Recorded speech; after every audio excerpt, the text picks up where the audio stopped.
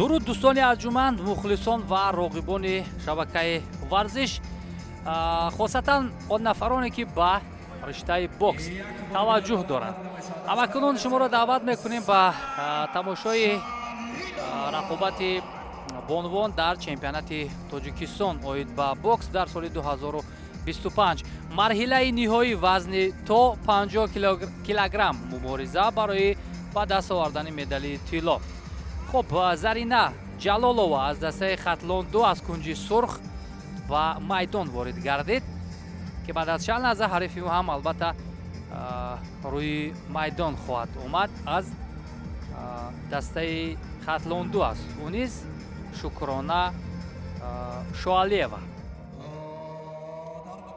شکرانه شوالیوا اکنون به میدان وارد می شود از کنج کبود.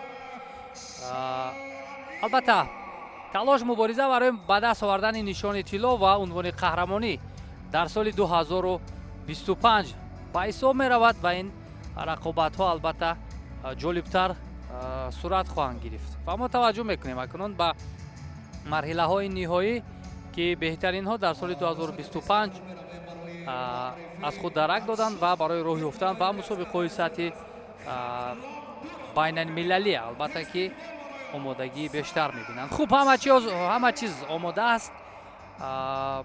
варзишгарон ҳам дар рӯи майдон ҳастанд. бо ишораи довар ва фаҳмондани ҳамон қоидаҳое ки ҳаст, бори дигар ба ҳарду иштирокчиён баъд аз чанд лаҳза нерӯсанҷӣ ҳам шурӯъ мегардад.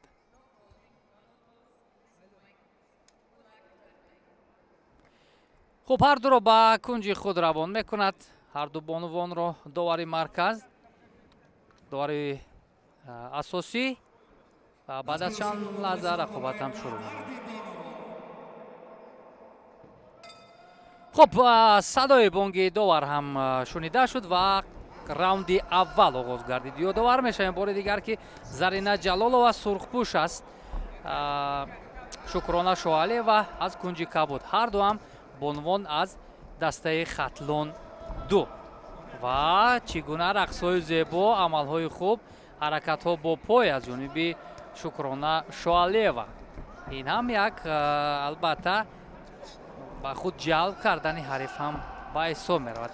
зарбаҳои дасти чап аз канорҳо пайҳам акнун мустақиман зарба мезанад инҷо Зарина Ҷалолова ба ду зарбаи мустақим ҷеб ва боз ҳам мустақиман дифо камтар дорад дар инҷо Шукрона Шоалиева аз кунҷи кабуд, вале зарбаҳо ишораҳо бубинем аз ҷониби Зарина Ҷалолова бештар аст аз кунҷи сурх. фосиларо мехоҳад наздик кунад Зарина ва як зарбаи дигар ҷеб бо дасти чап ва мустақиман ин навбат бо дасти чап. бештар зарбаҳои Зарина Ҷалолова аз кунҷи сурх бо дасти чап равона мегарданд. ишора ҳам мекунанд аз фосилаи дур Шукрона Шоалиева, вале зарба намезанад ӯ. аз чӣ бошад ки бисёр оромона ҳаракат мекунад дар инҷо ва ҳолати накдаун ба миён омад. Зарина Ҷалолова ҳарифро ба накдаун гусел мекунад. довар ин равандро албатта мешуморад. иҷоза дод бори дигар ки рақобат идома кунад. акнун бубинем чӣ гуна бо пойҳо ҳаракат мекунад Шукрона Шоалиева, вале ин муҳимтар он аст ки ӯ бояд зарба занад, вале бубинем фақат дар дифоъ аст. зарба кам мезанад, як аперкотро ҳам мехоҳад истифода барад Шукрона Шоалиева, вале муваффақ нашуд. аммо дар бокс ин гуна ҳаракат кардан асло ба манфиати кор нахоҳад буд, махсусан он равише ки Шукрона Шоалиева дорад. аз кунҷи кабуд дур мегурезад ва як зарба равон мекунад ва ба ҳар тараф рафтанҳо. ин албатта барои иштирок дар мусобиқаҳои сатҳи байналмилалӣ умуман албатта ҷавобгӯ ҳам нест, чун дар гап сари унвони қаҳрамонӣ дар Тоҷикистон меравад. хоҳунохоҳ фаъолтар будан лозим аст ва зарбаҳои пайҳам мустақиман аз паҳлӯ ҳук. бубинем чанд зарбаи ҳадафрас ҳаминҷо анҷом медиҳад Зарина Ҷалолова.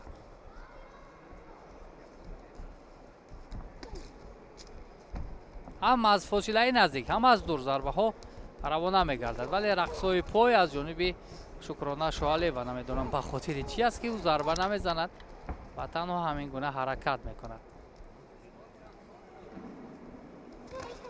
ва боз ду маротибаи дигар аз самти рост ва ин навбат зарбаи мустақими Зарина Ҷалолова ҳадафрас буд. хуб, раунди аввал ба охир расид. раунди аввал ба охир расид. Инҷо пурра фишори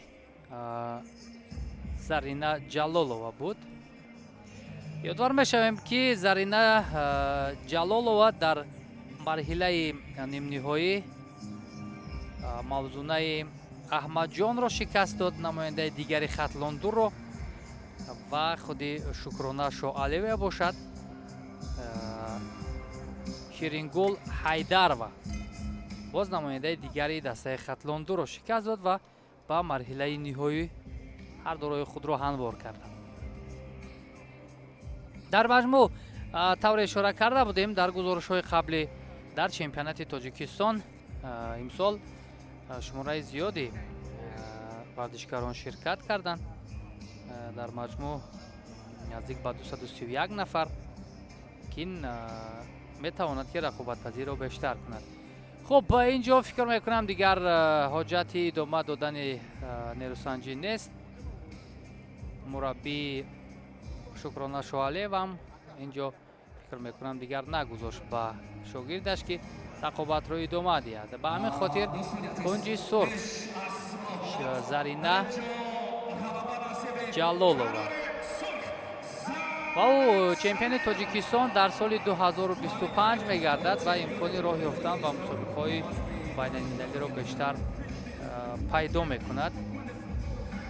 Зарина Ҷалолова албатта хеле фаъол буд ва пайваста фишор ҳам меовард бар ҷониби ҳариф.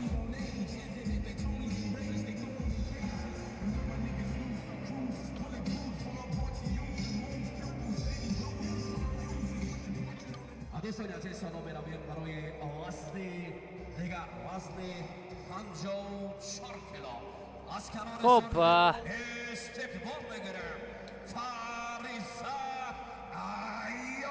فاریزا یعقوبова дар вазни 54 килограмм аз кунҷи сурх дар марҳилаи ниҳоӣ ба майдон меояд. намояндаи дастаи хатлонду аст Фариза Йоқубова.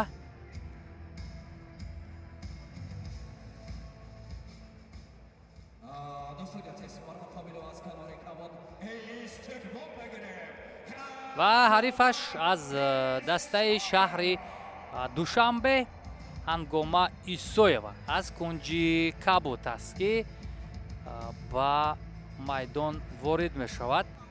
Ҳангома Исоева бисёр албатта рӯҳияи баланд дорад. ба рӯи гилем ба рӯи ринг меояд.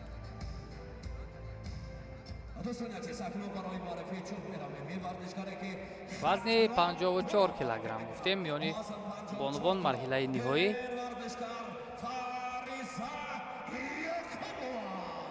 бисёр албатта мо қаблан ҳам ишора кардем ҷои хушнудӣ аст ки акунун дар миёни бонувон ҳам духтарон ҳам дар риштаи бокс бештар мегарданд ва ин метавонад ки боз ба рақобатпазир гардидани мусобиқоти дохилӣ барои кашфи чеҳраҳо мусоидати бештар ҳам кунад. хуб, довар ҳардуро ҳам ба марказ даъват мекунад ва чун анъана қоидаҳоро якбори дигар мефаҳмонад ба иштирокчиён ва бо адои эҳтиром ба ҳамдигар рақобат шурӯъ мегардад. хуб, ҳама чиз омода аст, фақат ишораи довар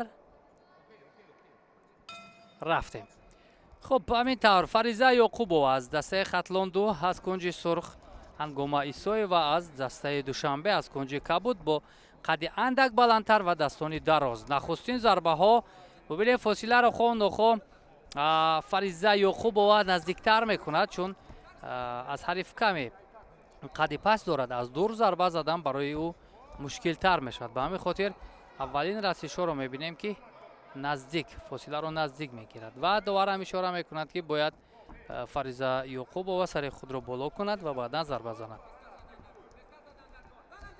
ва зарбаи мустақим аз паҳлу аз ҷониби Зарина, аз ҷониби Фариза нихтараш ва ҷеб ишора кардан бо дасти чап аз ҷониби Ҳангома Исоева.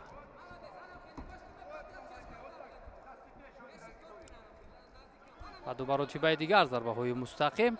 амон хеле муҳим аст дифоъ кардан барои ҳардуин бонувон, вале бибинем зарбаҳо пайҳам равона карда мешаванд ва дифоъ камтар аст. бештар таваҷҷӯҳи ҳардуин муштзанҳо ба ҳамон зарбаҳо ё гирифтани имтиёзҳо аст. вале аз дақиқаҳои аввал ташаббусро бар даст мегирад инҷо Фариза Юқубова фишорро бештар мекунад. ягона имконият ё шонси Ҳангома Исоева ана ҳамин аст ки фосиларо дур нигоҳ дорад ва баъдан зарбаҳоро пайҳам равона кунад. вале фурсат ба ӯ намегузорад ҳарифаш Фариза Юқубова, ки бисёр фаъол аст дар ҳамин ҳолат.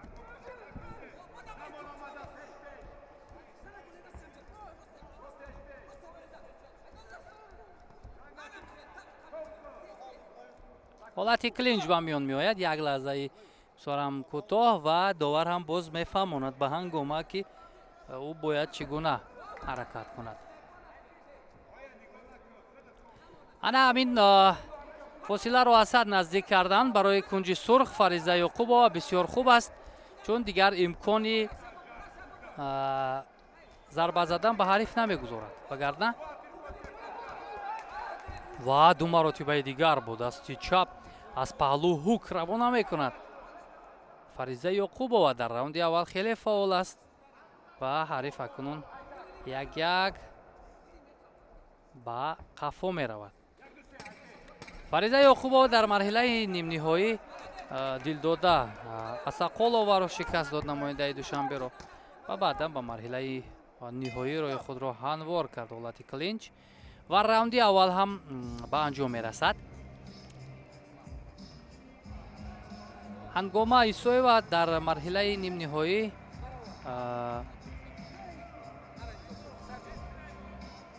Шукронаи Суҳробро шикаст дод, намояндаи дастаи Хатлондуро, ва баъдан ба марҳилаи ниҳоӣ роҳашро ҳамвор кард. тавсияҳо дар ин ҳолат барои ҳарду хеле муҳим аст. ҳам як нафаси тоза мегиранд ва ҳам ҳамон тавсияҳои даркории мураббиёнро ҳам ба худ мегиранд дар вақти танаффус. раунди аввал албатта пуррагӣ бар нафи Фариза Юқубова аз кунҷи сурх буд ва таваҷҷӯҳ мекунем ба раунди дуюм.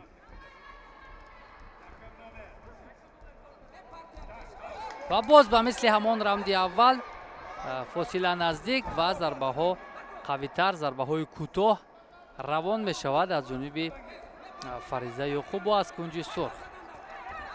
аз паҳлӯ зарба ба бадани ҳариф. бубинем зарбаҳои кӯтоҳ вале хеле зарбаҳои мустаҳкам. ҳолати клинчро ба миён меорад инҷо Ҳангома Исоева. ва довар ҳам мефаҳмонад ин ҳолатро.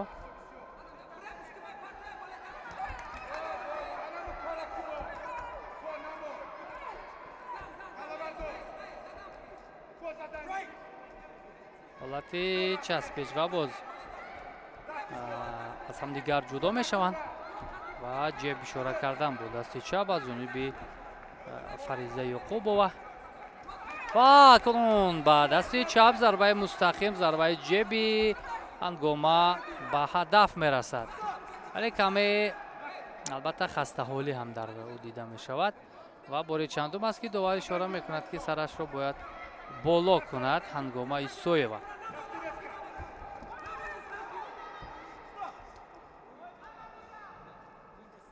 албатта инҳо ба сатҳи он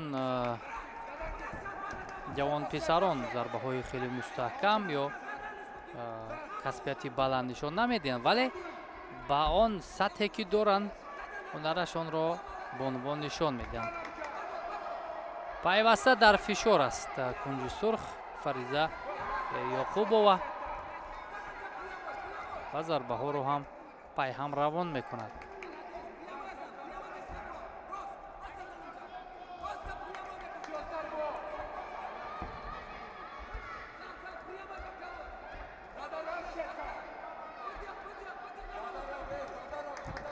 зарбаҳои паҳлӯ рост, ҳама фосилаи наздик, ҳолати клинч.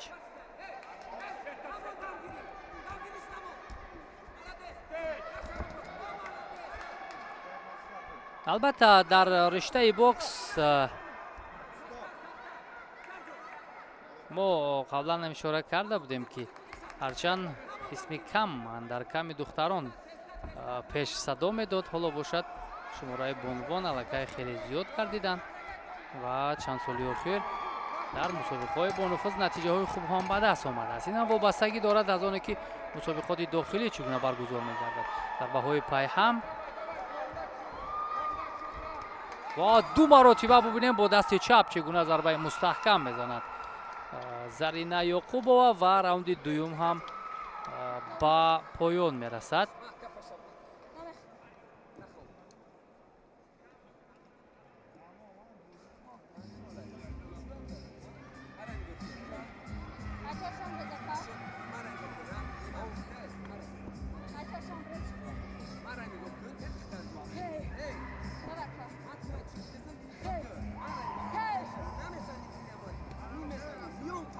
ҳамин лаҳзаҳо албатта бисёр муҳим аст, чун мебинем мураббӣ ба Фариза Ёқубова чӣ гуна тавсия медиҳад.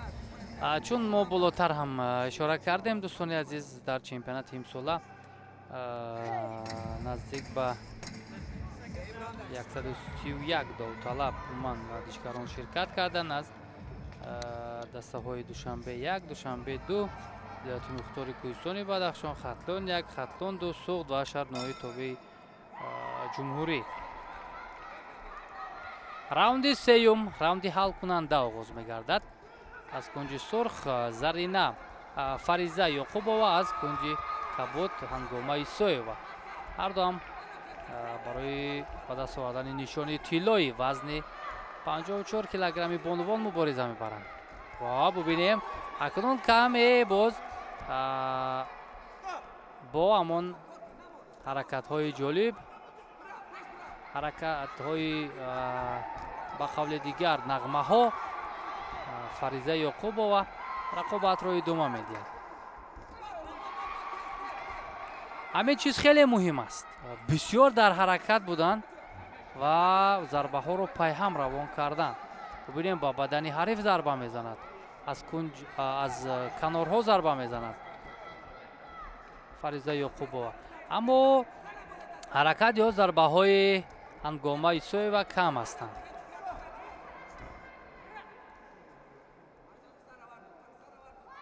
ишораи довар сари худро бояд боло кунад Фариза Ёқубова ва беист зарба мезанад.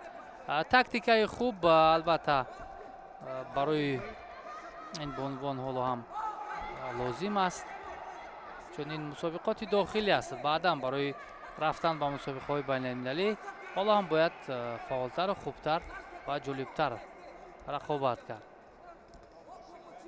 аммо дар ҳамин нерӯсанҷӣ ишора кардем, Ҳангома Исоева нисбат ба ҳариф албатта камфаъолтар ҳам ҳаст аз ҷиҳати иҷрои зарбаҳо.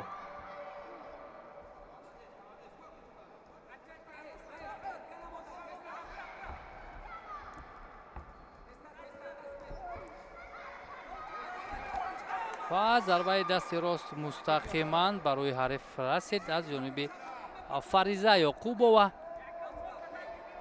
ҳамоно бо гирифтани фосила ва андак зарбаҳоро равон кардан Ҳангома Исоева рақобатро иҷро карда истодааст. вале зуд ҳолати клинчро ба миён меоранд ҳарду, ки ишораи довараро ҳам дидем.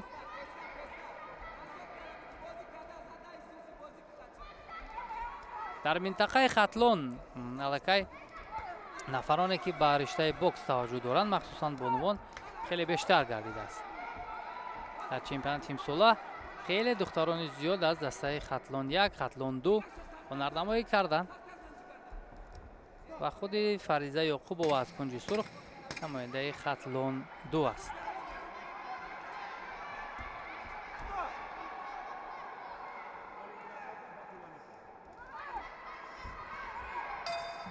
و راوندی سوم هم به انجام رسید، راوندی حل کننده و حالا بعد از چند لحظه تقدیر این رقابت حل می شود. عنوان قهرمانی در سال 2025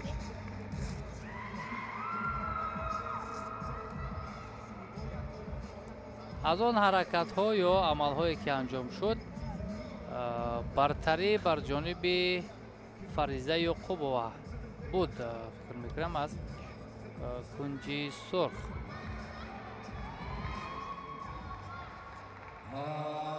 دوستان عزیز قرار یک دلانه دوباره در آنجا غالبیت نصیب قرار سرخ فریزه. بله، فریزه یعقوبова از کنج سرخ نماینده دسته خطلان دو و گرفتن مدال طلایی وزن 54 کیلوگرمی بانوان مشرف گردید و عنوان قهرمانی رو هم در سال 2025 مال خود کرد.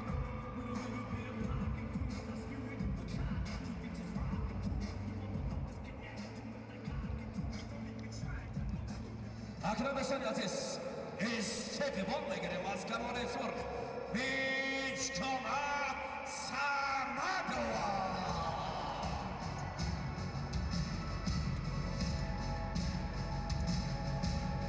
توجه میکنیم به رقابت وزن 57 کیلوگرم که یکی از چهره های اساسی بوکس کشور در میان بانوان در همین وزن هنرنمایی میکند.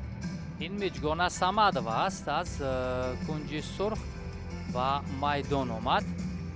میجگانه صمدova اشتراکچی بازی های المپی پاریژ، دارنده مدال برنجی بازی های آسیایی هانجو و همزمان نتیجه خیلی بزرگ رو هم در مسابقات مختلف به دست آورده است. حریفش از دسته خطلان دو مهرانه زغرولویeva است.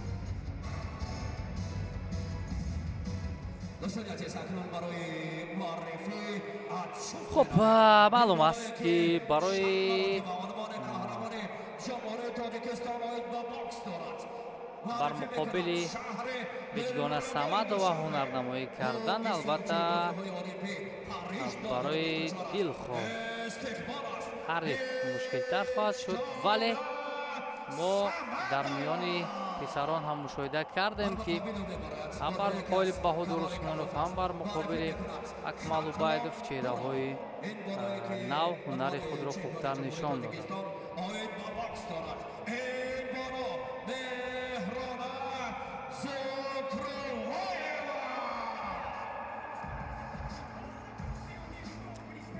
میجگانه صمدova در مرحله نیم نهایی آزاد بود.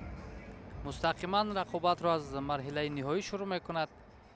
مهرانه زغرولویeva باشد با شکست دادن دولتبی سعیدova از دسته خطلان دو راهش را به مرحله نهایی هموار کرد و کنون حالا مبارزه برای نشانی طلای وزن 57 کیلوگرم هم آغاز میگردد.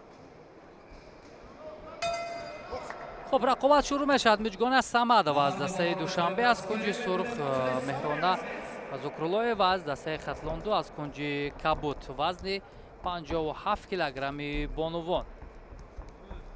و اولین کوشش ها را میبینیم. با دست راست دستانی دراز دارد از کنج کبوت مهرانه زغرولویeva و میتواند که بر مقابل میجگانه هم یک هنر خوب را نشان دهد، ولی تجربه میجگانه صمدova که بیشتر است او میتواند که البته کلان رقابت رو با دیگر طرز شروع کند. همین حرکت ها بسیار مهم است. به هر کنج میدان حرکت کردن و یک ضربه ها رو روان کردن با دست چپ و مستقیم جیب روان میکند مهرانه و امکانی خوب هم دارد. ببینیم ضربه ها هست اما کمی ضربه ها سست‌تر هستند.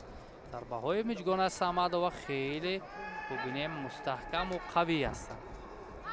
ду маротиба зарба мезанад ва бо дасти чап аз паҳлӯ зарбаҳои Миҷгона Самадова ва боз ба қафо меравад, ҳарифро ба марказ меорад.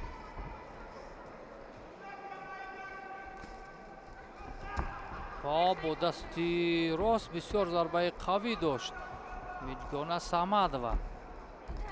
бибинем боз аз паҳлӯ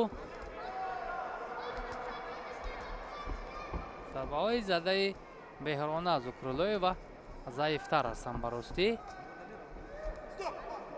ва инҷо ҳолати накдаун ба миён меояд. Миҷгона Самадова ҳарифро ба накдаун равон мекунад.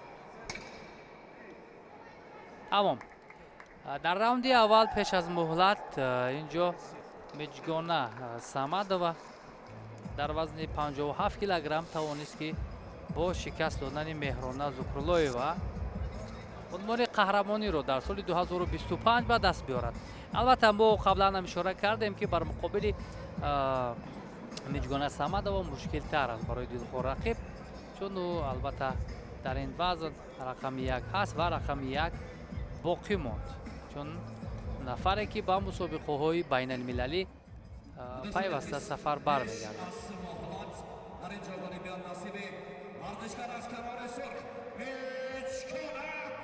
خب Меҳрона Зукрулоева барандаи нишони нуқра мешавад.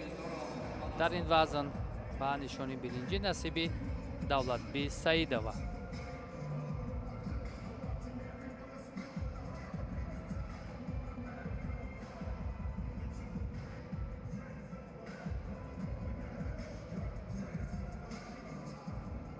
Akına dostları aziz, ona az kamera sor, istiqbol megerim. Şaira Zulkaynarova. ба вазни то 60 килограмм таваҷҷӯҳ мекунем, ҷое ки Шоира Зулқайнаева яке аз бонувони номдори дигари мо дар ин дар риштаи бокс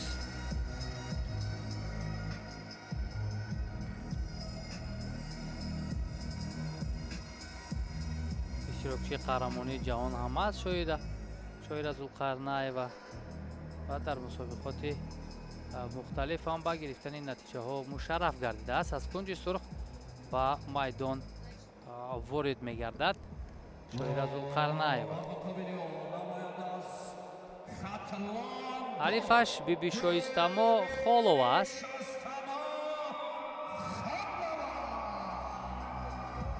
Биби Нашастамо Холова аз дастаи Хатлонду ҳамакунун ба сатҳи нав мебарояд, чеҳрае ки имкони иштирок дар мусобиқаҳои байналмилалиро бештар пайдо мекунад.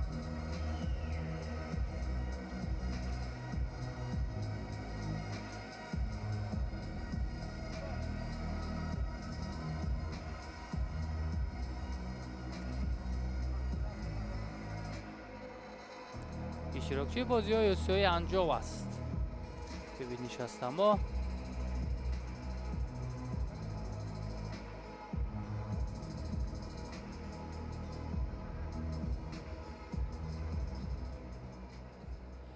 хуб, акнун ҳама чиз омода аст ва рақобат оғоз хоҳад шуд. جایزه‌دار و برنده مسابقات بین‌المللی های باباکس قهرمان تاجیکستان های باباکس معرفی می‌کند. شهر دلربای دوشنبه این است شایره زولکینروا. شایره زولقرنایوا این بانویی که معرفگر خطلان دوست از کنار کبود است. این بانو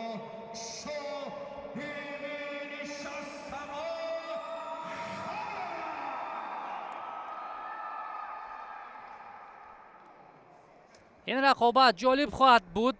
Биби Нишастамо Холова аз кунҷи кабуд, аз дастаи Хатлон аз кунҷи сурх Шоира Зулқарнаева, яке аз бонувоне ки таҷрибаи бештар иштирок дар мусобиқаҳои байналмилалӣ дорад. раунди аввал оғоз мегардад ва мушоҳида мекунем ки бисёр суръати баланд ва рақобат тезу тун шурӯъ мегардад. бибинед Шастаму Холова пайваста зарба мезанад. бибинем фосиларо чӣ гуна наздик нигоҳ медорад ва пайваста зарбаҳоро равон мекунад. ҳолати клинҷро ба миён меорад. бибинем барои Шоира Зулқарнаева чӣ гуна монеа эҷод мекунад. бибинед Шастаму Холова раунди аввалро бисёр хуб шурӯъ кард. оғози раунди аввалро ва доварам ишора мекунад ки сарашро бояд боло бардорад. ва бубинем дастони дароз, қади дароз барои Шоира Зулқарнаева то кунун кӯмак накарда истодааст, чун фосиларо наздик мегирад ва зарбаҳои хуб мезанад. бибинед Шастаму Холова аз кунҷи кабуд ва ду маротибаи дигар аз паҳлӯ зарбаҳоро равон мекунад. ҳолати клинч ба миён омад. ана ҳамин гуна рақобатҳо бисёр муҳим ҳастанд, махсусан бар муқобили чеҳраҳои арзанда ҳунарнамоӣ кардани ана ҳамин чеҳраҳое ки навандак ба майдонҳои бузургтар мегузаранд. бисёр рақобати ҷолибро ҳам ба миён меорад. хуб аст рақобатпазирӣ ки зиёдтар шавад, албатта боз чеҳраҳои нав ҳам ба миён меояд.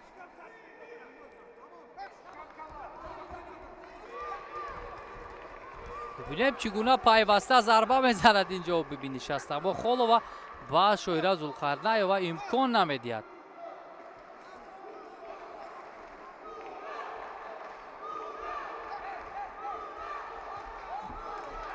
маълум аст ки омодагии ҷиддитар барои чемпионати имсола дидааст. бибинед Шастаму Холова ҳолати клинч бештар ба миён меояд. Шоира Зулқарнаева баъд аз оне ки имкони зарбазаниро пайдо накард, дарҳол ба ҳолати клинч меояд ва инҷо кӯлоҳ сарпӯши бибинед Шастаму бояд ба тартиб дароварда шавад. бибинед Шастаму Холова дар марҳилаи нимниҳоӣ мавризаи қувваталиро шикаст дод. Шоира Зулқарнаева бошад дар марҳилаи нимниҳоӣ озод буд. рақобатро мустақиман аз даври ниҳоӣ шурӯъ кард.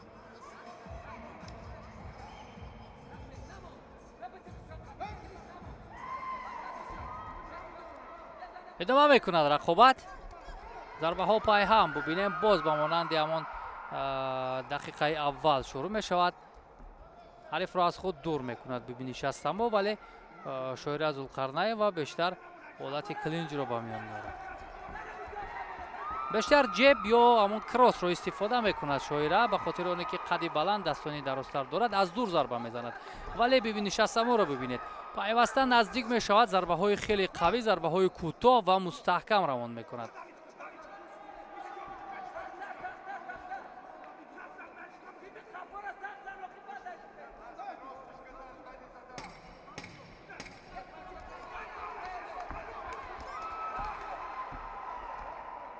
дарҳол бубинем, дарҳол ба якдигар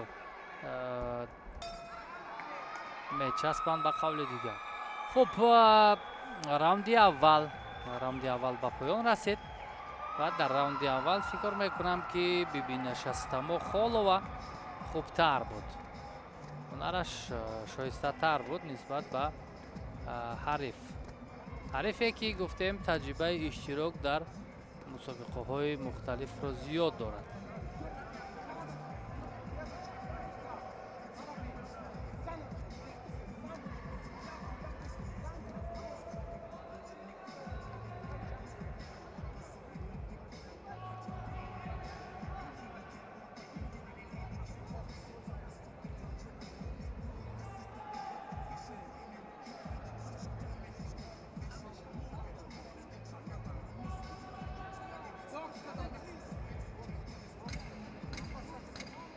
албатта худи Шоира дар қаҳрамонии Осиё 3 маротиба нишонҳои биринҷиро ба даст овардааст дар синни соли мухталиф, вале ӯ боз ба вазни 60 килограмм баргашт ва чун мебинем дар ин вазн аллакай дар рақобати марҳилаи ниҳоӣ бибинед Шастаму Холова бар муқобили ӯ ҳунари шоистатар нишон медиҳад. раунди дуюм оғоз мегардад. Аз кунҷи сурх Шоира Зулқарнаева, аз кунҷи кабуд бибинӣ Шастамо Холова аз дастаи Хатлонду ва равиш боз ба монанди ҳамон раунди аввал. андак фишор меорад бибинӣ Шастамо. дарҳол Шоира Зулқарнаева ҳолати клинҷро ба миён меорад. зарбаҳо то кунун ҳадафрас нест аз ҷониби Шоира Зулқарнаева, вале фосила наздик кардани бибинӣ Шастамо дарҳол ҳарифро маҷбур мекунад ки ҳолати клинҷро ба миён биёрад.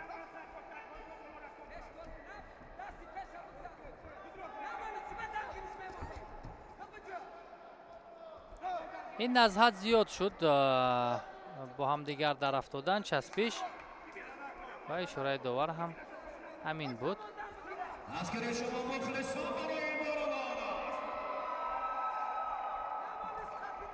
на ин шакл албатта ғайриқоида аст. якдигарро доштан ва баъдан зарба задан.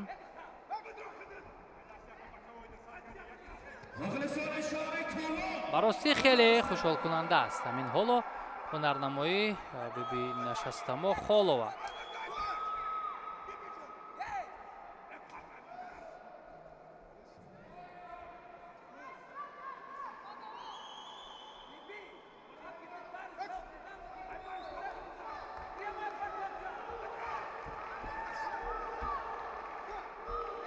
зарбаҳои Шоира Зулқарнаева аз чӣ бошад ки ҳадафрас нестанд.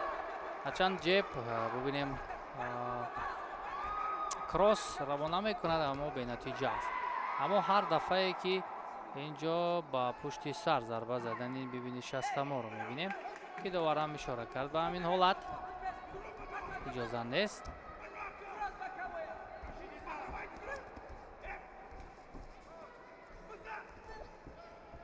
бештар бибинӣ Шастамо Холова аз паҳлӯ зарба мезанад. мустақиман каме душвортар аст, чун дастони Шоира Зулқарнаева дарозтаранд, имкон кам пайдо мешавад. ба ҳамин хотир бинед аз кунҷ меравад ва баъдан зарба мезанад, вале хеле ана ҳамин ҳолати часпиш ба миён меояд ва акнун каме ба гӯштин мегузаранд ба хавли дигар ва инро ҳам довар ишора мекунад ки бояд якдигарро надоранд.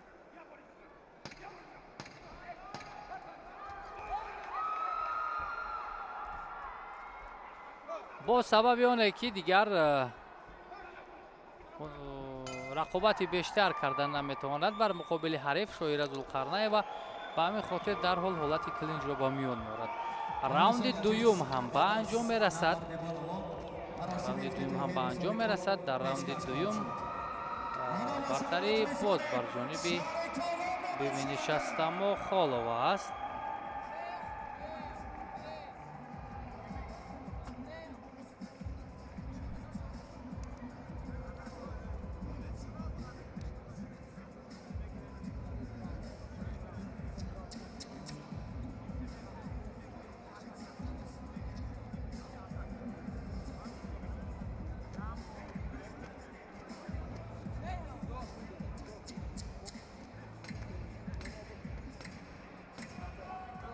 лакай ду раунд сипарӣ шуд. як раунди дигар боқӣ монд, раунди ҳалкунанда ва барои Шоира Зулқарнаева хеле муҳим аст то дар раунди сеюм фаъолтару ҳунарашро хубтар нишон бидиҳад, зеро то ҳамин лаҳза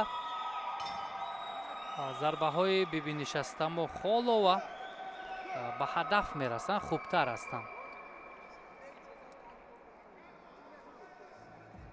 дар ин вазн аллакай Наврӯзбӣ Қувваталӣ аз дастаи Душанбе ба гирифтани нишони биринҷӣ мушарраф гардидааст ва ҳарду ба кунҷ мераванд ва тамом. инҷо дигар раунди сеюм сурат намегирад.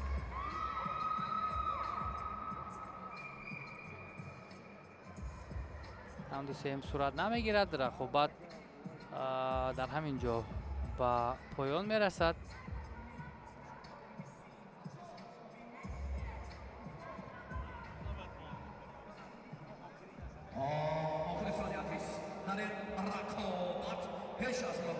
غالبیت نصیب ورزشکار از کنار کابوت.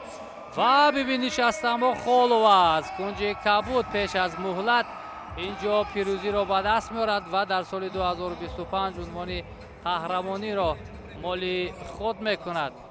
شاعره ذوالقرنین و با تجربه را شکست داد و با گرفتن مدال طلا مشرف گردید. واقعا بسیار ضربه های هدفرس، واقعا بسیار هم خوب درخشید این بانو و توانست که عنوان قهرمانی رو به دست بیارد. شاعره ذوالقرنین و باشد با گرفتن مدال نقره چمپیونات تاجیکستان مشرف میگردد. هیئت داورا را برای شما معرفی میکنیم. رفری مرکزی شامدوله برنیازف جمهوری ترکمنستان. از کنار سرخ استقبال میگیریم شهنازه سعدالله.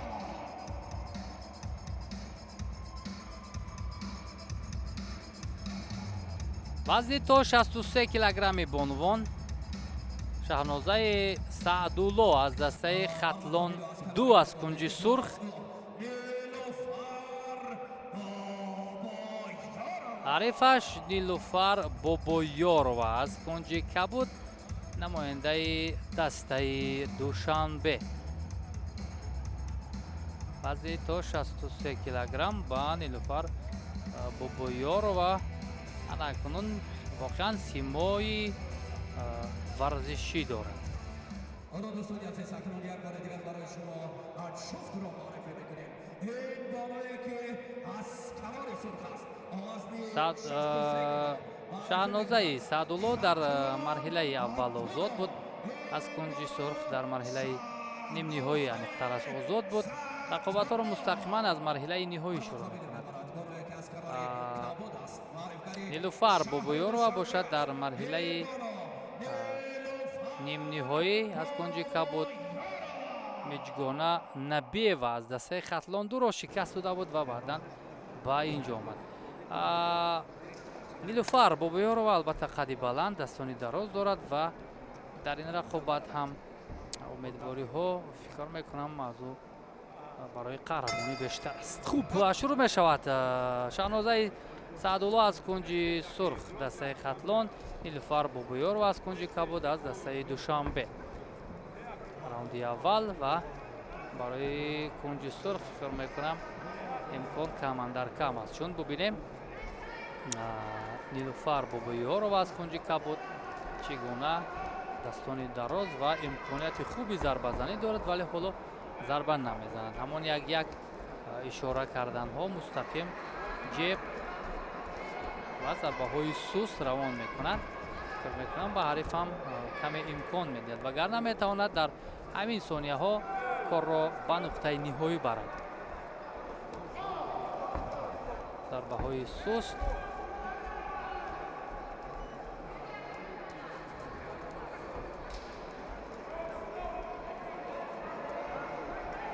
و پیوسته البته ضربه میزند از کنج کبود نیلوفر بابایارو، ولی ضربه های سسته.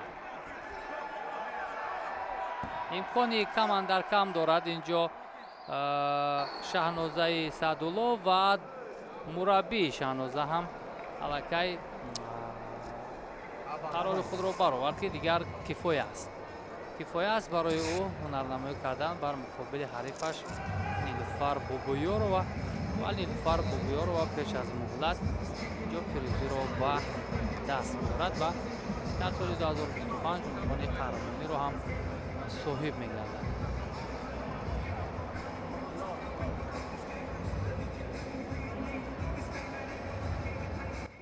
دوستان عزیز در این رقابت پیش از مهلت غالبیت نصیب انا همین بانوی که از کنج کبود است واقعا برای آینده آماده کردن او به مسابقه های بانوفوز بسیار فرصت خوب است، چون او واقعا جوسه و خاراکتر قهرمانی دارد.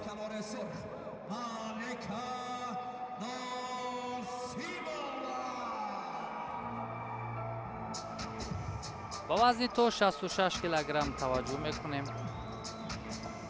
از کنج سرخ малика нозимова аз дастаи хатлон 2 дар марҳилаи ниҳоӣ барои ба даст овардани медали тилло ба майдон ворид мешавад.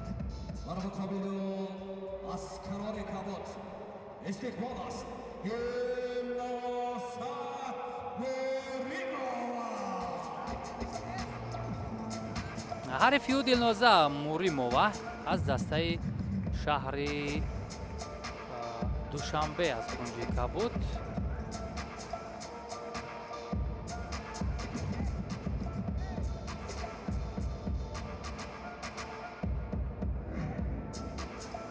дар чемпионати осиёи наврасону ҷавонон наврасон малика нозимова натиҷаи нишони биринҷиро ҳам соли 2023 гумонам ба даст оварда буд.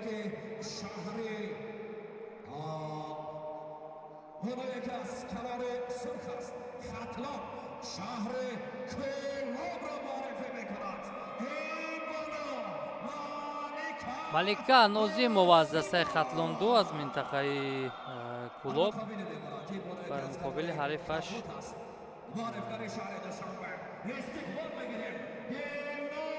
Дилноза Муримова аз дастаи шаҳри Душанбе бо ҳам андари майдон мешаванд. нисбат ба Дилноза таҷрибаи малика нозимова аз кунҷи сурх бештар аст. ишораи довар ҳама чиз омадааст, рақобат оғоз мешавад. бори дигар ёдовар мешавем ки аз кунҷи сурх намояндаи дастаи хатлон 2 аст малика нозимова, аз кунҷи кабуд намояндаи шаҳри Душанбе ва зери фишори шадид қарор мегирад инҷо Дилноза Муримова аз дастаи шаҳри Душанбе аз кунҷи кабуд.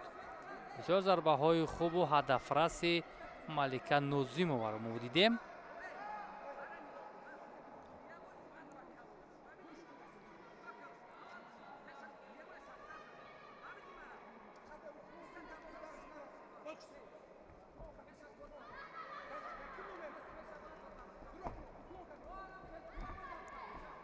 агар таваҷҷӯҳ карда бошед дӯстони азиз, ҳар вақте ки бубинед қадди дароз ва дастони дароз аст, имконият ҳамон қадар бештар мешавад.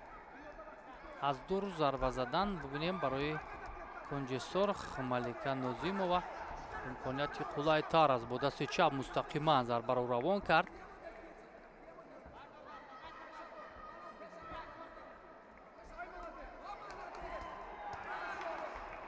ҳангоми зарба задан дифоъро аз ёд мебарорад Дилноза Муримова ва ба ҳамин хотир зарбаҳоро ба рӯяш сар медиҳад. аммо ба дасти рост як зарбаи мустақим ҳам дошт Дилноза Муримова аз кунҷи кабуд ва ана ҳамин гуна рақобат бисёр ҷолиб хоҳад буд. фишор аз ҳарду ҷониб ва ду маротибаи дигар зарбаҳо аз канор бисёр хуб акнун дар идома ҳунарнашро нишон медиҳад Дилноза Муримова ва ду маротибаи дигар зарбаҳои дасти чапашро мебинем. акнун як зарба ду зарбаи ҳадафрас ва баъдан боз фосиларо дигар мекунад. ҳаракатҳо аз ҷониби худи Дилноза Муримова аз кунҷи кабуд ва ду маротибаи дигар пайҳам зарбаҳо ва ин навбат ҳам ҳадафрас буд. ишораи довар бар он аст ки бояд сари худро боло кунад Дилноза Муримова.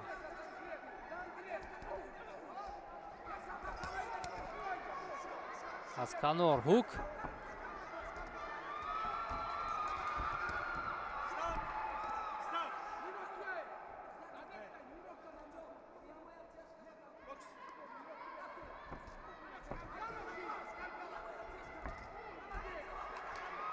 ҳарчанд дар оғоз каме бештар фишор меовард малика нозимова, аммо талошҳои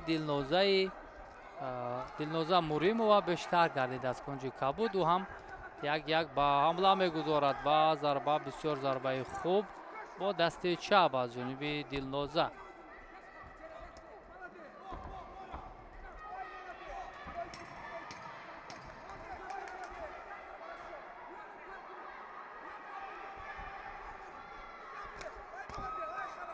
ҳар ду ҳам дар раунди аввал дар сонияҳои поёнӣ фаъолӣ худро ҳам нишон доданд.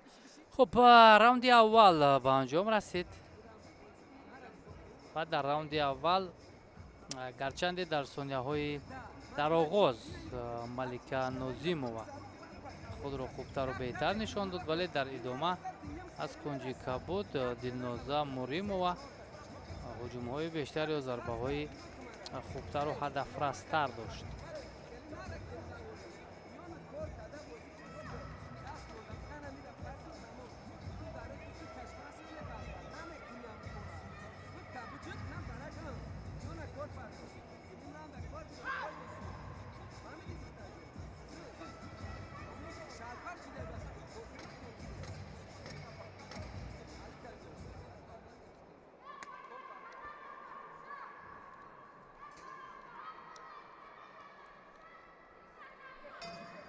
баъд аз каме нафаси тоза рост кардан, тавсияи мураббиён, раунди дуюм оғоз мегардад. раунди дуюм ҳам бисёр акунун бо шиддат шурӯъ мешавад.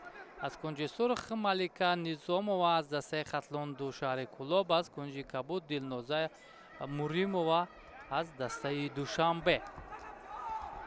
аз наздик зарбаҳои бисёр ҳам кӯтоҳу қавии Дилнозаро мо мебинем ва инҷо довар рақобатро боз медорад, зеро ҳамон даҳонпӯши Дилноза аз даҳонаш ба замин афтод.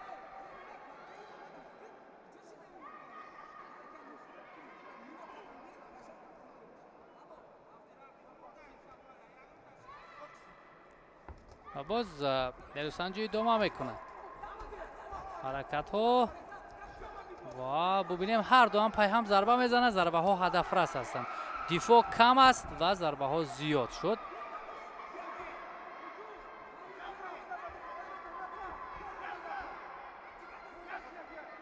барои он мураббиёне ки беҳтаринҳоро дар минтақаҳо омода мекунанд, чемпионати Тоҷикистон хеле муҳим аст. албатта беҳтарин шогирдони худро, беҳтарин дастпарварони худро инҷо меоранд ва онҳоро санҷиш мекунанд ҷиҳати сафарбар кардан ба мусобиқаҳои байналмилалӣ.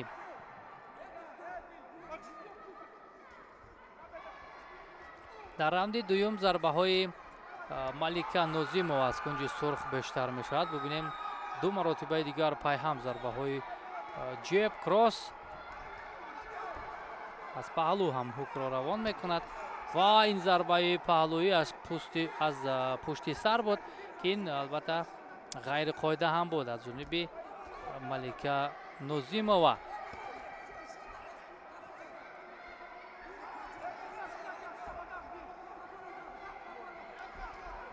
Малика Нозимова дар раунди дуюм фосиларо наздик мекунад, аммо зарбаҳоро ҳамоно барои худ сар медиҳад.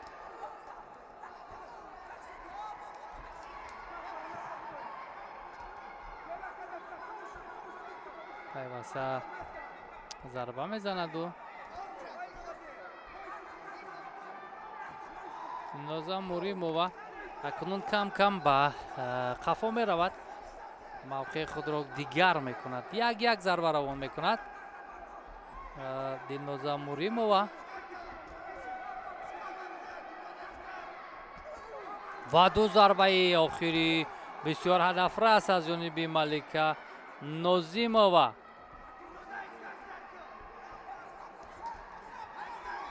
ва агар ҳамин гуна пайваста зарбаҳоро равон кардан гирад, ҳарифро ҳадди ақал ба нокдаун равон мекунад. аз кунҷи сурх ва раунди инҷо ҳам боз ҳамон даҳонпӯш ё байсилокапа аз даҳони Дилноза Муримова ба замин афтод.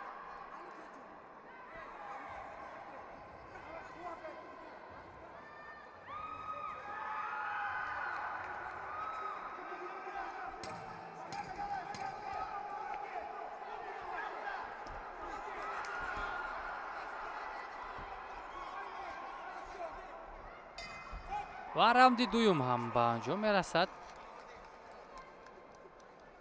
ва дар раунди дуюм бештар фаъол буд кунҷи сурх Малика Нозимова. аз он зарбаҳо ва фишорҳое ки дошт маълум буд, ӯ бештар ҳаракат кард.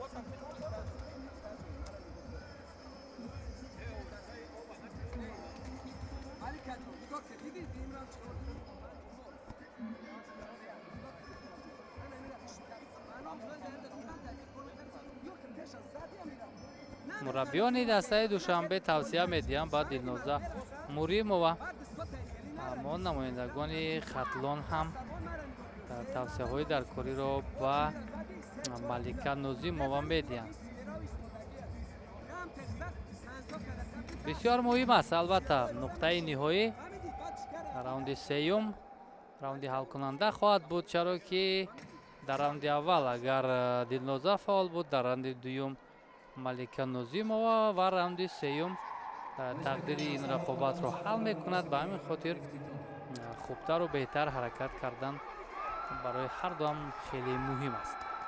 ва аз оғоз ташаббусро ба даст мегирад Малика Нозимова аз кунҷи сурх.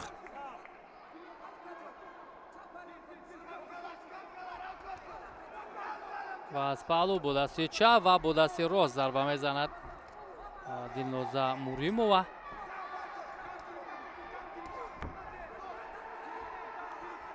бибинем акнун ба мисли раунди аввал чандон наздик намешавад Дилноза Муримова аз кунҷи кабуду танҳо аз амон як аз фосилаи дуртар зарба мезанад, вале барои кунҷи сурх Малика Нозимова бисёр муҳим аст дар ин раунд пирӯз ба даст овардан.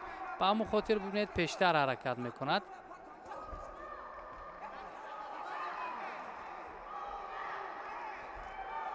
зарбаи паҳлӯи дасти рост ва дасти чап аз ҷониби Дилноза Муримова.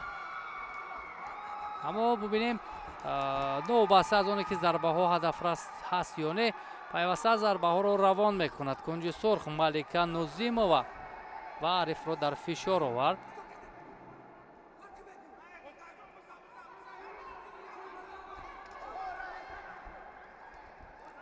як лаҳза ҳолати часпишам ба миён омад.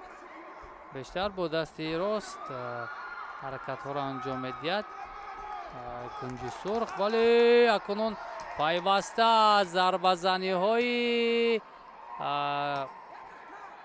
Дилноза Муримова мо дидем ки ҳарифро ба ҳолати нокдаун овард.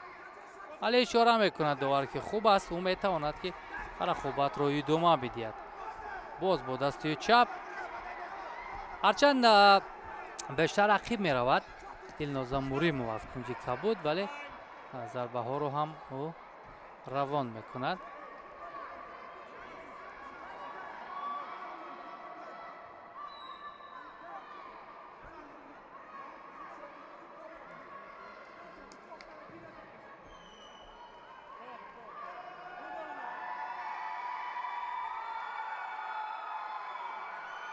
як имтиёз гирифта мешавад аз холҳои Дилноза Муримова ба хотири пайваста ҳамон даҳонпӯш ё капаи худро ба замин партофтан. холҳояш гирифта мешавад. ин албатта барқасдона буд ба ҳамин хотир ва зарбаи хуб ҳам дошт ба дасти чап. хеле муҳим аст нуқтаи ниҳоӣ охири ин рақобат ки кӣ зарбаҳои бештар мезанад. ва ғайриқоида амал карда истодааст дар ин ҷо.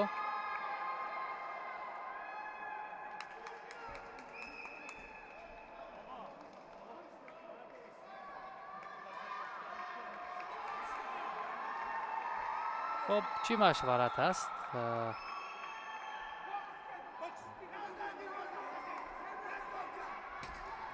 тониҳои хеле ба шумор монданд то анҷоми ин рақобат. дар раунди сеюм ҳам албатта аз кунҷи кабуд Дилноза Муримова фаъолтар буд, вале ду маротиба имтиёзи ӯро кам кардан ба хотири иштибоҳое ки дошт ва акнун қарори ниҳоиро мунтазир мешавем ки чӣ хоҳад шуд.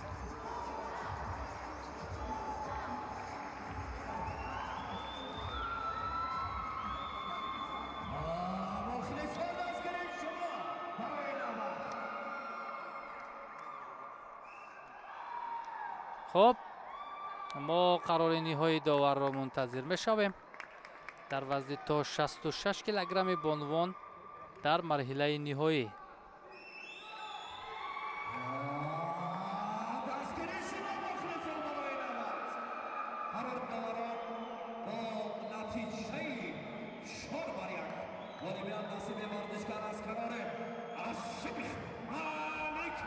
خب همینطور با نتیجه اومی 4-1 از کنجی سرخ ملیکا نوزیمова دسته خطلون 2 در وزن تا 66 کیلوگرم پیروزی را به دست آورد و عنوان چمپیونی را هم در سال 2025 مال خود کرد.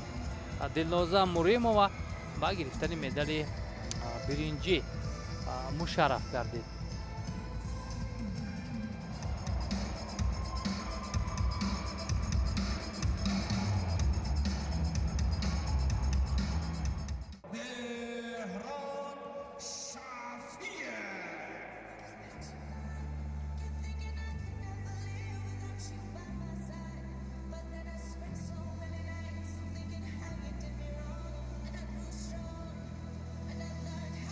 خب مهراد شفیف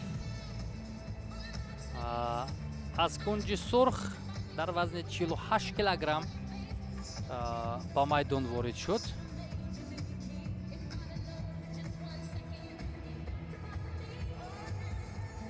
برای به دست آوردن مدال طلا و حریفش از دسته خطلون 2 عبدالخالق فیضلی‌زاده. عبدالخالق فیضلی‌زاده از کنج کبود نماینده دسته خطلون 2 است که راهش را به مرحله نیمه هموار کرد و ما مبارزه هر دو را برای به دست آوردن مدال طلا می‌بینیم در قهرمانی تاجیکستان در سال 2025. اشتراکی بازی‌های آسیایی مهراد شفیف اشتراکی بازی آسیایی است. قهرمانی تاجیکستان در سال گذشته و حریفش عبدالخالق فیضلی‌زاده از کنج کبود.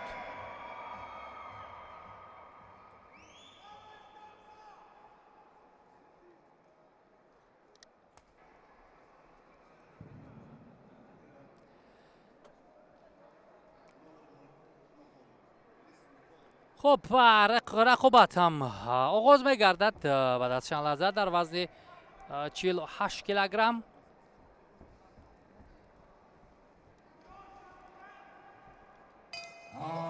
با صدای بانگ داور نیروسنجی آغاز گردید. از کنج سرخ مهراد شفیف دسته دوشنبه، از کنج کبود عبدالخالق فیضلی‌زاده از دسته خطلون 2. اکنون این رقابت به فرق از نیروسنجی دختران سرعت بلند و ضربه های قوی تر و با فشار جریان میگیرد. میبینیم هر دو هم بسیار از مسافه نزدیک ضربه میزنند، بیشتر دفاع و با دست چپ ضربه های پای همی خود مهراد شفیف رو میبینیم از کنج سرخ و این را هم داور اشاره میکند. بعد قامت راست حرکت کرد. ضربه های دست چپی عبدالخالق فیضلی‌زاده.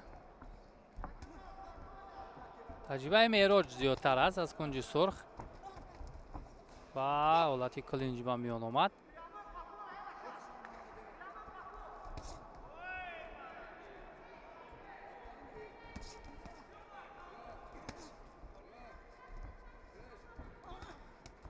با چگونه ضربه های سخت پای هم از جانب هر دو روانه میگردد.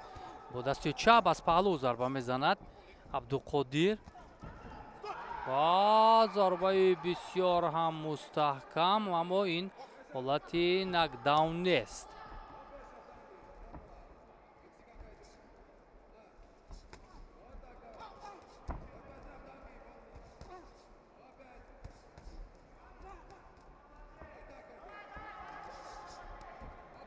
پیوسته ضربه زنی ها و با دست چپ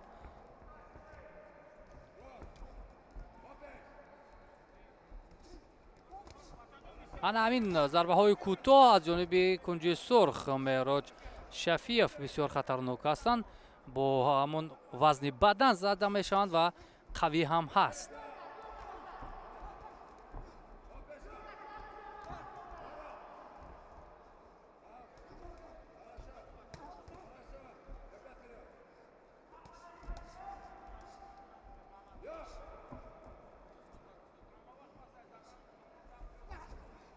ин вазни сабук аст. албатта фишор хонохо хеле зиёд аст. акнун мустақиман ду маротибаи дигар зарбаҳои ҳадафраси файзализода аз кунҷи кабуд ба мушоҳида расид ва дар бадани ҳарифам ду маротибаи дигар зарба ва аз кунҷи аз самти чап зарбаҳо равона шуд.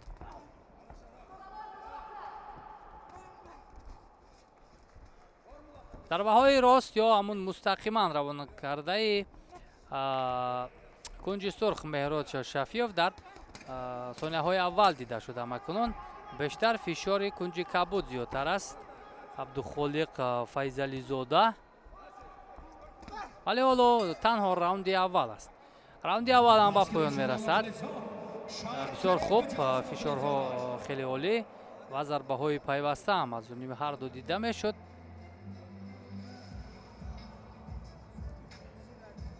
меҳрод шафиев, намояндаи дастаи душанбе, дар марҳилаи нимниҳоӣ бобоҷон менгиқулов аз дастаи хатлон дуро шикаст дод ва баъдан роҳашро ба марҳилаи ниҳоӣ ҳамвор кард. абдухолиқ файзализода бошад, намояндаи вилояти мухтори кӯҳистони бадахшон, қозизода шерхонбек қозизодаро дар марҳилаи нимниҳоӣ шикаст дод ва баъдан ба ин ҷо омад. албатта чандон рақобатҳои зиёд анҷом надоданд ҳарду то ба марҳилаи ниҳоӣ омадан, аммо муҳимтар ана ҳамин нерӯсанҷӣ аст, мубориза барои медали тилло.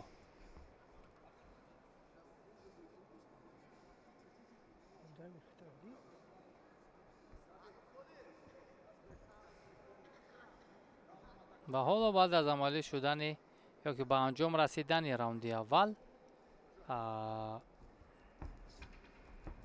раунди дуюмам оғоз шуд. кунҷи сурх меҳрод шафиев, дастаи душанбе кунҷи кабуд абдухолиқ файзализода аз дастаи хатлон ду. дасти худро боло мебардорад кунҷи сурх, вале зарба намезанад. анакунун зарба зад мустақим ба рӯи ҳариф ва ана ҳамин зарбаҳои мустақим ва ба нуқтаи даркорӣ мерасанд ва баъдан имтиёзи даркориро ҳам барои ин мушзанҳо таъмин мекунад.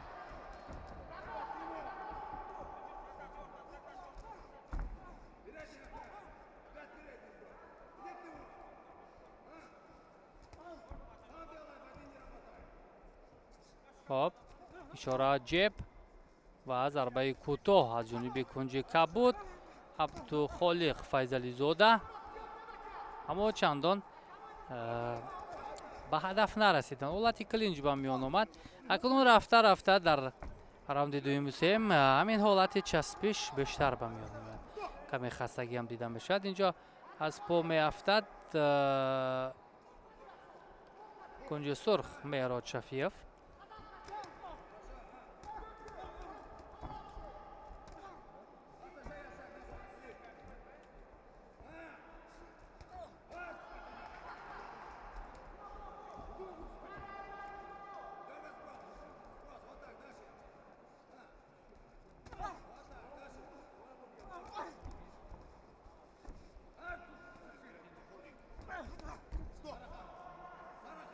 ва ишораи довар ҳам ба ҳамин буд ки қоида бояд риоя шавад.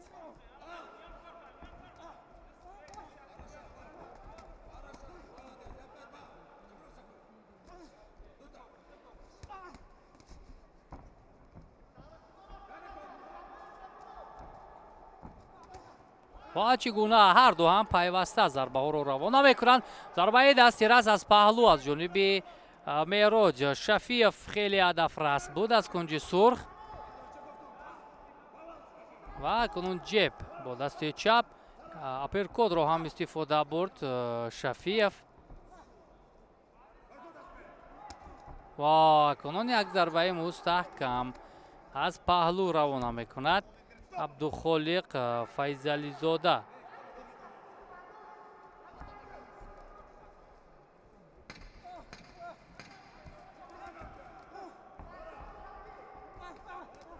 мустақиман бо дасти рост зарбаи кунҷи сурх و راوند دوم به آخر میرسد.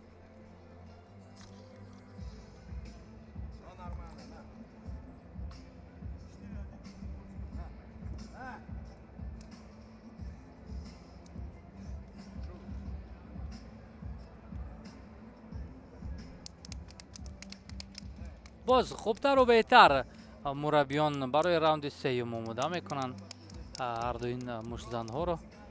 علی باباجانوف یکی از مربیان خیلی صاحب تجربه و مهراد شفیف توصیه میدهد و این مربیان منطقه ختلون هستند که بعد از پروری خود توصیه میدهند.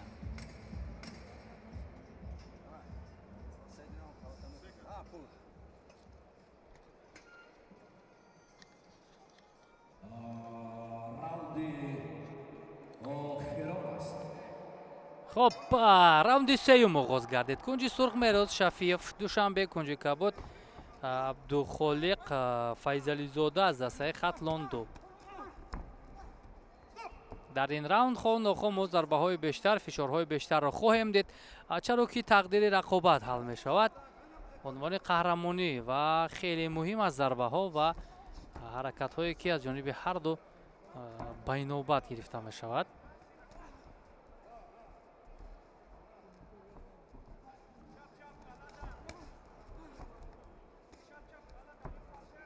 همین از پهلو گشته یک ضربه روان کردن مهراد شفیف به منفعت او خواهد بود، چون اگر از فاصله نزدیک حرکت کنند ضربه ها از جانب ورزشکاری کنجی کبود عبدالخالق فیضلی زاده بیشتر خواهد شد.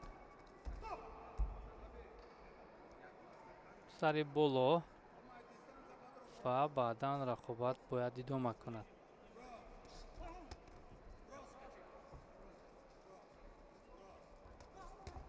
و با دست چپ بسیار ضربه خوب از پهلو روانه می کند مهراد شفیف از کنج سرخ.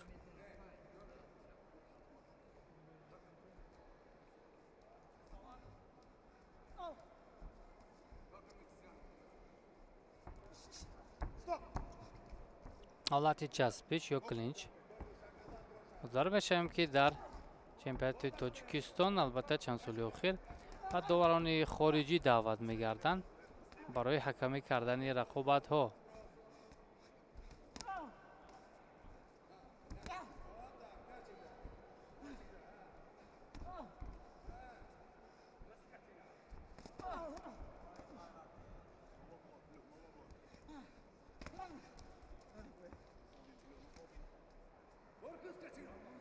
دیگر اگر توجه کرده باشید ضربه ها اندک روانه می‌گردند. البته ضربه ها هست اما هدف رس نیستند. حالت کلینچ بیشتر به میان میآید.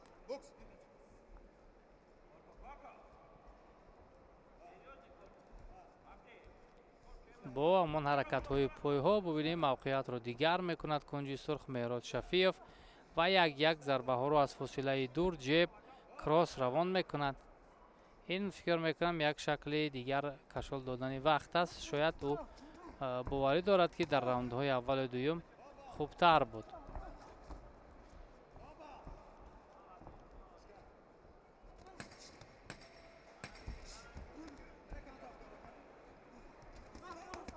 و پای هم هر دو ضربه ها را از پهلو روانه میکنند. یک ضربه دیگر اپرکوت از جانب کنج سرخ و راوند سوم هم به آخر رسید. راوند حل کننده و بعد از چند لحظه ما اسم غالب رو میشنویم.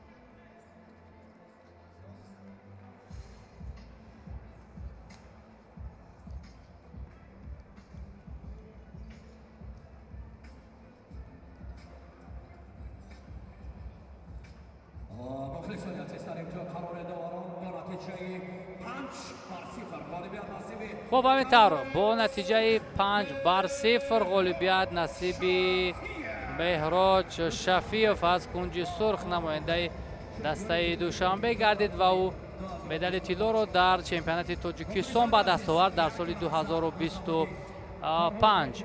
عبدالخالق فیضلی زاده باشد با گرفتن مدال نقره مشرف گردید.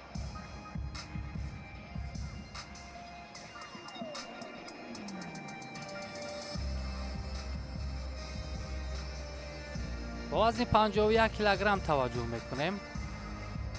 مهراج صوفی جانوف از کنج سرخ نماینده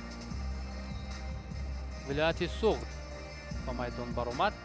حالا آماده می شود جهت راه یافتن به روی رینگ. مربیان هم رو آماده میکنند و حریفش از کنج کبوت یا کنوری کبوت مهراب حمیدов است از دسته دوشنبه. وزن تا 51 کیلوگرم. این هم جالب خواهد بود.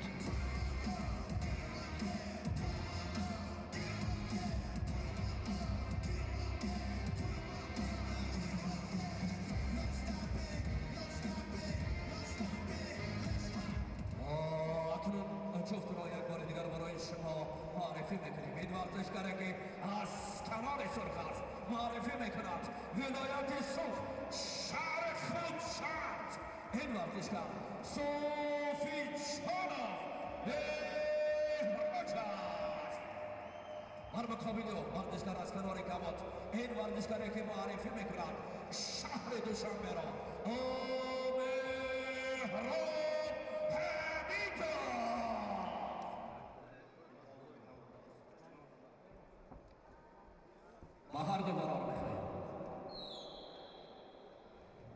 خب بار دیگر یادآور میشویم که از کنج سرخ مهراج صوفی جانوف دسته ولایت سوغد از کنج کبوت نماینده شهر دوشنبه مهراب حمیدов است. برای به دست آوردن نشانی طلای وزن 51 کیلوگرم نیرو میسنجند.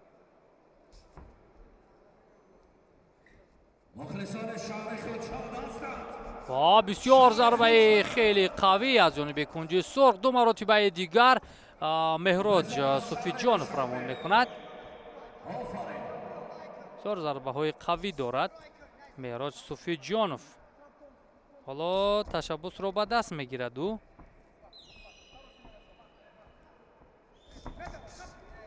حالتی کلینچ یک لحظه به میان آمد.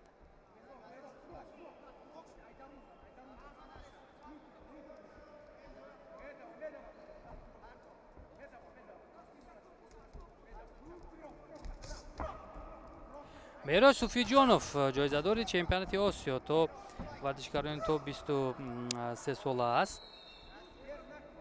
22 ساله می باشد در وزن 51 کیلوگرم و نتیجه مسابقه‌های بین‌المللی رو هم البته او به دست آورده است. شاید اینجا برتری بیشتر رو هم صاحب شود نسبت به حریف.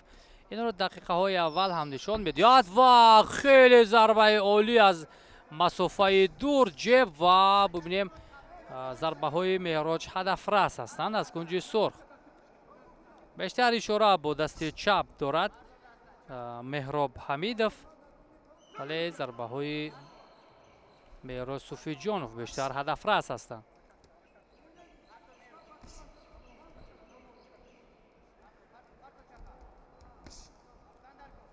با بدنی حریف یک ضربه با دستی چپ روانه میکند مهراج. این هم البته موقعیت رو دیگر کردن، کمی توازن رو دیگر کردن و بعدا همین گونه امکان پیدا می شود برای ضربه ها به سر روی حریف. ببینیم با بدن حریف با شکم حریف ضربه زد، امکان پیدا شد و بعدا چند مرتبه دیگر به سر روی حریف ضربه ها رو روان کرد مهراج صوفی جانوف.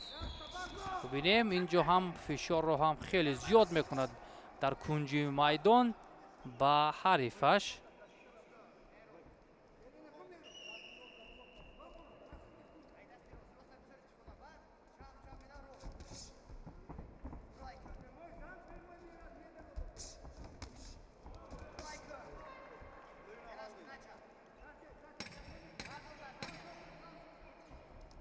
وای جای خیلی خوب با دست راست ضربه هدف رس از جانب مهراب حمیدов و راوند اول به پایان میرسد.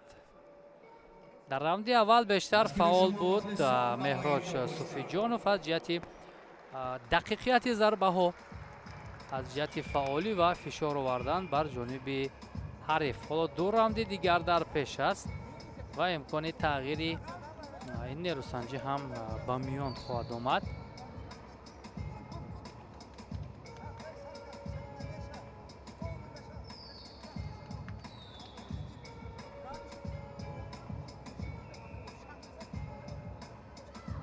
тавсияҳои мураббиро мебинем барои меҳроҷ суфиҷонов.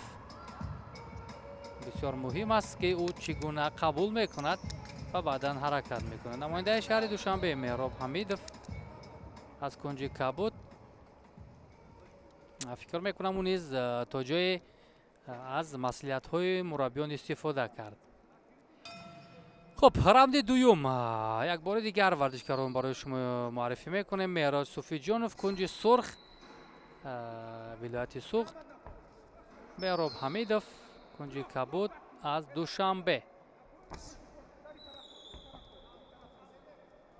таваҷҷӯҳи асосии меҳроб ҳамидов бо ҳамон зарбаҳои ҷеб ё кросс аст, чун аз фосиларо нигоҳ медорад, як зарбаҳо аз дур мезанад, вале зарбаҳои кӯтоҳу мустаҳкам. акнун ин навбат як зарбаи худро гузаронид бо дасти рост. бисёр ҳадафраст меҳроб ҳамидов. як зарба зад меҳроб ҳамидов бо дасти рост мустақиман, вале чанд зарбаи дигарро ҳам ба сари рӯи худ сар дод аз ҷониби меҳроҷ.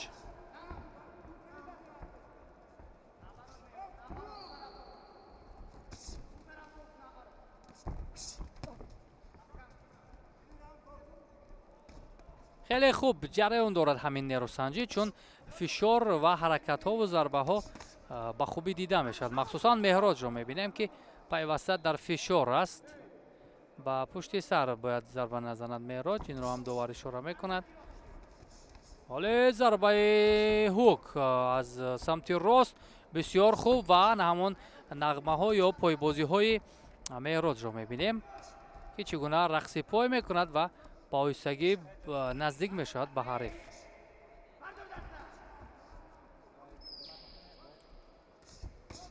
ва чӣ гуна аз паҳлӯ зарбаи сахт аз ҷониби меҳроҷ ва бори дигар зарбаҳоро равон мекунад. нисбат ба меҳроҷ албатта каме фаъолии сустар дорад меҳроб ҳамидов.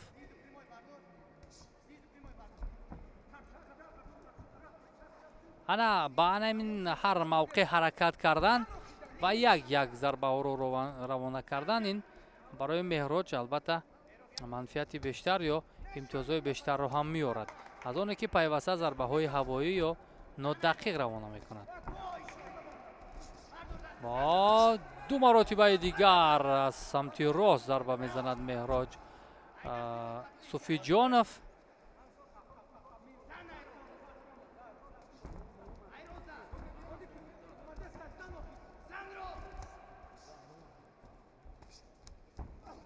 ҳолати клинч ба миён меояд.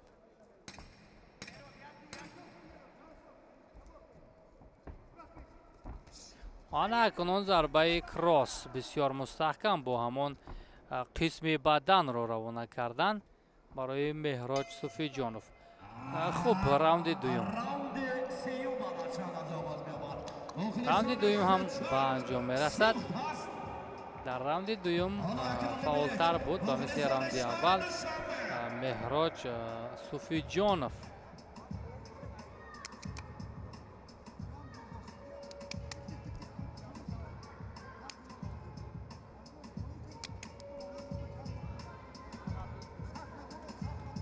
хеле талош мекунанд албатта варзишгарон дар чемпионати тоҷикистон, чун мусобиқоти асосӣ аст, мусобиқоти муҳим аст. беҳтаринҳо барои роҳ ёфтан ба сабқатҳои байналмилалӣ маҳз аз чемпионатҳо интихоб мешаванд. сатрнишин будан, рақами аввал будан барои инҳо хеле муҳим аст. махсусан натиҷаҳои инфиродии худро бояд беҳтар кунанд ва баъдан роҳ ёбанд. ёдам мешавам ки меҳроҷ суфиёв ва суфиҷонов ва меҳроб ҳамидов ҳар ду дар марҳилаи чаҳор якниҳои озод буданд. Дар марҳилаи нимниҳоӣ рақибони худро шикаст доданд, баъдан ба марҳилаи ниҳоӣ омаданд ва як зарбаи мустаҳками дигар пайваст аз зарбаҳои ҳадафрас аз ҷониби меҳроҷ суфиҷонов. бубинем ба ҳариф имкони ҳатто нафаскашӣ намедиҳад. дар оғози раунди сеюм фишорро хеле бештар кард, зарбаҳоро бо суръат равона мекунад меҳроҷ суфиҷонов. хеле хуб медонад ки нуқтаи ниҳоӣ охири ин мусобиқот ё раунд ҳалкунанда хоҳад буд, бояд фаъолтар буд.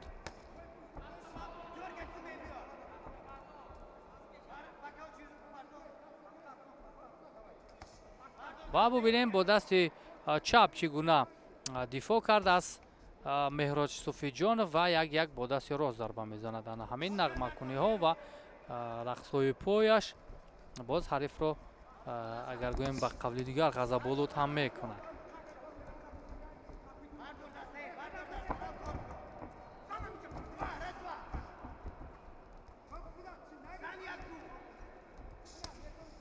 ва як зарба ҳам дошт аз самти паҳлӯ меҳроб ҳамидов, вале дифои меҳроҷ хубтар аст. меҳроҷ суфиҷонов дар марҳилаи чаҳорякниҳои диловар ҳусейн диловаровро шикаст дод. меҳроб ҳамидов бошад суннатулло қуловро ва баъдан ба марҳилаи ниҳоӣ роҳашро ҳарду ҳамвор карданд. ва зарбаи мустақими меҳроҷ бо дасти чап ва ҳолати ғайриқоида амал кардан аз ҷониби меҳроҷ суфиҷонов ҳам дар ин ҷо дида мешавад.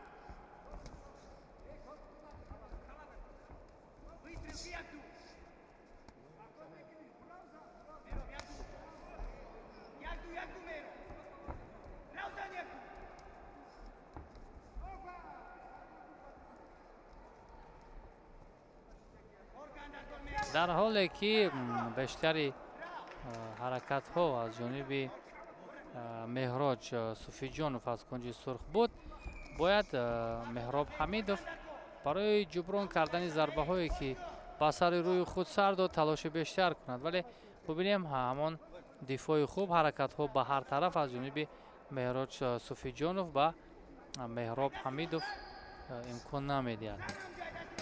дар кадом мавқеъе ки набошад бубинем як зарбаҳои пинҳонии худро равон мекунад меҳроҷ суфиҷонов. бубинем ду маротибаи дигар зарбаи хеле мустаҳкам аз паҳлӯ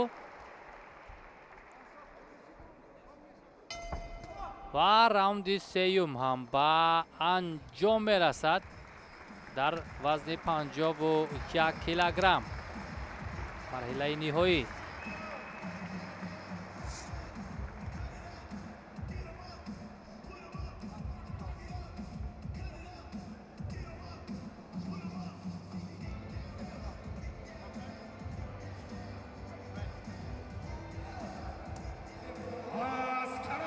ҳамин тавр дӯстони азиз таваҷҷӯҳ мекунем, дар ин ҷо меҳроҷ суфиҷонов аз кунҷи сурх унвони қаҳрамониро ба даст меорад ва дар соли 2025 садрнишин боқӣ мемонад. меҳроб ҳамидов мақоми дуюмро ишғол кард. хуб дӯстони азиз, то ин лаҳзаҳо ман Сорбон Мисаев ин рақобатҳоро барои шумо шарҳу тавзеҳ додам. дӯстдори варзиш бошед, бо варзиш бимонед. хайр.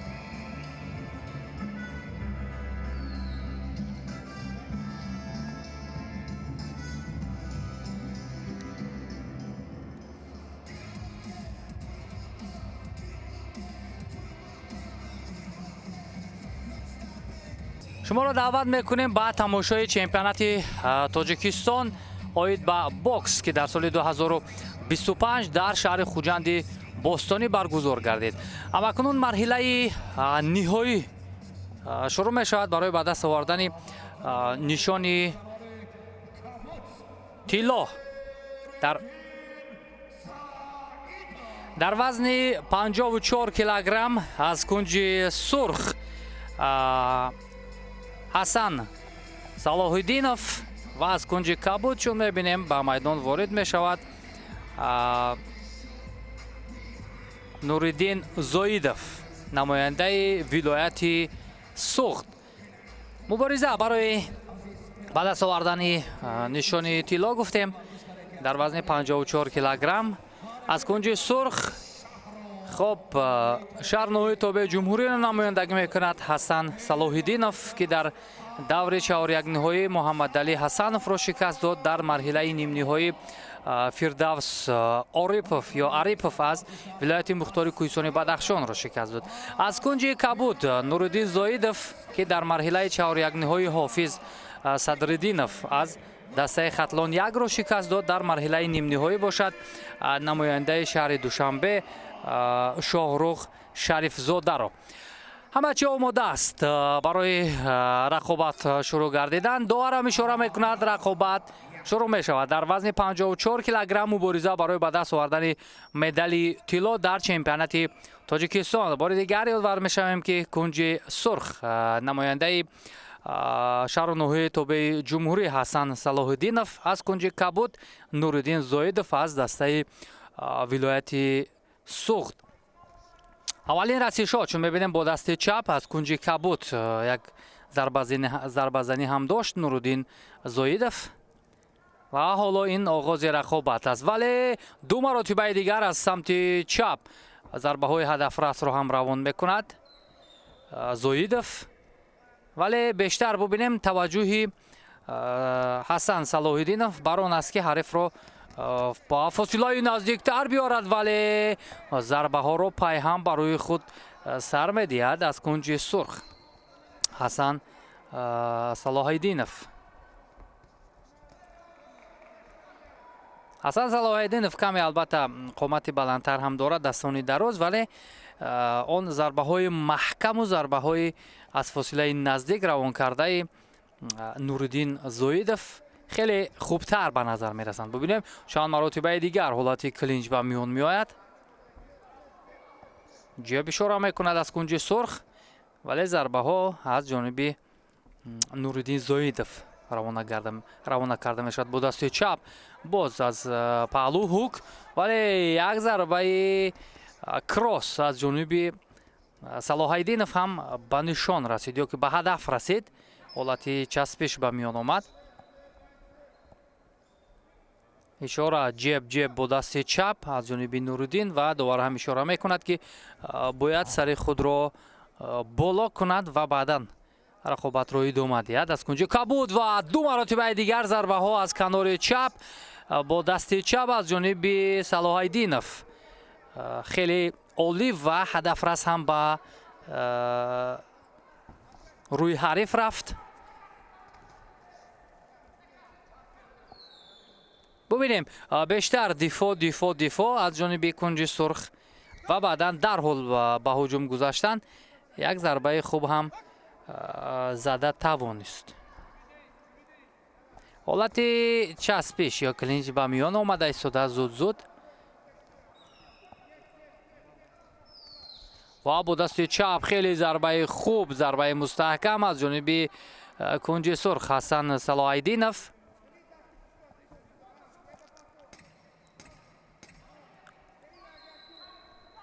فاصله رو هم میخواهد نزدیکتر کند کنج سرخ. و راوند اول به پایان میرسد. راوند اول در وزن 54 کیلوگرم مبارزه برای به دست آوردن نشان طلا.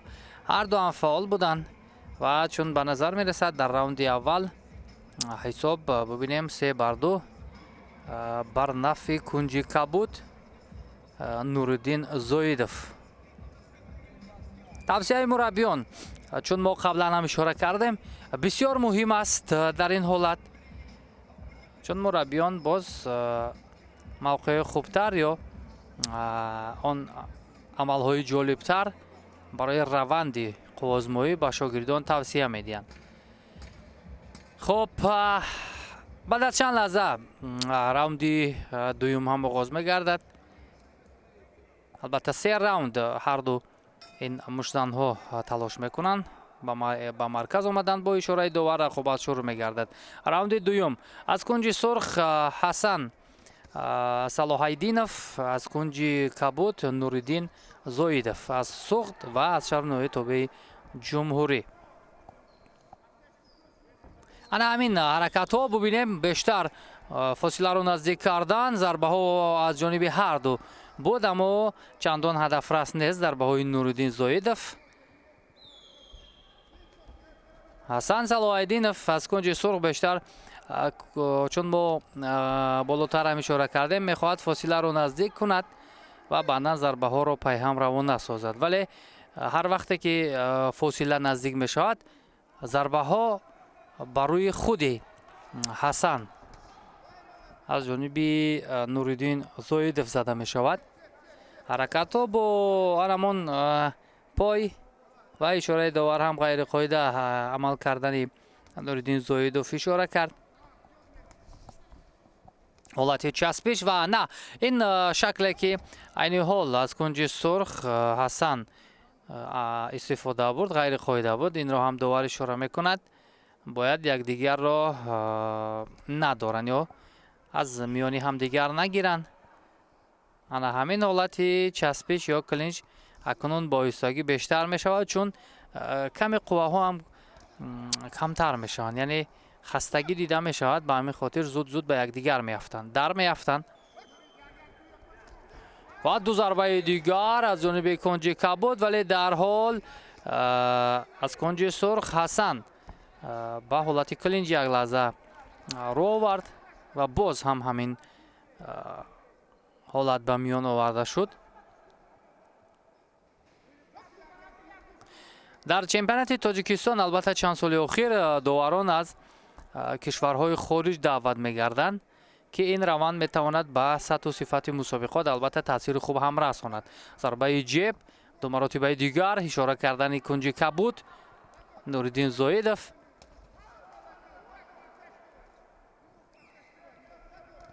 ва чӣ гуна зарбаҳои сахт равона мегардад, аммо ҳадафрас нестанд. Ҳасан бештар ҳолати клинчро ба миён меорад.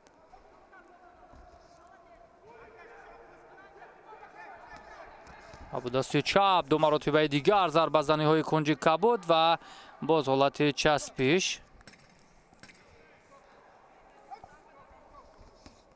зарбаҳои кросс бештар ба назар мерасад аз ҷониби кунҷи сурх Ҳасан Салоҳиддинов ва раунди дуюм ҳам ба поён мерасад.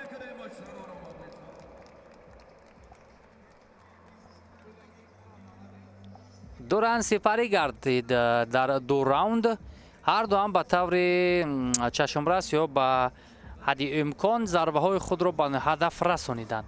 вале гап сари он аст ки қарори ниҳоӣ аз ҷониби доварон бароварда мешавад ва як раунди дигар, раунди тақдирсоз барои ҳардуин варзишгарон боқӣ мондааст. чун мо ишора кардем, Ҳасан Салоҳиддинов дар марҳилаи чаҳор якниҳоӣ Муҳаммадалӣ Ҳасанов аз дастаи суғро шикаст дод. дар марҳилаи нимниҳоӣ бошад Фирдавс Орипевро ва баъдан ба ин ҷо омад. худи Нуриддин Зоидов бошад бо шикаст додани Ҳофиз Садриддинов аз дастаи Қатлон як роҳашро ба марҳилаи нимниҳоӣ овард ва дар марҳилаи нимниҳоӣ Шоҳрух Шарифзодаро шикаст дод. раунди сеюм оғоз мегардад. раунди ҳалкунанда. кунҷи кабуд Нуриддин Зоидов аз вилояти Суғд, аз дастаи шаҳри ноҳияи тобеи ҷумҳурӣ Ҳасан Салоҳиддинов ҳунарнамоӣ доранд. мубориза барои нишони тиллои вазни 54 килограмм. ишора ҳам мекунад довар ки сарашро бояд боло кунад Нуриддин Зоидов ва ду маротибаи дигар зарбаҳоро пайҳам равона мекунад, аммо ҳадафрас нестанд. анакунун зарбаи чап бо дасти чапи Ҳасан Салоҳиддинов ҳадафрас буд. ба шиками ҳарифрам зарба мезанад ва аз канори рост зарба бисёр хуб. ҳолати клинч ба миён меояд.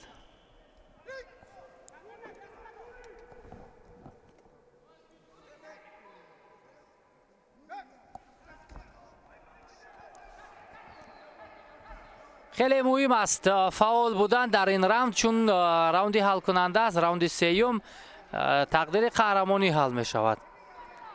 вале бубинем, ҳарчанд Зоидов як ба дифоъ мегузарад, вале зарбаҳои ҳадафрас ҳам дорад.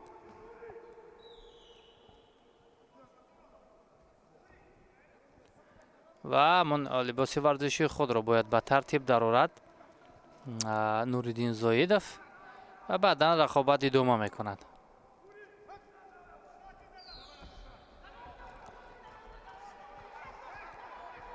بیشتر از فاصله دور میخواهد ضربه زند نوریدین زویدов از کنج کبود. جب و دو مرتبه اشاره کردن نوریدین زویدов به نتیجه حالتی کلینج و میان اومد. از کنج سرخ حسن صلاح‌الدینov زود همین حالتی چسبیش را به میان میارد. به حریف امکانی ضربه زنی هم نمیدهد.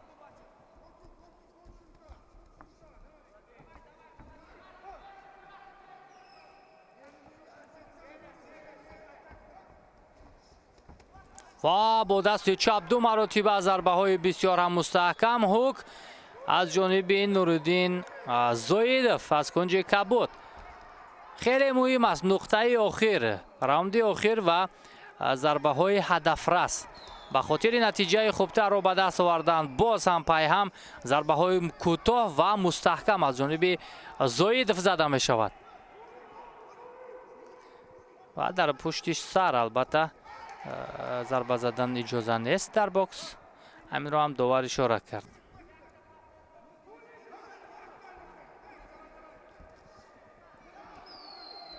و هر دو هم یک زیل ضربه میزنند ولی ضربه ها چندان هدف رس نیستند. راوند سوم هم به نقطه نهایی نزدیک می شود. در راوند سوم فعالی نوریدین زویدov فکر میکنم از کنج کبود بیشتر بود و همینطور راوند سوم هم به انجام رسید. راوند حل کننده و ما بعد از چند لحظه قرار نهایی داوران را انتظار بشویم.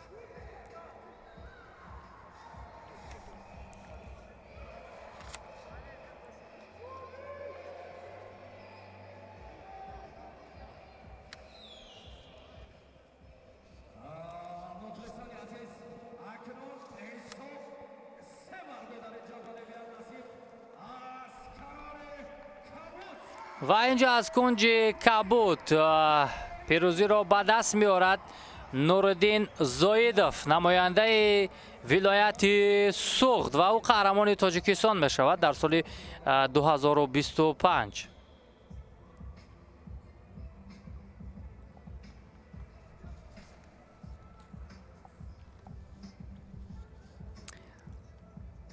در راوند سوم فعالی خیلی خوب داشت و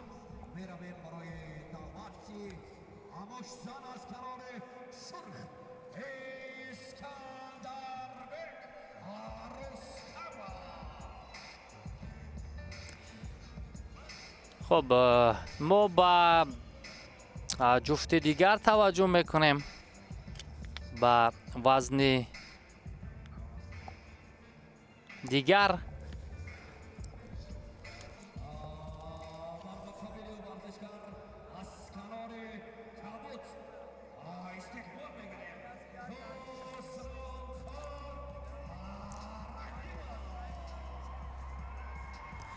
اسکندربک رستمov از کنج سرخ و خسروخان رحیمov از کنج کبود با هم اندر میدان میشوند.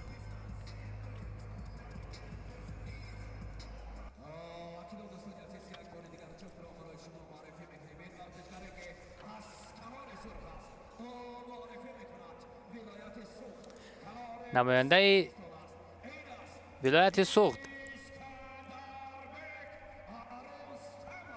نماینده ولایت سوخت از کنج کبود از کنج سرخ اسکندربک رستمov و نماینده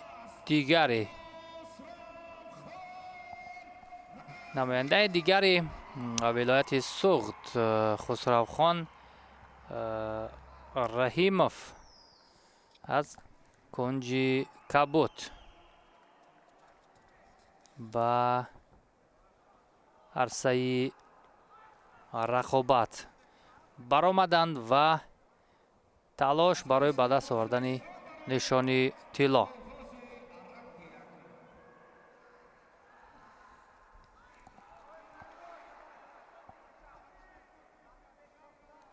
خب راوند اول آغاز می‌گردد.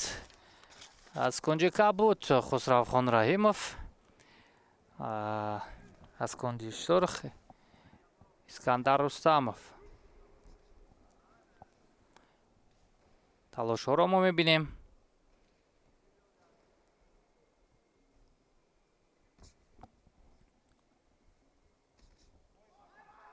ой дар оғоз бисёр зарбаҳои ҳадафрас аз ҷониби ҳарду ҳам дида мешавад. хусравхон раҳимов таҷрибаи бештар дорад.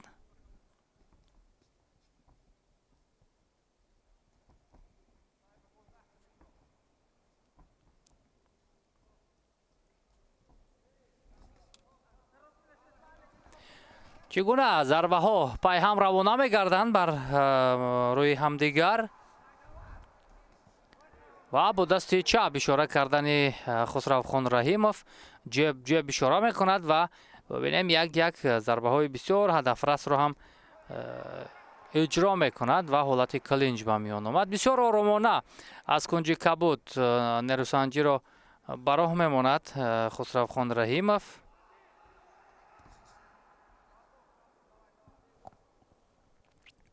ва фосиларо бибинем наздик мекунад ва ин гуна зарбаҳо равона мегардад.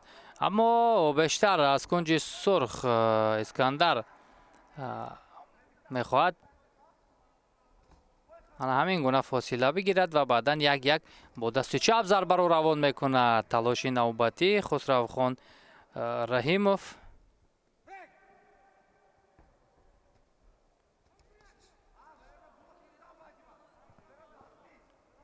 албатта ҳарду таҷрибаи хуб доранд ва аз касбияти якдигар огоҳ ҳастанд. бубинем ба ҳамин хотир фосила нигоҳ дошта мешавад, чандон ба якдигар наздик намешаванд ва аз дур зарбаҳоро равон мекунанд. ҳолати клинч ба миён омад.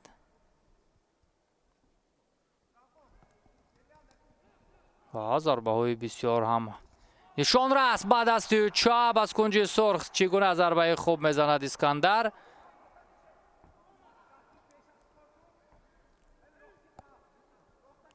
ишора ҷеб ишора мекунад ва бубинем чархиш ҳам ҳаст, ҳаракати пойҳо.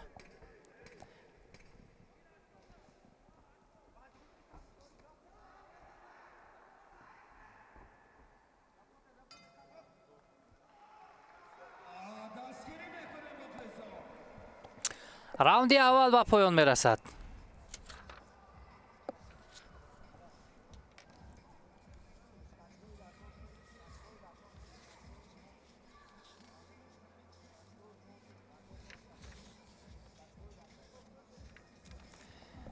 ҳарду ҳам дар раунди аввал ҳунарнамои хубтар нишон доданд.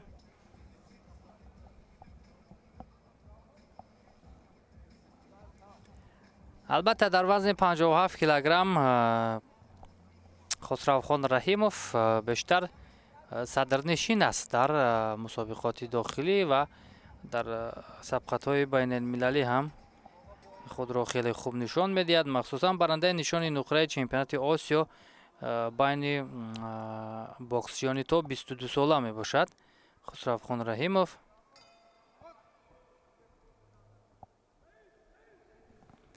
хуб, раунди дуюм оғоз мегардад. аз кунҷи сурх ин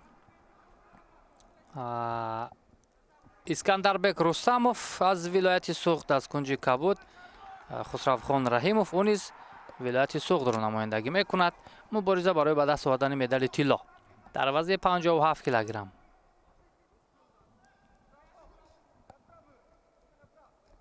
ва бисёр рақобати олӣ ва як фанди зебо ҳам дошт инҷо хусравхон раҳимов ва зарбаро ҳам нишонрас иҷро кард. дифои хуб дорад аз кунҷи сурх искандарбек рустамов, вале ду зарбаи мустақимро ба рӯяш сар медиҳад искандарбек рустамов. ай ҳунари хеле хуб дорад хусравхон раҳимов. ана ҳамин ҳаракат бо пойҳо бубинем муҳимтарин чиз ба ҳисоб меравад дар бокс, зеро метавонад мавқеъро дигар карда баъдан зарбаҳоро равон кунед. фишор ба ҷониби ҳариф ва дасти чап از جانب اسکندربک، اما فقط اشاره میکند. این هم یک فند حریف است. با دست چپ و ضربه هم زده شد، اما چندان ضربه مستحکم نبود از جانب خسروخان رحیموف. فاصله را نزدیک میکند اسکندربک و حالت کلنج به میان میآید.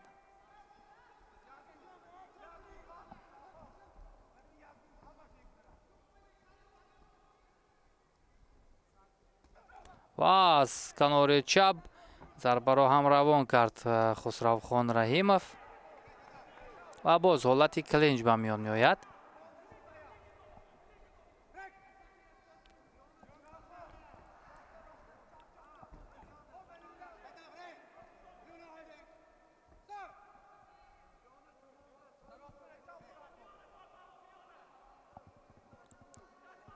و داور بر اشاره میکند که غیر قاعده عمل نکنند.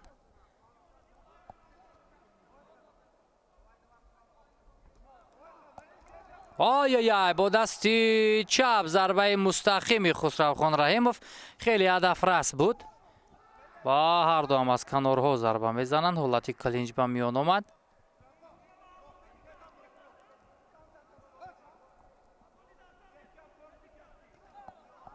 ضربه با بدن حریف رسید از جانب کنج سرخ و پای هم ببینیم ضربه ها رو با شکمی حریف روانه میکند اسکندربک رستموف. حالت چسبش به میان آمده است و راوند دوم هم به انجام میرسد. بسیار خوب هر دو درخشیدن، هم در راوند اول و هم در راوند دوم.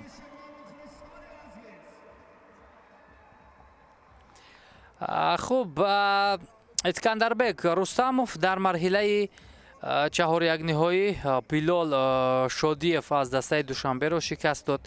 در مرحله نیم نهایی باشد انوشیروان فاضیلف را هم از صد روی خود بیرون کرد. خسروخان رحیموف در مرحله چهار یک نهایی شیردل حمیدف را شکست داد، نماینده شهر دوشنبه را. در مرحله نیم نهایی باشد بزرگمهر ایکسانوف از دسته دوشنبه را و بعدا تا به مرحله نهایی راه خود را هموار کرد. براستی این رقابت بسیار رقابت خوب، رقابت جالب و مهمتر از همه ضربه ها از جانب هر دو پیوسته اجرا می‌گردند.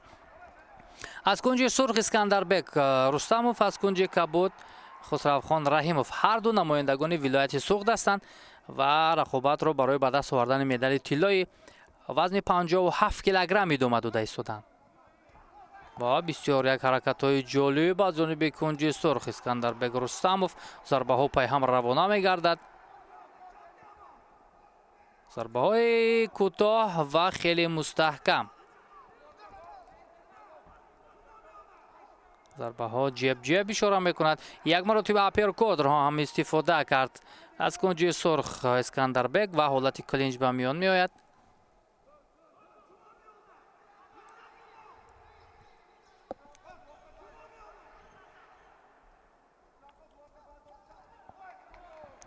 دو مرتبه دیگر ضربه ها روانه شد از جانب کنج سرخ اسکندربک رستموف. خیلی ضربه ها هدف رس هستند و با شکمی حریف هم ضربه میزند. این هم برای آنها که روی خود را کشاده کند حریف. و ببینیم به هر دو پیوسته ضربه میزنند. بسیار عالی است. واقعا هم هنر شایسته نشان داده ایستادند. جب و اپرکات استفاده از جانب اسکندربک رستموف، حالت کلینچ به میان آمد.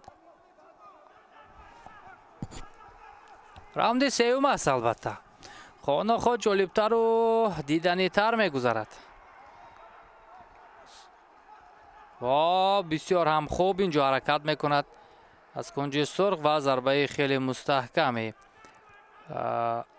خسروخان رحیموف.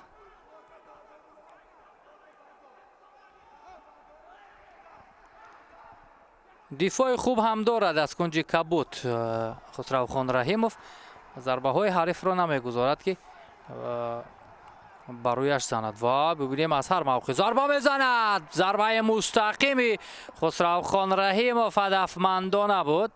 با دست راست بسیار یک جب مستحکم روان کرد بر روی حریف و حالت کلینچ هم به میان می آید.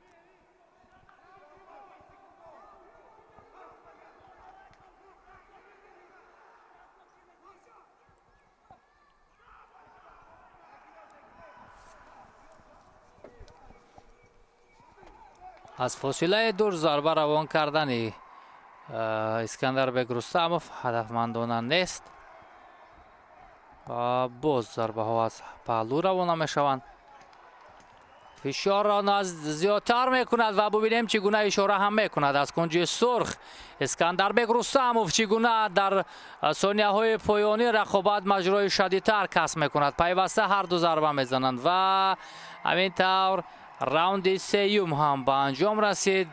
воқеан як ҳунари шоиста ва як рақобати тамошобобро ба намоиш гузоштанд ҳарду ин варзишгарон.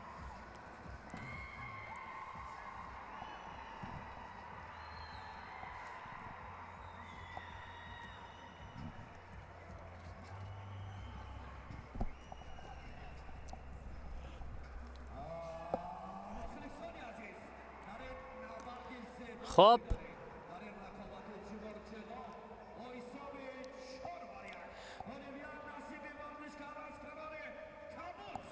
و همین طور با حسابی 4-1 قرار یک دلانه داوران است که اونجی کبود خسروخان رحیموف پیروزی را به دست آورد. چمپیون تاجیکستان در سال 2025 گردید.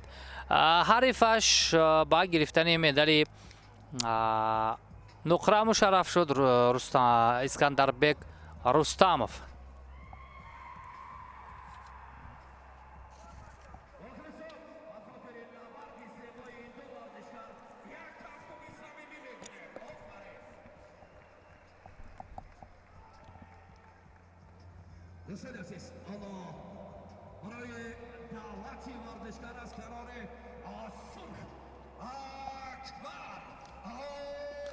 توجه میکنیم با وزن تا 60 کیلوگرم از کنج سرخ قهرمان فعلی آسیا اکمل اوبایدوف با میدان وارد می شود. یکی از موشزنهای موفق ما.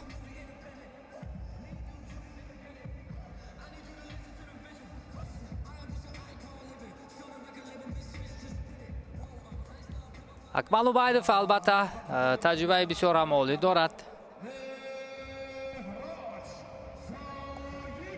حریفی اکمل اوبایدوف مهراج زویدوف از دسته سوخت از کنج کبود.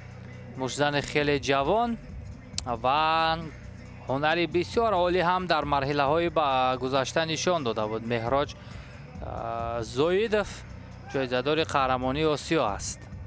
مهراج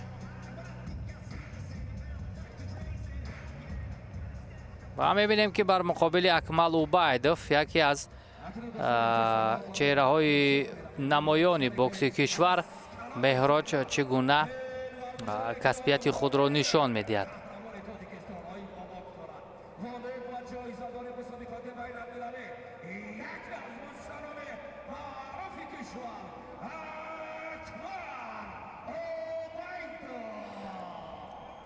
اکمل اوبایدوف معرفی میگردد از کنج سرخ.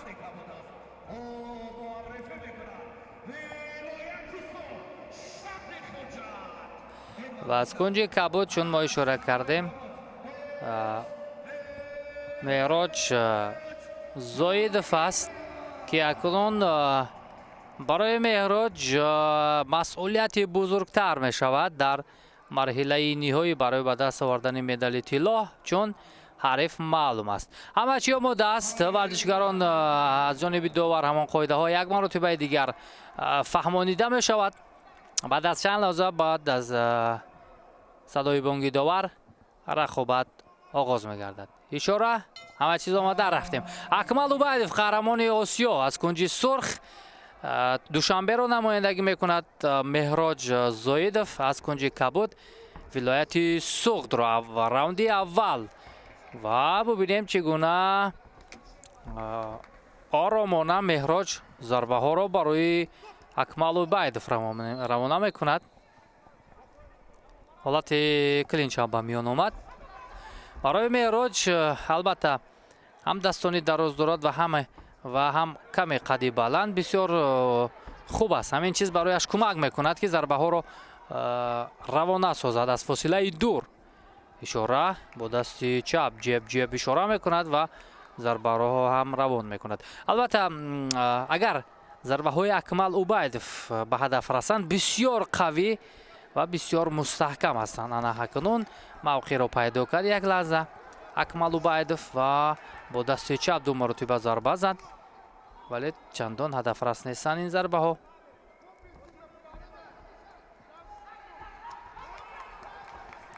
Акмал Убайдов бештар фосиларо наздик мекунад ва баъдан зарбаҳоро бубинем пайҳам равон мекунад. Вале Меҳроҷ Зоидов ҳам хуб ҳунарнамоӣ дорад то кунун.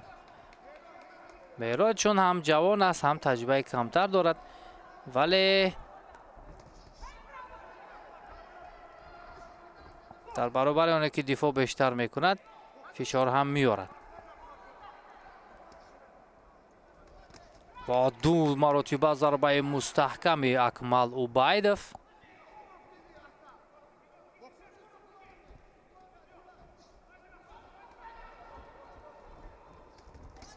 و زود زود حالت کلینج رو به میان میارد مهراج. بیشتر دفاع میکند مهراج و یک به هجوم میگذارد.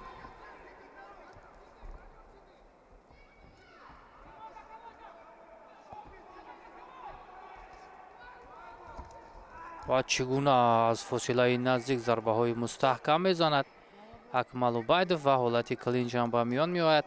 این را هم داور اشاره دارد. جیب با دست چپ از جانب مهراج زویدوف و با دست راست هم ضربه مستقیم میزند، ولی چندان مستحکم تر نبود ضربه مهراج و حالت کلینج رو باز به میان میارن اینجا.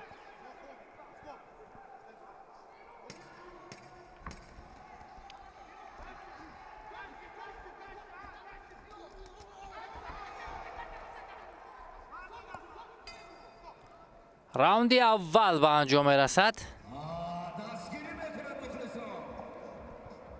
در راوندی اول ضربه های اکمل اوبایدوف بیشتر نشان رس بودند. خب مهراج زویدوف در مرحله چهار یک نهایی ادریس میرزاشویف از ولایت مختار کوهستان بدخشان را شکست داد. در مرحله نیم نهایی باشد مهراج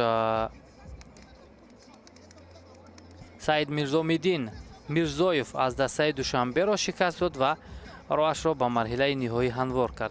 اکمل اوبایدوف باشد در مرحله چهار یک نهایی آزاد بود. رقابت را از مرحله نیم نهایی شروع کرد با شکست دادن ابوبکر مرادزاده به مرحله نهایی آمد. حالا برای اکمل اوبایدوف خیلی مهم است چون صدرنشین در تاجیکستان باقی ماند. راوند دوم آغاز می‌گردد. اکمل اوبایدوف از کنج سرخ است. دوشنبه از کنج کبود. مهراج زویدوف ولایت سوخت. و آغاز راوند دوم یک ضربه ها هست از جانب مهراج، ولی کمی ترس دارد فکر میکنم مهراج، چون میداند که با کی هنرنمایی میکند. هرچند ضربه ها رو روان میکند ولی به مثل ضربه های اکمل اوبایدوف چندان مستحکم و قوی نیستند.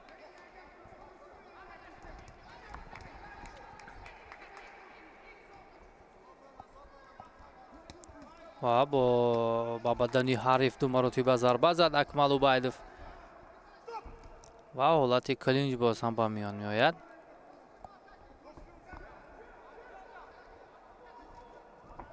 البته وقتی که با بدن به شکمی حریف ضربه میزند اکمل اوبایدوف، حریف روی خود را رها میکند و برای ضربه زدن به سر روی حریف امکانیت بیشتر پیدا میشد. ولی معلوم است که بیشتر مهراج زویدوف از سبب آن که فشار از جانب اکمل اوبایدوف زیاد می شود در حال حالت کلینج را به میان میارد ولی دو مرتبه ضربه هم میزند برای اکمل اوبایدوف. مهراج زویدوف ولی دستی راست قوی است از جانب اکمل و ضربه ها را روان میکند. دو مرتبه دیگر ضربه کراس بسیار مستحکم از جانب اکمل اوبایدوف و باز هم حالت کلینج به میان میآید.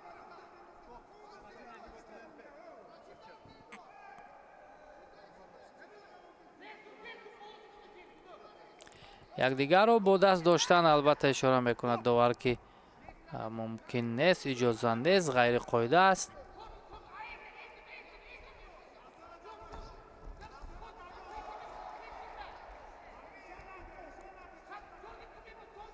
хук ду маротиба аммо бенатиҷа, вале зарбаи дасти чапи Меҳроҷ Зоидов ба ҳадаф расид.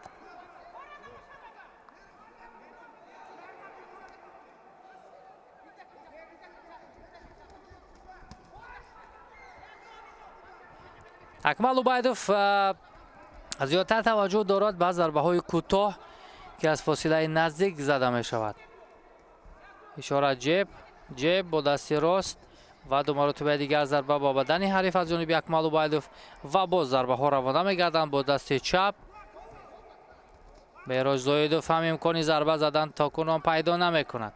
фишори акмал убайдов хеле зиёд аст. боз ҳолати клинч ба миён меояд.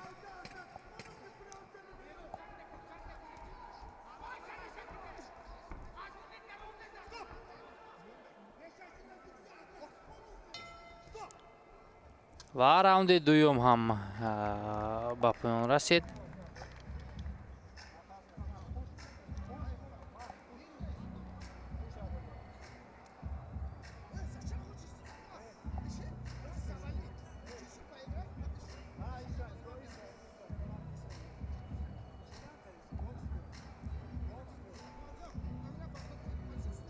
албатта ҷавон аст Меҳроҷ.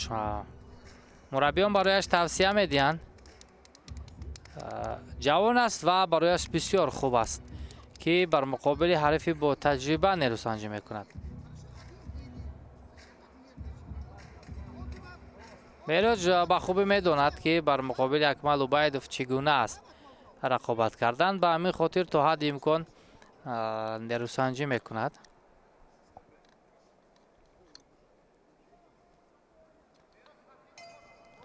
раунди сеюм оғоз мегардад. раунди ҳалкунанда.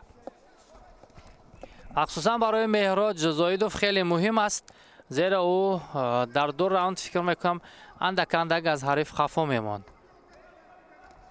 ишораи ҷеб бо дасти чап аз ҷониби кунҷи кабуд Меҳроҷ Зоидов, вале ҳолати клинч ба миён меояд ва боз раҳо мешаванд ҳарду.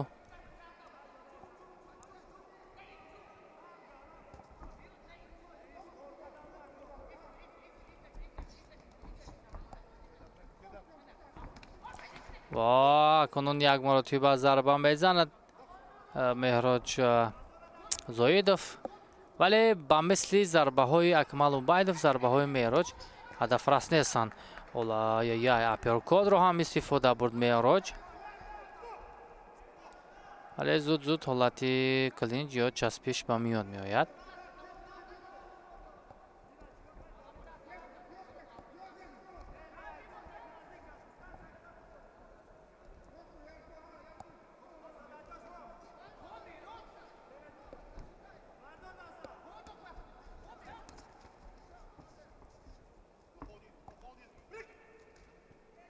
با ҳолати клинч аз ҷониби Меҳроҷ Зоидов,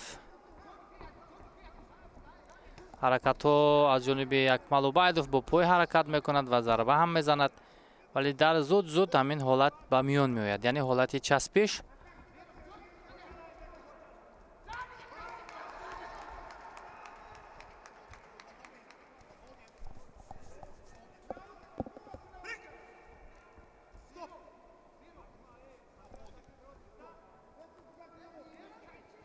якдигарро бояд надоранд. инро ҳам довар ишора мекунад.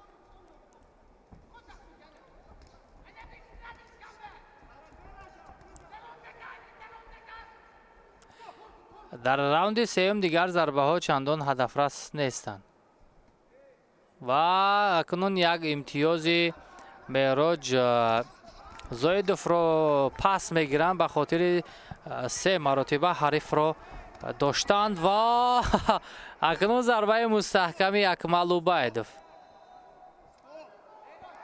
ва инҷо каме нофаҳмӣ ҳам ба миён меояд.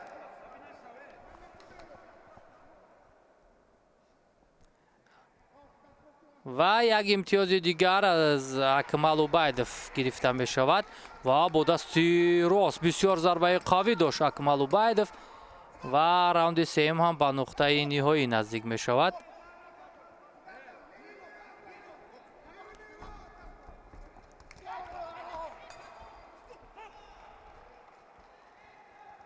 راوند سوم هم به انجام رسید. راوند حل کننده.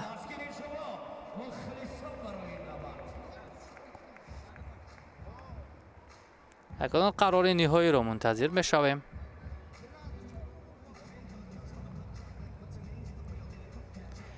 البته از آغاز معلوم بود که برای مهراج زایدов مشکل است بر مقابل اکمل اوبایدов هنرنمایی کردن.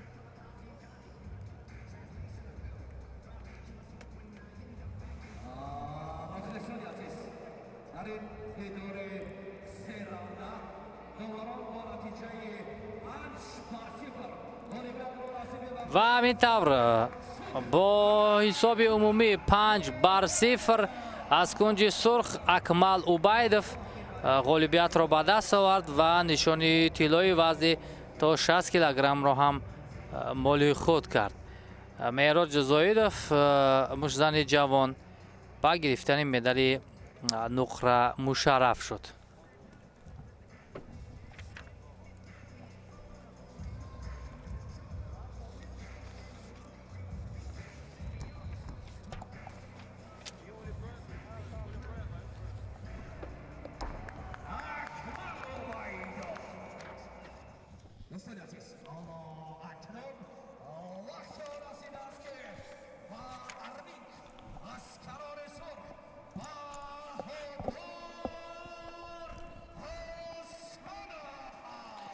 خب توجه میکنیم با وزن 63 و از 105 کیلوگرم بهادر عثمانوف قهرمان آسیا و برنده نشانی برنجی قهرمانی جهان از کنج سرخ با میدان می آید.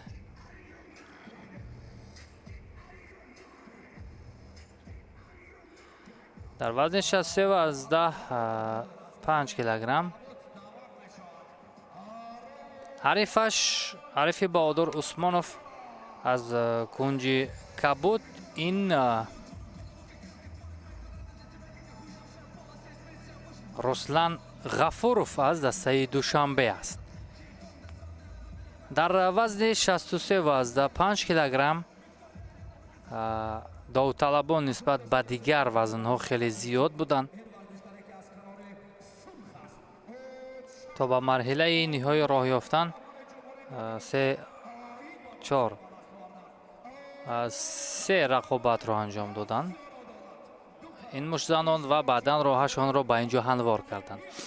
خب یک مراتبه دیگر توجه میکنیم به معرفی این جفت. بهادر عثمانوف یکی از چهره های بسیار درخشان بوکس کشور از کنج سرخ دوشنبه را نمایندگی میکند و نماینده دیگری دوشنبه از کنج کبود رسلان غفوروف است، مشتزن جوان.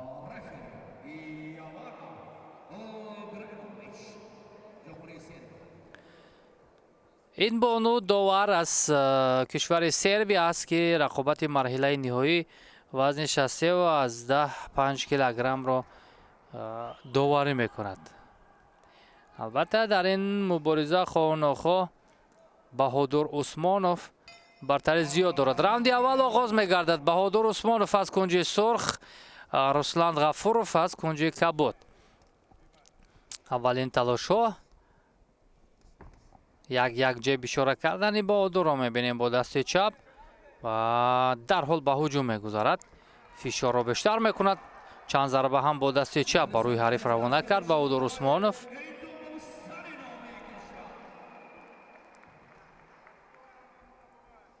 دفاع میکند رسلان و یک ضربه هم مستقیما روان کرد جیب.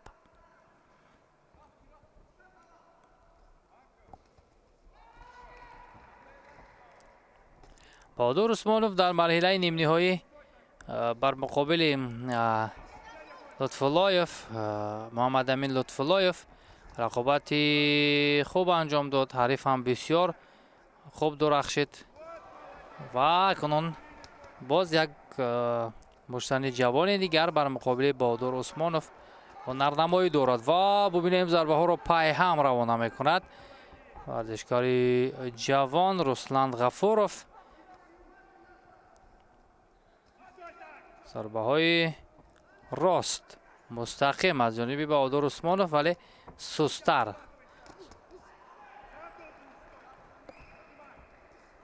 و جیب ضربه دستی راستی رسلان ولی ببینیم بهادر عثمانوف را بینید ضربه میزند و در حال موقع را دیگر میکند و باز ضربه میزند. یعنی هم رقص های پا حرکت به هر سمت و این نوبت هم ضربه هوک و ضربه های مستقیما از جانب بهادر عثمانوف پیوسته روان میشوند.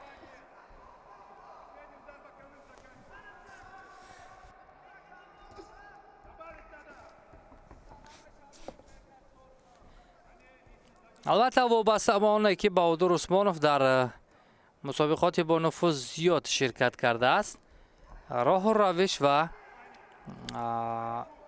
کسبیت بلند هم دارد و با دست چپ ضربه بهادر عثمانوف هدف رست.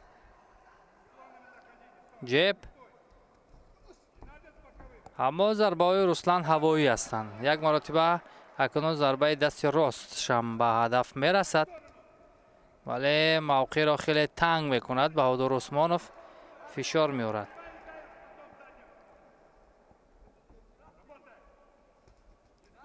و ضربه های پای هم روان کرده بهادر عثمانوف و داور هم اشاره میکند که رسلان غفوروف باید سر خود را بالا کند و بعدا رقابت را ادامه دهد.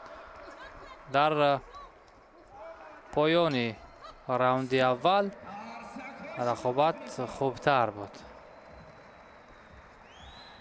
اگر توجه کنیم به راه تعیین نموده رسلان غفوروف او در مرحله اول آزاد بود. رقابت را از دور 4-1 نهایی شروع کرد بر مقابل خسروبک زویدوف. خسروبک زویدوف را در مرحله 4-1 نهایی شکست داد. رسلان غفوروف در مرحله نیم نهایی باشد دمیر مبلغخانوف از ولایت مختار کوهستانی بدخشان را ناکام کرد و بعدا به مرحله نهایی آمد. بهادر عثمانوف هم از دور 4-1 نهایی نیروسنجی را شروع کرد. بر مقابل ایتاد دیانکونوف را شکست داد و بعدا در مرحله نیم نهایی لطفاللهیف را صد روی خود بیرون کرد. راوند دوم آغاز می گردد. بهادر عثمانوف از کنج سرخ، از کنج کبود رسلان غفوروف. حالت کلینچ به میان آمد.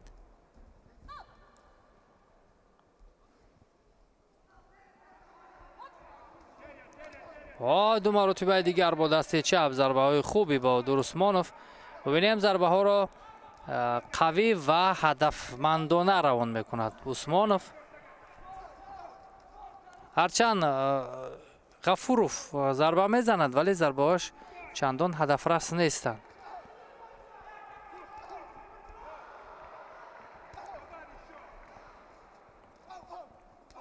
و با دست چپ اکنون یک مرتبه ضربه نشان رس انجام میدهد غفوروف ولی این ضربه هایی که چندان سرعتی بلند یا قوی نیستند برای عثمانوف خطرناک هم نیست.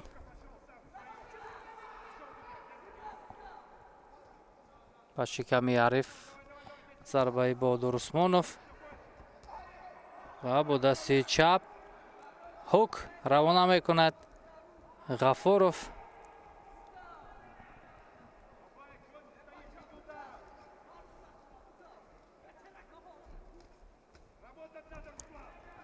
از فاصله نزدیک ضربه های کوتاه بهادر عثمانوف اجرا میکنند.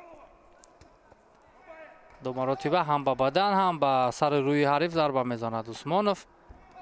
به ایست ببینیم ضربه ها هست. و دو مرتبه پای هم برای خود ضربه ها را رها میکند رسلان غفوروف.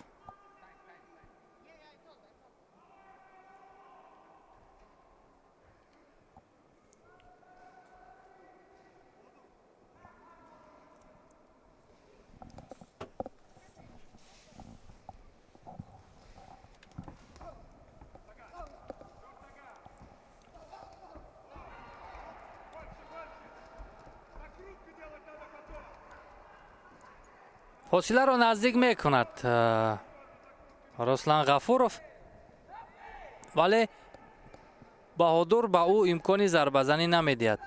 خوبتر از فاصله دور با همون دستان دراز ضربه زند برایش به هست از کنجی کبود. اما گپ سر آن است که تجربه که بهادر عثمانوف دارد بر این حریف جوانش کفایه است که هر طوری که میخواهد در این میدان حرکت کند. ضربه های کوتاه از پهلو روان کرده بهادر عثمانوف و حریف رم گرچند ضربه میزند ولی هدف رس نیست. اکنون ضربه دست چپش در آخر هدف رس بود کنجی کبود رو و راوند دوم هم به انجام رسید.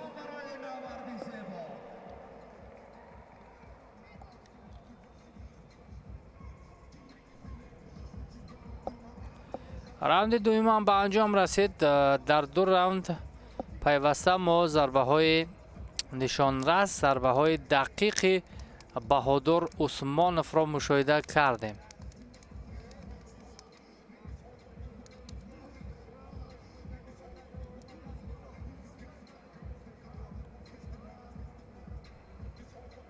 توصیه میدهد مربیان بعد از پرورانی خود، البته میرزا شمسیف مربی بهادر عثمانوف تجربه و روند کاریش بیشتر است. خب راوند سوم آغاز شد.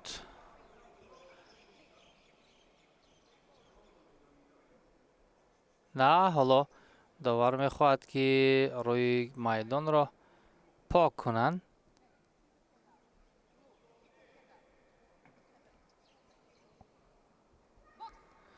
راوند سوم آغاز گردید. بهادر عثمانوف از کنج سرخ، رسلان غفوروف از کنج کبود، نمایندگان شهر دوشنبه. مبارزه برای به دست آوردن مدال طلا در چمپیونات تاجیکستان در وزن 63 و از 5 کیلوگرم.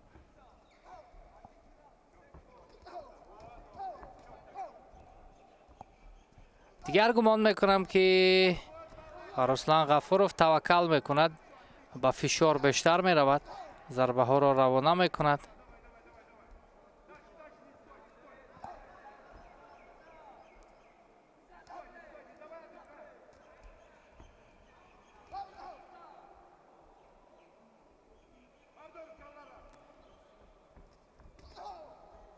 این اول ضربه بهادر هدف رس نبود.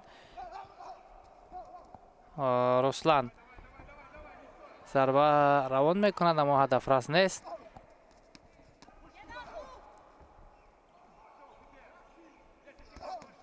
باز طرفی با دست چپ ضربه های بهادر دو مرتبه هدف رس هستند، به نشان میرسند.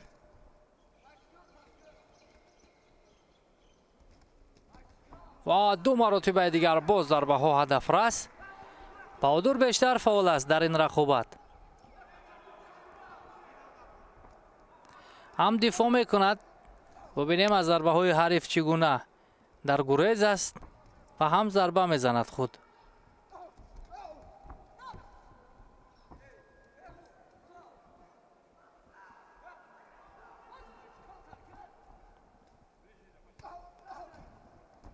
دست چپ ضربه زدن از جانب غفوروف.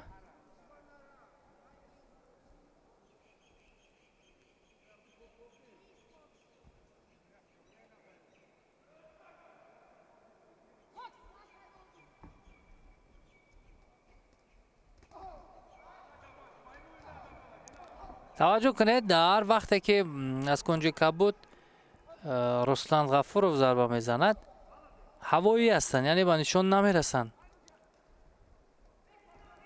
ин ҳам вобастагӣ дорад аз касбияти баланди Баҳодур Усмонов ки худро ба ҳар самт мебарад. аз зарбаҳои ҳариф дар гурез аст.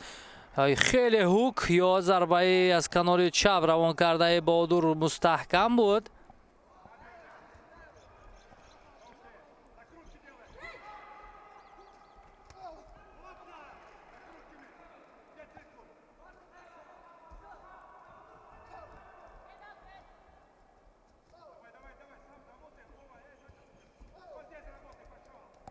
суръати чандон баланд надорад ин рақобат, вале зарбаҳо аз ҷониби Баҳодур Усмонов чун мебинем ба нишон мерасанд. ба бадани ҳариф чанд зарбаи дигар ба сари рӯи ҳариф боз зарба мезанад Баҳодур Усмонов ва акнун як ба нағмаҳо мегузарад. раунди сеюм ҳам ба анҷом мерасад дар вазни 63.5 килограмм.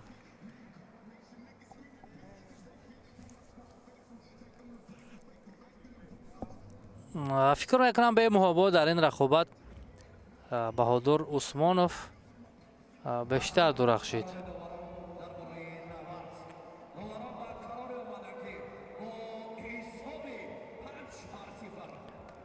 дар маҷмӯъ бо ҳисоби умумӣ 5-0 доварон якдилона пирӯзиро ба Баҳодур Усмонов доданд аз кунҷи сурх. акнун Баҳодур Усмонов унвони қаҳрамониро дар соли 2025 ба даст овард.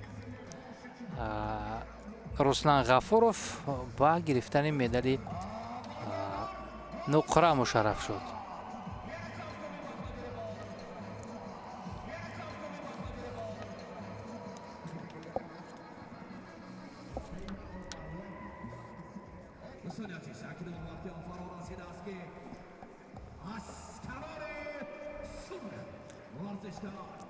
ба вазни 67 килограмм таваҷҷӯҳ мекунем.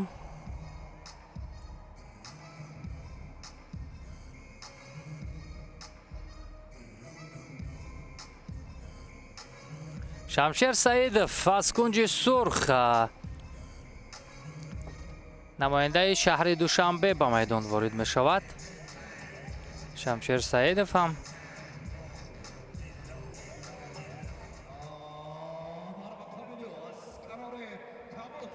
ҳунари хуб дар мусобиқаҳои мухталиф ҳам дорад. ҳарифи Шамшер Файзалӣ Ғуломов аст, намояндаи дигари шаҳри Душанбе.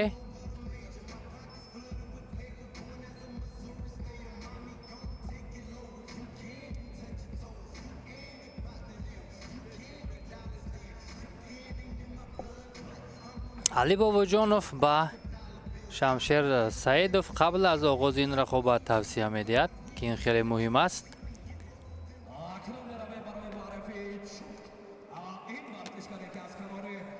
аз кунҷи сурх Шамшер Саидов дар марҳилаи чаҳорякниҳоӣ тавонист Муҳаммадалӣ Ҷамилов намояндаи дигари шаҳри Душанберо шикаст бидиҳад. дар марҳилаи нимниҳоӣ бошад Шамшер Саидов бо шикаст додани Шуҳрат Саломатов аз дастаи вилояти мухтори Кӯҳистони Бадахшон роҳашро ба марҳилаи ниҳоӣ овард. Файзалӣ Ғуломов аз кунҷи кабуд ки айни ҳол дар экранҳои мову шумо аст дар марҳилаи чаҳорякниҳоӣ Темур Назаровро шикаст дод, намояндаи шаҳри ноҳияи Тобеи Ҷумҳуриро. дар марҳилаи нимниҳоӣ бошад Абубакр Искандар Ҳусейнов аз вилояти Суғдро шикаст дод ва ба марҳилаи ниҳоӣ баромад. ва чун мебинем бар муқобили Шамшер Саидов яке аз нафароне ки пайваста бар муқобили ҳарифон бо фишор рақобатро шурӯъ мекунад ҳунарнамоӣ дорад. Шамшер Саидов аз кунҷи сурх яке аз чеҳраҳои бисёр ҳам хуб, зарбаҳои мустаҳкам дорад. аз кунҷи кабуд Файзалӣ Ғуломов ҳарду намояндагони шаҳри Душанбе ҳастанд. таваҷҷӯҳ мекунем ака пурра ба ҷараёни рақобат. Шамшерро мебинем дар ҳол ба ҳуҷум мегузарад.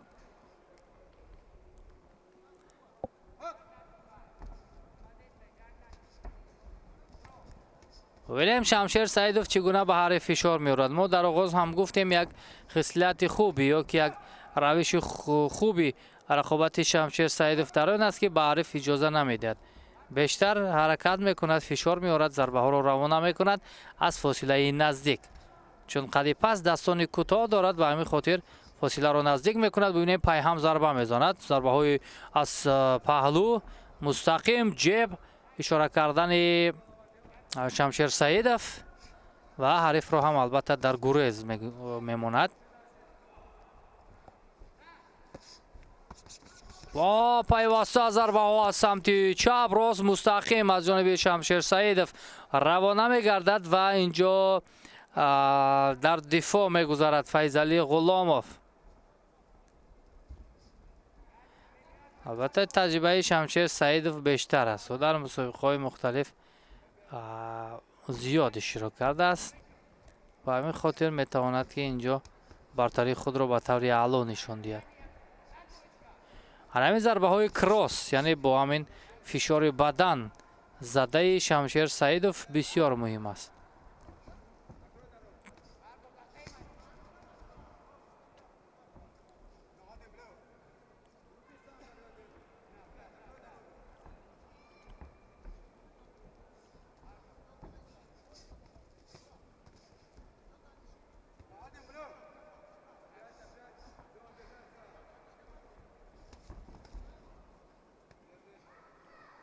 حالت چسبش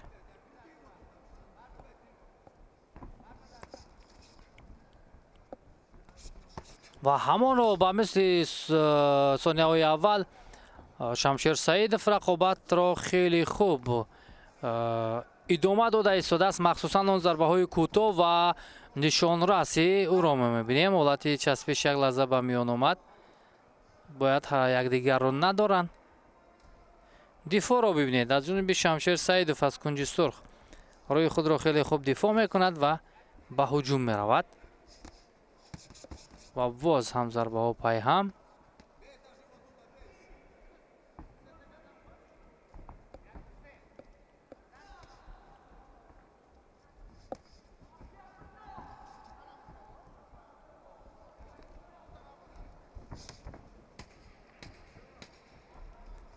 خیلی به تنگ میارد حریف خود را شمشیر سعیدov،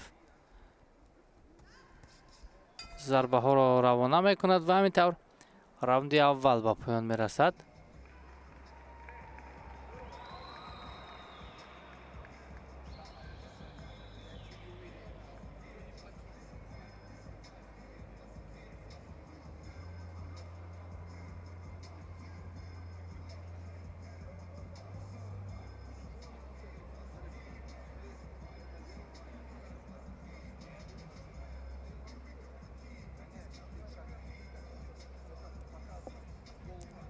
علی باباجانov توصیه میدهد به شمشیر سعیدov و حالا ببینیم از قیافه این مجدان چنین به نظر میرسد که خستگی را احساس نکرده است در هنگام حرکت در راوند اول.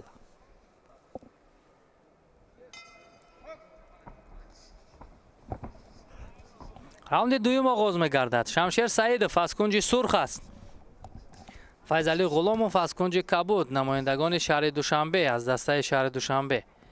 مبارزه برای به دست آوردن مدال طلای وزن 67 کیلوگرم در چمپیونات تاجیکستان. حالت کلینچ به میان آمد، همیشه در حرکت است، همیشه در فشار است و پیوسته ضربه میزند شمشیر سعیدov. و با دست چپ بسیار هوک مستحکم. اکنون و با در نظر داشتن که دیگر فیضعلی یک امتیاز فیضعلی غلامov گرفته می شود، غیر قاعده عمل کرد و باز از پشت سر ضربه ها را روانه می کند که این البته اجازه نیست، ممکن نیست در رشته باکس.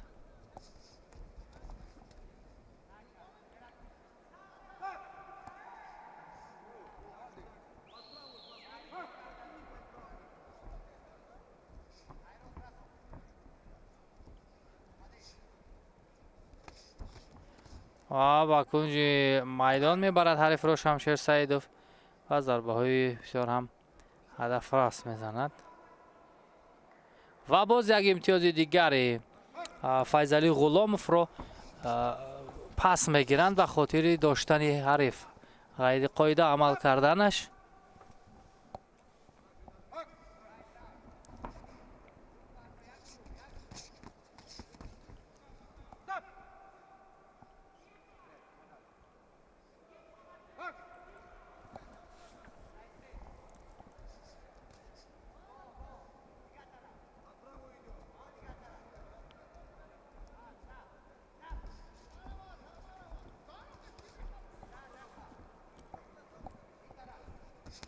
وای عموما امکان نمیدهد به حریف شمشیر سعیدوف.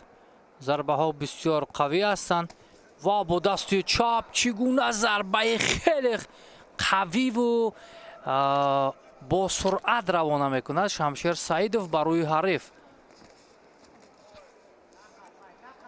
فیضعلی غلاموف بسیار تاباور است به این ضربه ها. ببینیم همین ضربه اخیر واقعا مستحکم بود. با بدن حریف ضربه میزند شمشیر و بر روی حریف یک اپرکوت رو هم روان کرد و راوند دوم هم به آخری خود نزدیک می شود و چگونه مستحکم ضربه رو روانه کرد شمشیر و راوند دوم هم به انجام رسید و تمام با همین.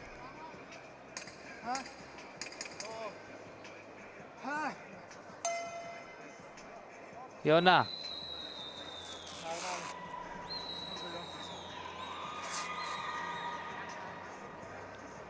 دیگر راوند سوم ادامه نمیکند. در همینجا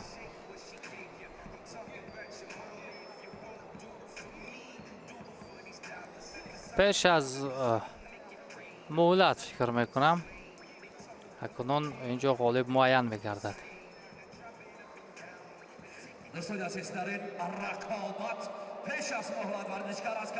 پیش از مهلت شمشیر سعیدوف از کنج سرخ توانست فیضعلی غلاموف را شکست بدهد. با ضربه های قوی خود عنوان چمپیونی را به دست می‌آورد در سال 2025 در وزن 67 کیلوگرم و فیضعلی غلاموف برنده نشان نقره چمپیونات تاجیکستان گردید.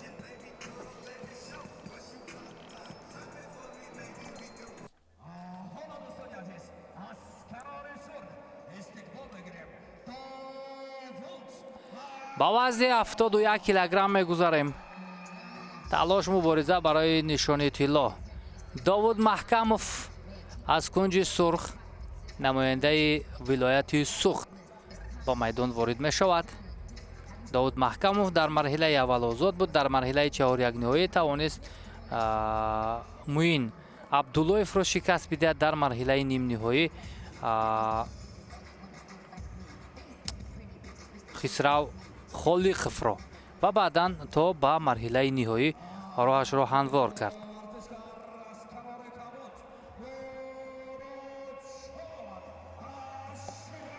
مرادجان اشورالیف از کنج کبود نماینده دیگری ولایت سوخت در دور اول آزاد بود. در مرحله 4 یک نهایی رقابت را بر مقابل سلیم قربان محمدوف از ولایت مختار کوهستان بدخشان آغاز کرد. او را شکست داد. در مرحله نیم نهایی باشد با شکست دادن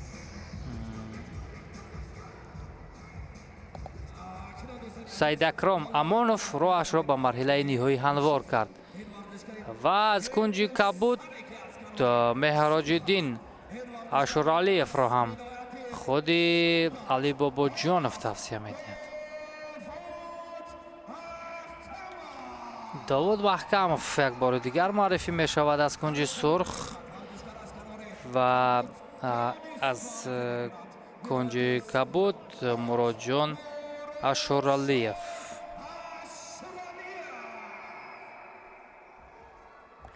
داوود محکموف اشتراکچی چمپیونات جهان است. تجربه خوبتر دارد نسبت به مرادجان اشورالیف ولی این را ҷараёни ин рақобат нишон медиҳад. хуб, тибқи қоида, тибқи тартиб ҳама чӣ ба варзишгарон фаҳмонида мешавад ва нерӯсанҷӣ баъд аз чанд лаҳза шурӯъ мегардад. дар вазни 71 килограмм аз кунҷи сурх Довуд Маҳкамов, аз кунҷи кабуд Муроҷон Ашуралиев. рақобат оғоз мегардад. мубориза барои нишонии тилло. дастони дарозтар дорад кунҷи кабуд Муроҷон Ашуралиев. ҳанӯз аз дақиқаҳои аввал ташаббусро ба даст мегирад, зарбаҳоро пайҳам равона мекунад. ин хеле муҳим аст ба ҳайси рақами 1 дар майдон ҳунарнамоӣ кардан. фишорро чӣ гуна зиёд мекунад бар муқобили ҳариф. кунҷи кабуд ва Довуд Маҳкамов бошад акунун ақибнишинӣ мекунад. бубинем аз зарбаҳои ҳариф мегурезад ва бо дасти чап зарбаи мустақим ҷеб равон кардаи Муроҷон Ашуралиев бисёр ҳадафрас буд ва сару рӯи Довуд Маҳкамов хуншор ҳам мегардад.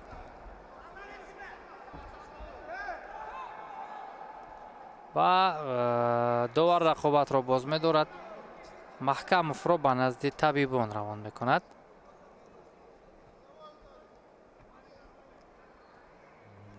аз зарбаҳои қавӣ Муроҷон Ашуралиев дарҳол бубинем чӣ гуна шуд. Довуд Маҳкамов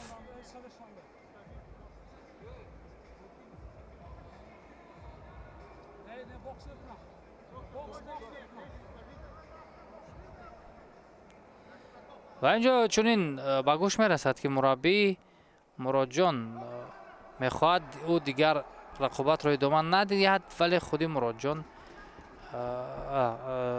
Довуд Маҳкамов мехоҳад рақобат кунад.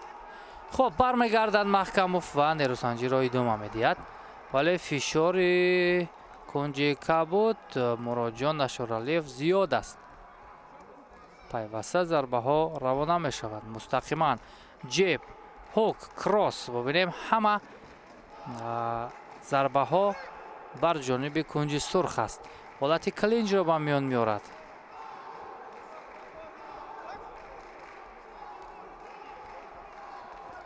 Довуд Маҳкамов албатта таҷрибаи бештар дорад нисбат ба ҳарифаш Муроҷон Ашуралиев, вале маҳз ҳамин рақобатро бисёр олӣ шурӯъ кардааст. кунҷи кабуд Ашуралиев зарбаҳои ва бо дасти рост чӣ зарбаи қавӣ ҷеб ва ҳолати клинҷ ба миён меояд. ва Муроҷон Довуд Маҳкамов боз ба назди табибон равон мешавад.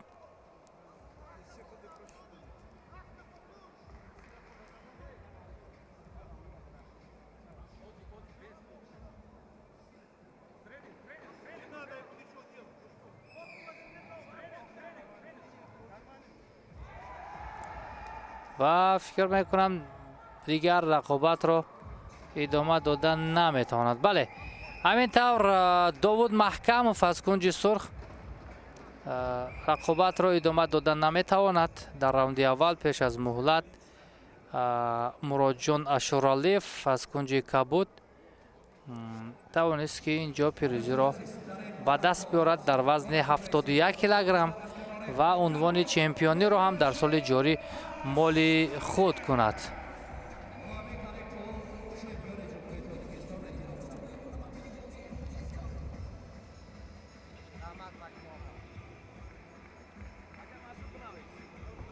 бисёр зарбаҳои албатта ҳадафрас дошт дар оғози рақобат Муроҷон Ашуралиев ва ҳамин тавр ҳарифро ноком сохт.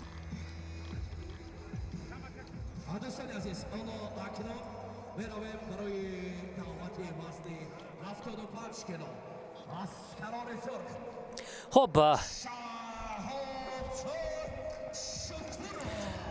дар вазни 75 килограмм рақобат оғоз мегардад. شهابجان شکوروف نماینده شهر نوی تابع جمهوری.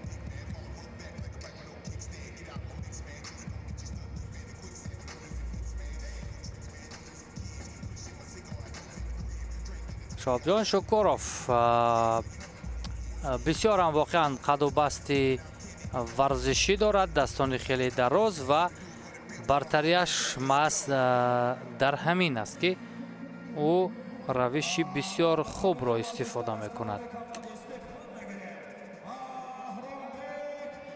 بهرامبک حاتموف از کنج کبود نماینده ولایت سوخت حریف شهابجان شکوروف است.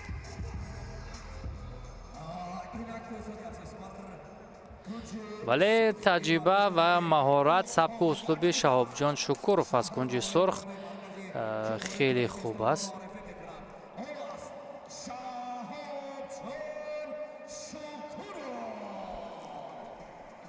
معرفی میگردد او شهابجان شکوروف در مرحله 4-1 نهایی امیدجان قاسموف را شکست داد. در مرحله نیم نهایی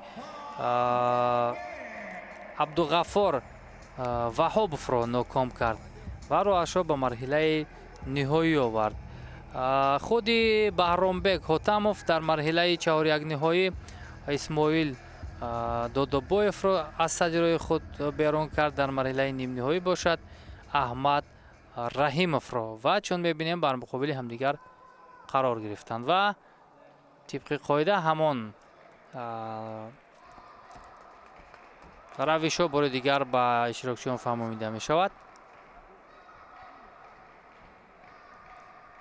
و بعد از چند لحظه نریسنجی هم آغاز می شود. خب راوند اول آغاز شد. از کنج سرخ شهابجان شکوروف نماینده شهر نوی تابع جمهوری، از کنج کبود نماینده ولایت سوخت بهرامبک حاتموف.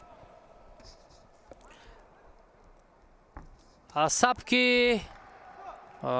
شکوروف همون فاصله نگه داشتن، یک جب روان کردن در رقابت های قبلیش به او کمک کرده بود. اکنون میبینیم که بر مقابل این حریفش با کدام روش نیروسنجی میکند. کنج سرخ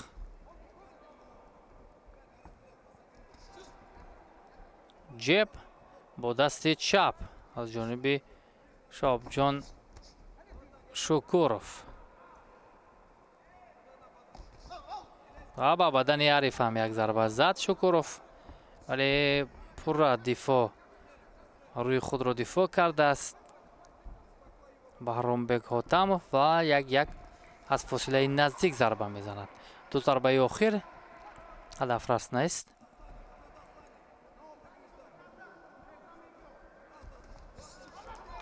و باز همان شکل از پهلو ضربه میزند با دست چپ از کنج کبود بهرامبک حاتموف، ولی همان لحظه‌های خوبتر، لحظه‌های مهمتر را جویا می شود، منتظر می شود شهابجان شکوروف.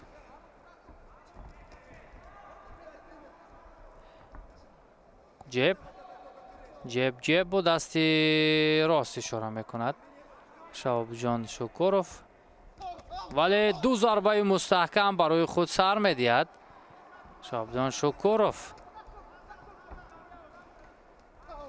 در حال با فشار گذاشتن کنج کبود برایش اکنون نتیجه آورد. ضربه هایش هدفمندانه بودند.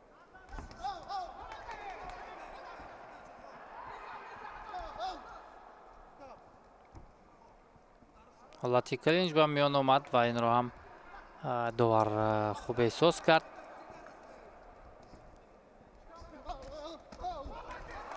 و ضربه دست راست شهابجان شکوروف اکنون هدف رس بود.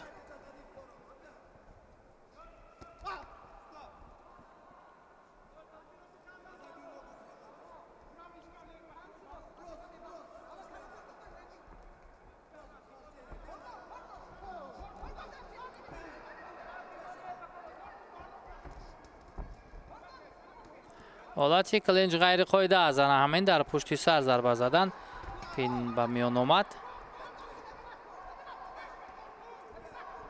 ضربه دست راست. ببینید دستان شهابجان شکوروف از کنج سرخ دراز هستند و امکانات بیشتر رو هم به میان میارد.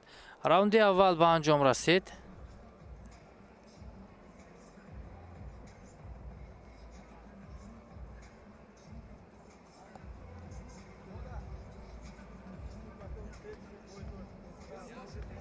در راوند اول چنین به نظر می رسید که شهاب جان شکوروف از کنج سرخ فعالتر است.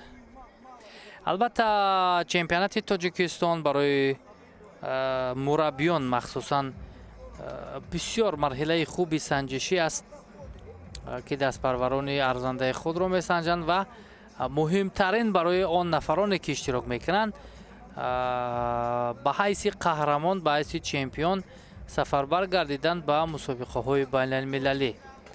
به همین خاطر بسیار آمادگی جدی است برای اشتراک در چمپیونات تاجیکستان که امسال نزدیک به 200 نفر اشتراک کردند.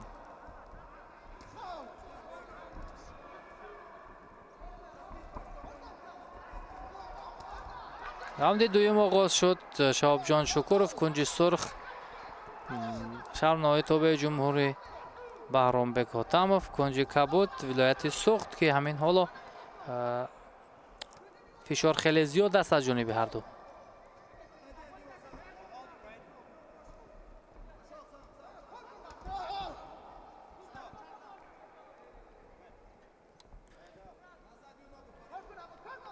آرامانه حرکت میکند شهاب جان شکوروف و یک ضربه دستی راستش هم به هدف رسید.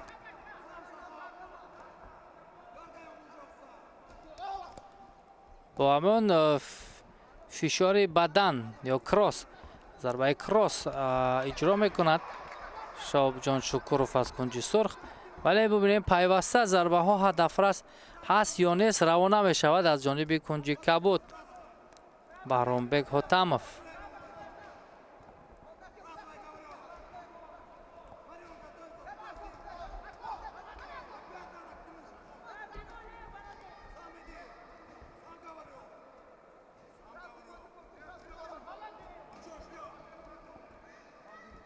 حالت کلینج به میان آمد.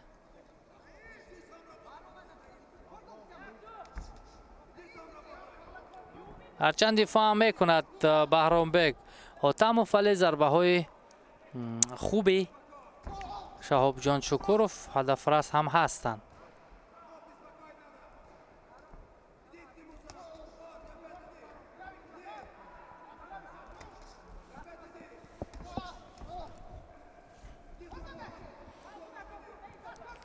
قوی بودن، البته ضربه های قوی روان کردن بسیار مهم است، چون ببینیم همین ضربه های اکثر هر دو این ورزشکاران هدف رس هستند، ولی به خاطر آنه که خیلی مستحکم قوی هستند تا حال ما حالتی همان نکاونت یا نکداون رو نمی بینیم.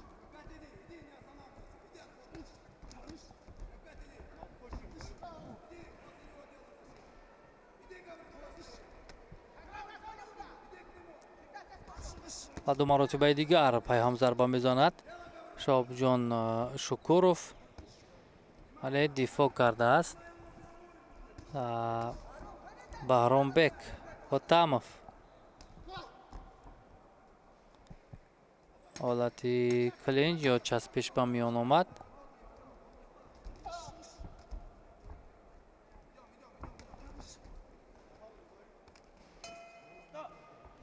راوند دوم هم به پایان می رسد.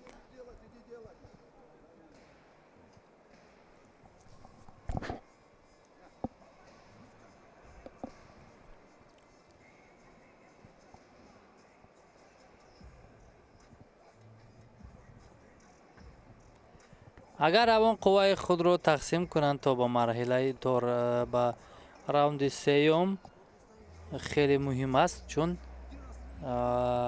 نفس تازه گرفتن در روند رقابت که ورزشکاران را مانده میکند این مهم است. ولی شهاب جان شکوروف از کنج سرخ بسیار آرامانه حرکت کرد.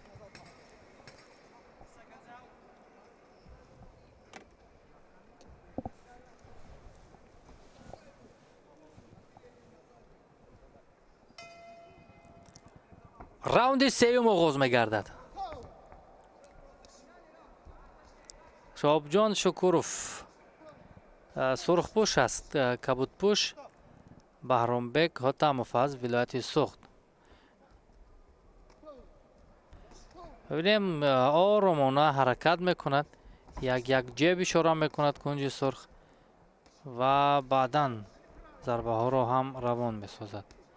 аз оғози рақобат аст ки аз кунҷи кабуд Баҳромбек Ҳотамов пайваста дар фишор аст, зарба мезанад, аммо ҳадафрас нестанд, ҳавоӣ ва бидуни мақсад.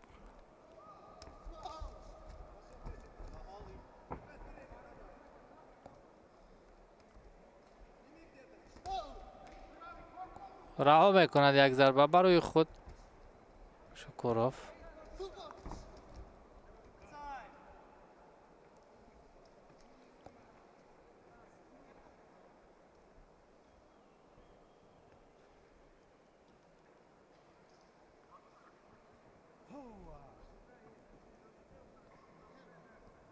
دوباره اشاره میکند به کنجی کبود که دیگر همون دهم پوش یا با اصلاح کپ خود را به زمین نپرتاید وگرنه مجازات خواهد شد.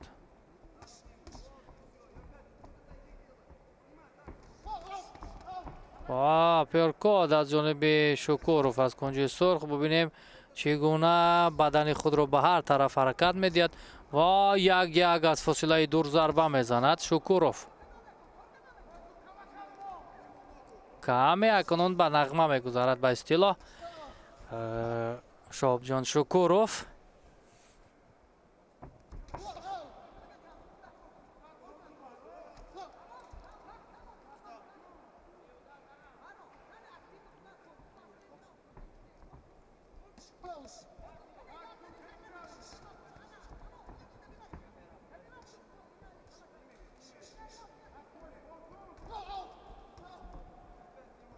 با صدای بلند و ضربه های قوی رقابت کرده ایستاده است کنجی کبود بهرامبک، ولی آرامانه ضربه زدن های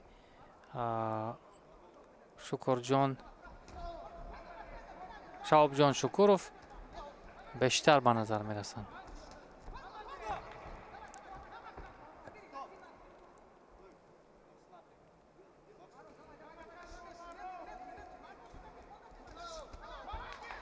با دست چپ در این حالت یک ضربه هم به هدف رسانید کنجی کبود بهرامبک ҳотамов و باز جوابی ارزنده میدهد شهابجان شکوروف.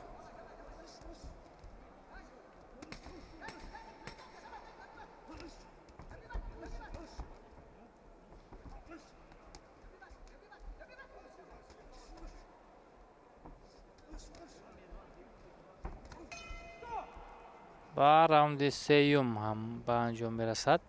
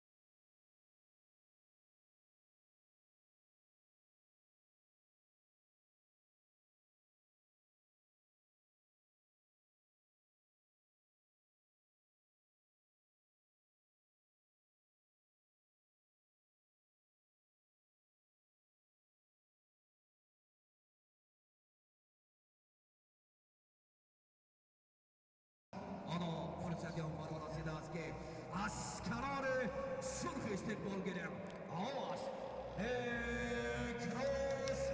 با وزنش 80 کیلوگرم توجه میکنیم. مبارزه برای به دست آوردن مدال طلا نیکروس سلیموف از شهر دوشنبه از کنج سرخ به میدان وارد می شود.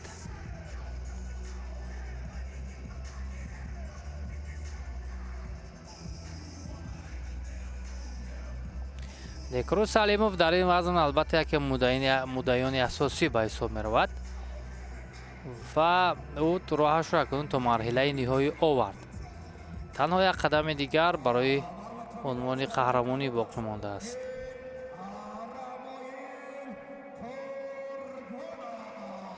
намояндаи дастаи хатлон 1 аз кунҷи кабуд Рамоил Қурбонов рақиби некруз салимов хоҳад буд ки ӯ ҳам ба майдон ворид мешавад.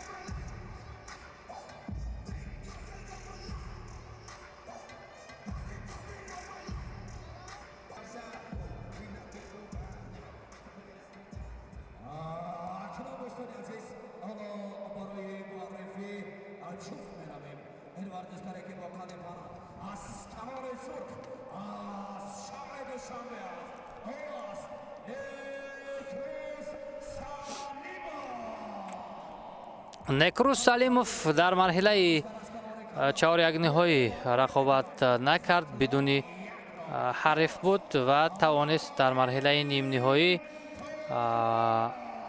абдумалик болтаевро шикаст диҳад ва баъдан ба марҳилаи ниҳоӣ равад.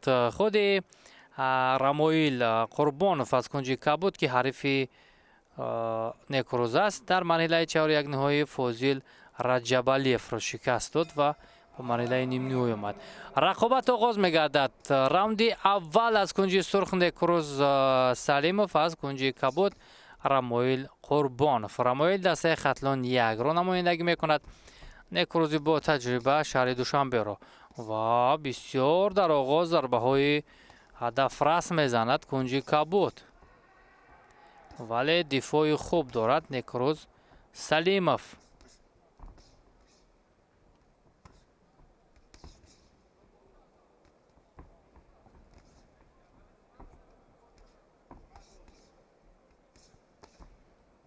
навбат ба навбат дар оғоз ҳарду зарбаҳоро равон мекунанд.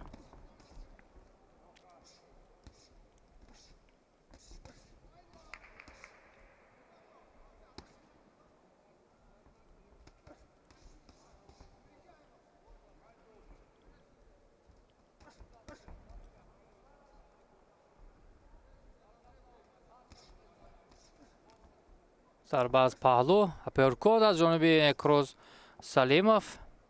фосила хеле наздик аст. бибинем ҳарду ҳам аз фосилаи наздик ҳунарнамоиро идома дода истоданд.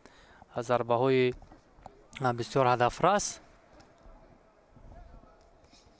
аз фосилаи наздик мушкилтар аст зарба задан.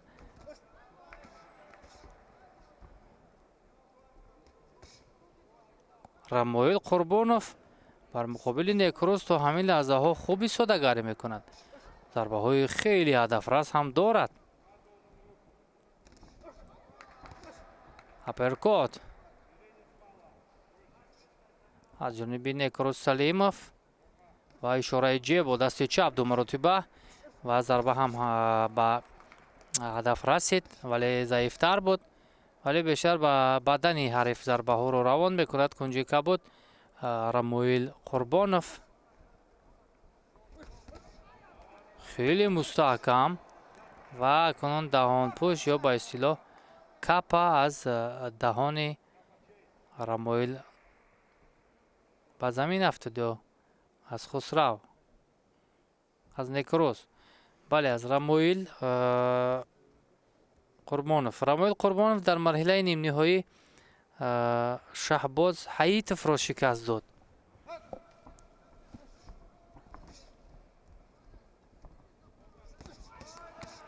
ду маротиба аз паҳлӯҳо зарбаҳои хеле мустаҳкам аз ҷониби Рамоил бар сару рӯи ҳариф зада мешавад.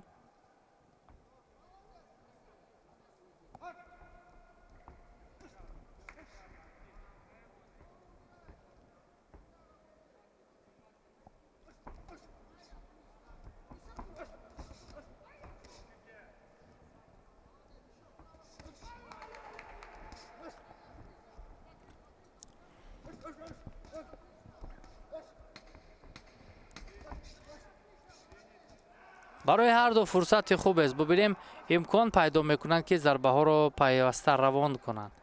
дар раунди аввал ба анҷом мерасад.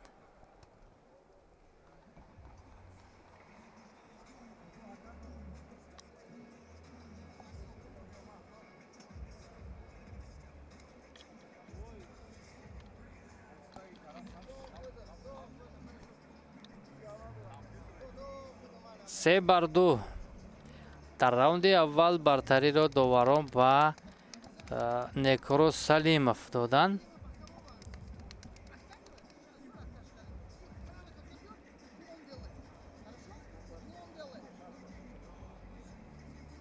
ҳоло ду раунди дигар дар пеш аст. Рамоил Қурбонов метавонад ки натиҷаро дигар кунад, тағйир диҳад.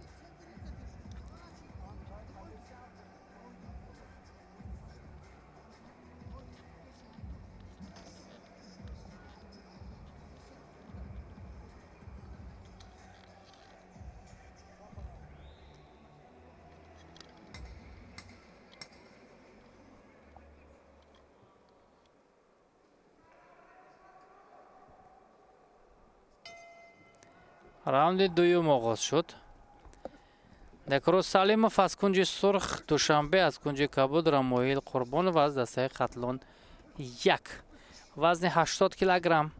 мубориза барои ба даст овардани медали тиллои чемпионати Тоҷикистон ва зарбаҳо пай ҳам равона мегардад. ҷеб ва аз паҳлӯ ҳам зарбаи кунҷи кабудро мо дидем. ҳоло акнун Некрус ба дифоъ мегузарад аз кунҷи сурх. вале аз фосилаи наздик зарбаҳои кӯтоҳ равона мешаванд ба сари рӯи ҳариф. аз ҷониби Рамоил Қурбонов ҳолати клинч ба миён меояд.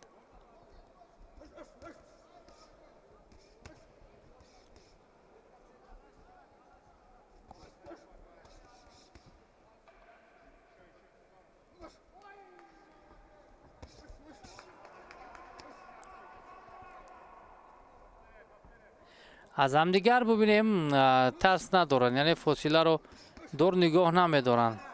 пайваста зарба мезананд ҳарду ва сари худро бояд балон бардорад. кунҷи кабуд ва кунҷи сурх бояд фишор наёрад, сари ҳарфро зер накунад. ду маротиба зарбаҳои канорӣ аз ҷониби Некрус ва боз ҳолати часпиш ба миён омад.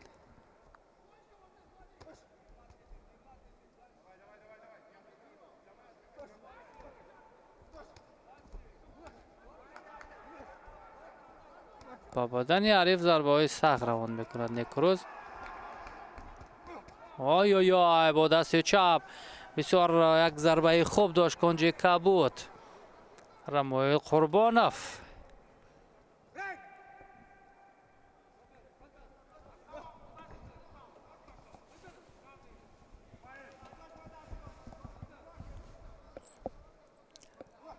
техникаи хуб доштан албатта бисёр муҳим аст дар ҳамин ҳолатҳо.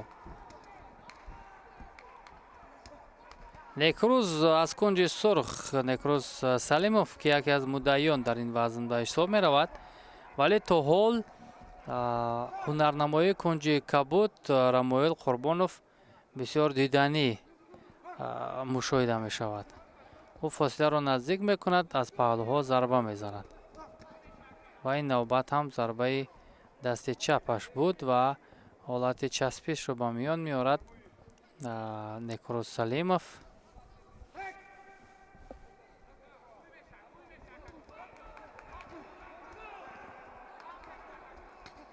ва зарбаҳо пайҳам дар сонияҳои поёнӣ раунди дуюм равона карда мешавад ва раунди дуюм ҳам ба анҷом расид.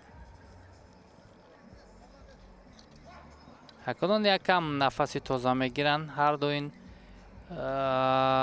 мушзанҳо ва аз мураббиён тавсияҳои даркориро ҳам мегиранд. дар умум аз дастаҳои хатлон 1, хатлон 2, вилояти Суғд, шаҳрнои тобаи ҷумҳурӣ, шаҳри Душанбе беҳтарин варзишгарон дар чемпионати имсола ширкат карданд. дар умум гуфтем 131 нафарро дар бар мегирифт шумораи иштирокчиён ки дар ин миён 19 бону ҳам ҳунару маҳорати худро нишон доданд.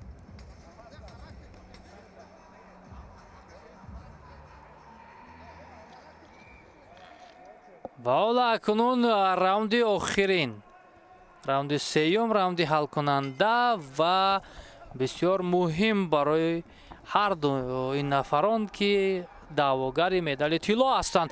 Чӣ гуна фишорро дар оғози раунд ба миён меорад? Кунҷи кабуд зарбаҳо пайваста равона мешаванд аз ҷониби Рамоил Қурбонов. Некрузро дар фишор меорад, аммо бештар сари худро хам мекунад. Кунҷи кабуд ки ин каме хавф ҳам дорад.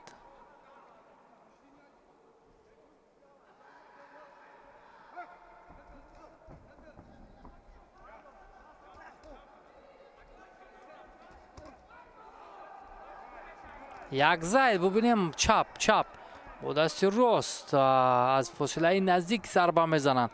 як зарба ба бадани ҳариф равона мешавад аз ҷониби Некруз Салимов.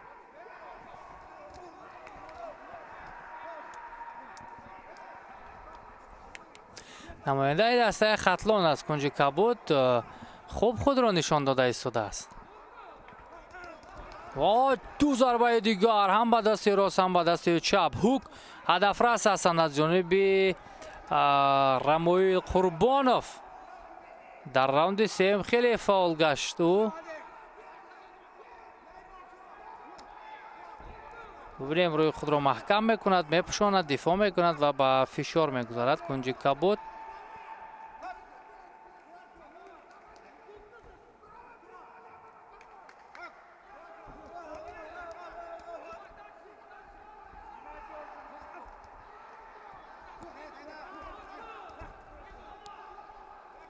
ҳолати клинч ба миён меояд.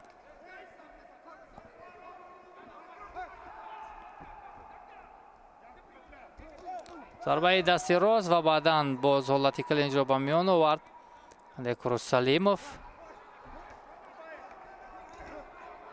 аммо то бо охир бубинем ҳамону фишорро идома медиҳад.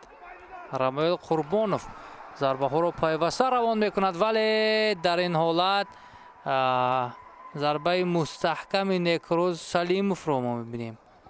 аперкорди бисёр мустаҳкам дошт Кунҷи сурх.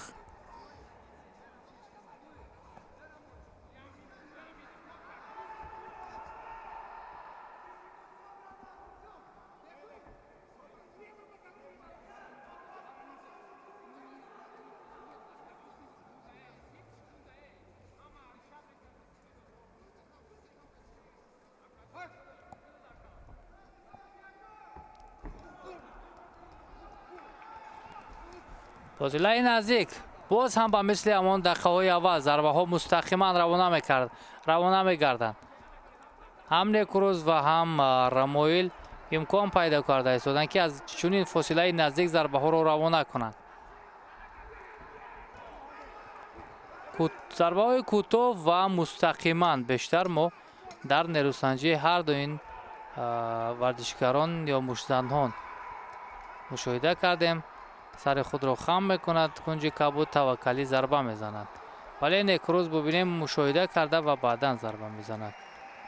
раунди сеюм ҳаминҷо ба анҷом мерасад. бисёр рақобати ҷолиб ва диданӣ буд. Некруз Салимов чеҳраи асосӣ дар ин вазн каме мушкилӣ кашид бар муқобили Рамоил Қурбонов.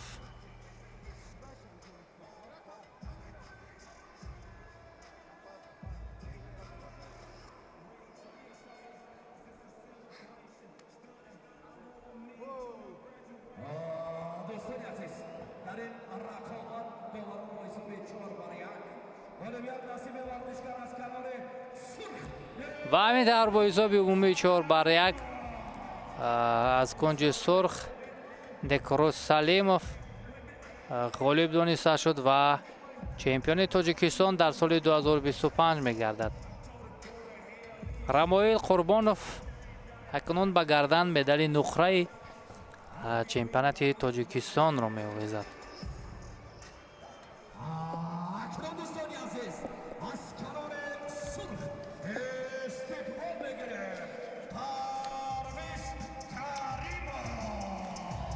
вазни 86 килограмм Парвиз Каримов ба майдон меояд аз Кунҷи сурх, намояндаи шаҳри Душанбе.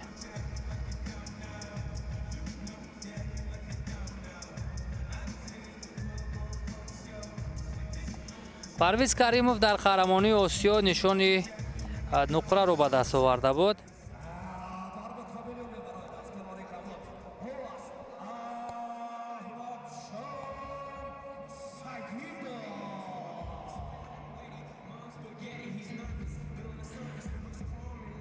احمدجان سعیدов برنده نشان برنجی جام جهان میانی نورسان از کنج کبود او نیز دوشنبه رو نمایندگی میکند. بر مقابل همدیگر نرو میسنجند.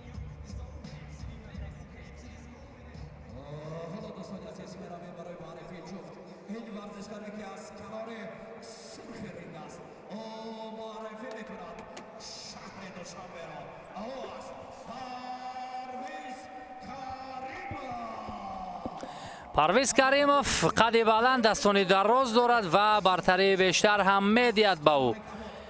از کنج کبود این احمدجان سعیدов. احمدجان سعیدов در رقابت‌ها را از مرحله نیم نهایی شروع کرد بر مقابل شهریار صالحیف. شهریار صالحیف را شکست داد احمدجان و به مرحله نهایی برآمد. پرویز کریموف باشد با شکست دادن رسلان فدورین راهش را به مرحله نیمه‌نهایی برد و مبارزه برای به دست آوردن مدال طلایی وزن 86 کیلوگرم در قهرمانی تاجیکستان آغاز می‌گردد.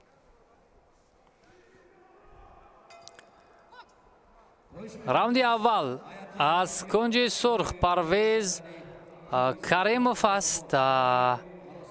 دارنده نشانی نقره چمپیونات آسیا از کنج کبود احمدجان سعیدов برنده نشانی برنجی جام جهان میانی نورسان. و در حال هر دو به فشار میگذارند. هنوز از دقیقه های اول دو مرتبه برای خود ضربه ها را رها میکند. کنج سرخ پرویز کریموف، ولی دو مرتبه دیگر ضربه مستقیم از جانب خود پرویز برای حریف زده می شود. اکنون اینها بسیار هنری شایسته نشان داده ایستادند.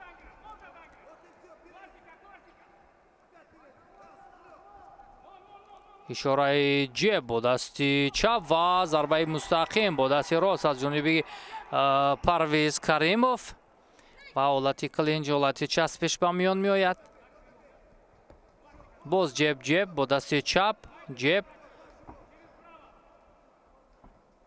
اشاره میکند پرویز و یک بار با دست راست ضربه های قوی را روانه می سازد او. اما دو مرتبه دیگر این نوبت توانست از کنج سرخ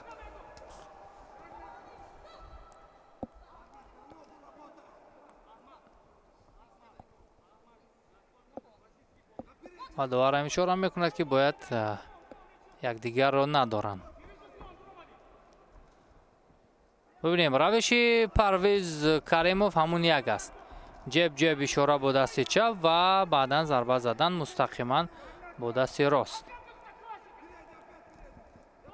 احمدجان سعیدov هم یک ضربه های کوتاه را روان میکند، ولی از فاصله دور انا همین گونه ضربه های پرویز کریموف با او کمک میکند.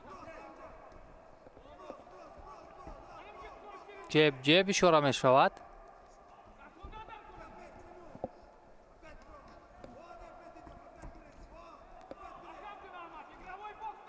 و باز دو مرتبه دیگر ضربه ها را مستقیما برای حریف میزند احمدجان سعیدov. حالت کلینج به میان آمد.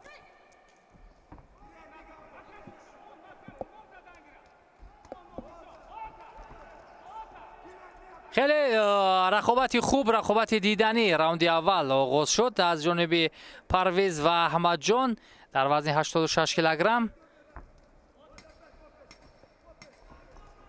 ضربه دست چپ از کنار از جانب کنج کبود هدف رس است و ضربه مستقیم دست چپ پرویز هم اینجا به هدف می رسد. راوند اول به انجام رسید.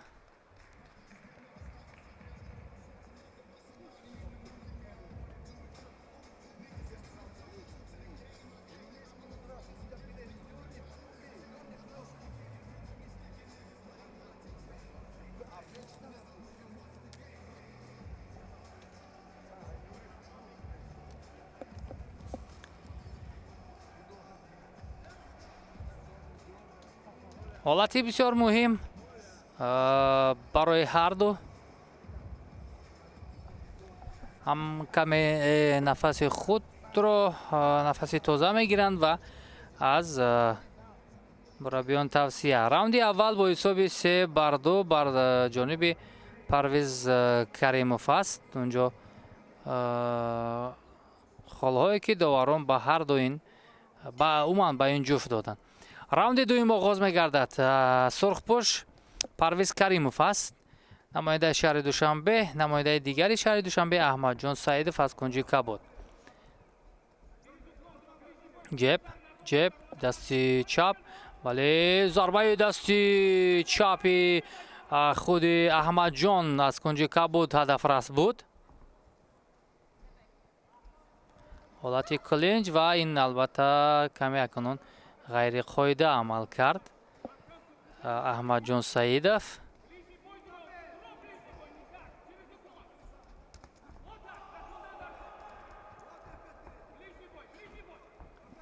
ва бо дастони дароз пайваста зарба мезанад Парвиз Саидов.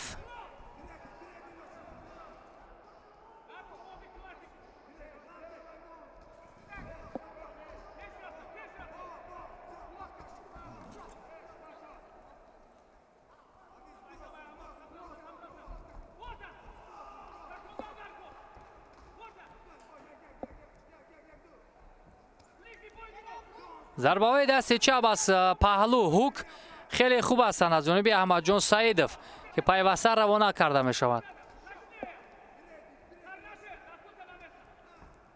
дасти чап, ҷеб ва ишора ба чӣ? ишора ба зарбаи мустақим дорад Парвиз Каримов.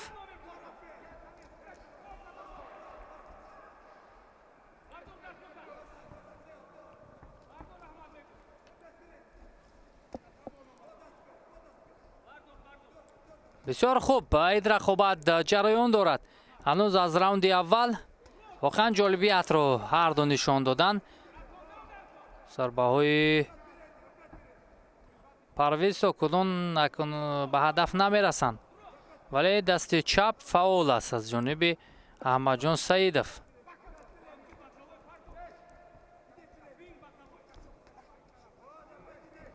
агар фосилаи наздиктар равад кунҷи Кабуд Аҳмадҷон Саидов имкон барояш хубтар пайдо мешавад, вале дастони дарози ду маротибаи дигар дасти чапи Аҳмадҷон Саидов ба нишон расид, ба ҳадаф расид. ба як лаҳза ҳолати клинчам ба миён омад.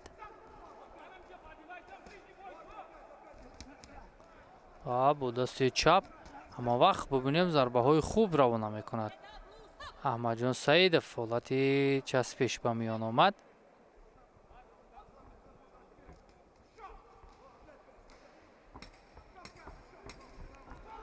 ва натавонист зарбаи мустақими худро ба нишон расонад кунҷи Кабуд.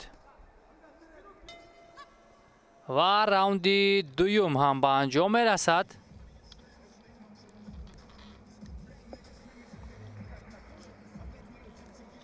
акнун як раунди дигар боқӣ монд, раунди ҳалкунанда.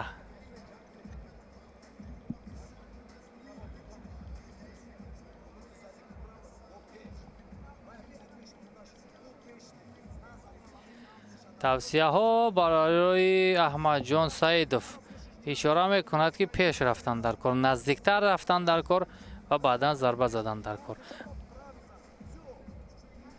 албатта дастони Парвиз Каримов ки дароз аст, барои Аҳмадҷон Саидов зарур аст ки наздик равад, пештар равад ва зарбаҳои кӯтоҳро равон кунад. ҳоло натиҷа қариб ки 1-0 аст. хуб, раунди сеюм оғоз мегардад, раунди ҳалкунанда. Парвиз Каримов сурхпӯш аст, Аҳмадҷон Саидов бо либосҳои Кабуд, дастпӯши Кабуд, ҳарду аз дастаи шаҳри Душанбе ҳастанд. ва дасти чапи Парвиз мустақиман ҳадафрас буд. ва боз дасти чапи Аҳмадҷон хеле фаъол аст кунҷи Кабуд. هر دو هم به ایست ضربه ها رو روان میکنن بدون دفاع کم است ولی ضربه ها ببینیم روانه میگردد و با دست چپ یک مرتبه دیگر و باز دو مرتبه دیگر ضربه های پرویز رو میبینیم از کنج سرخ حریف رو فشار میارد و این کمی اکنون غیر قاعده عمل کرد. سر خود را باید بالا کند احمد جان سعیدов. جب با دست چپ از جانب پرویز و حالت کلینچ هم باز به میان میآید.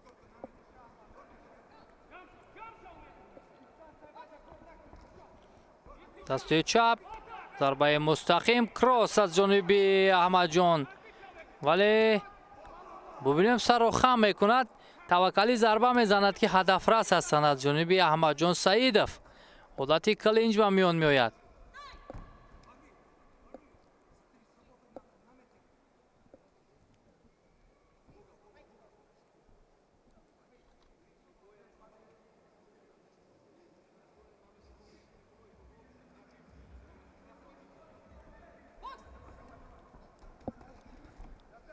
زود ضربه های پای هم مستقیما روانه می شود. بیشتر از کنارها به هجوم می گذارد احمد جان سعیدов از کنج کبود.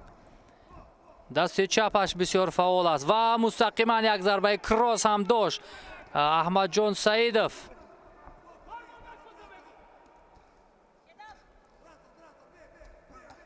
و اکنون پرویز موقع پیدا کرد.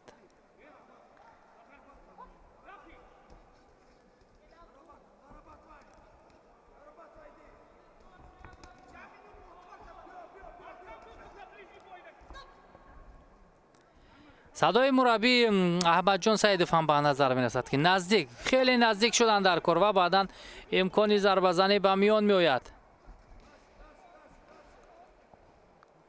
حالت چسبش به میان آمد. ضربه های مستقیما پرویز ولی دفاع می کند احمد جان سعیدov.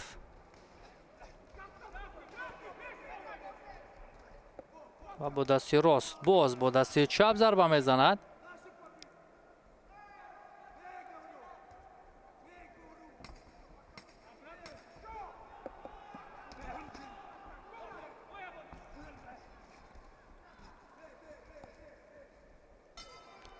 راوند سیوم هم به انجام رسید. راوند حل کننده و ما اکنون قرار نهایی داوران رو انتظار میشویم.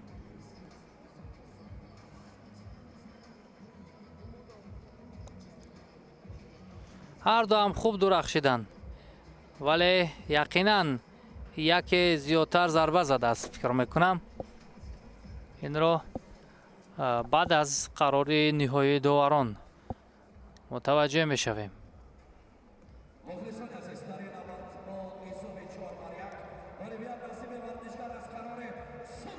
و پرویز کریموف از کنار سرخ با حساب 4-1 پیروزی رو به دست آورد و چمپیون تاجیکستان در وزن 86 کیلوگرم گردید.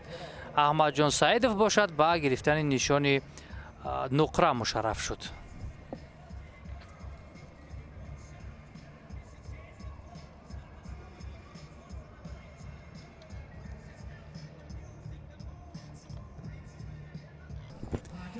اکنون توجه میکنیم با وزن تا 92 کیلوگرم برای به دست آوردن مدال طلای قهرمانی تاجیکستان در میان اکنون سنگین وزن ها بعد از چند لحظه رقابت آغاز میگردد. توجه میکنیم با کنج سرخ نوروز جعفایف نماینده ولایت سوخت اندر میدان میشود. یکی از چهره هایی که بیشتر در مسابقات داخلی خود را به طور ارزنده نشان میدهد. نوروز جعفایف از کنج سرخ.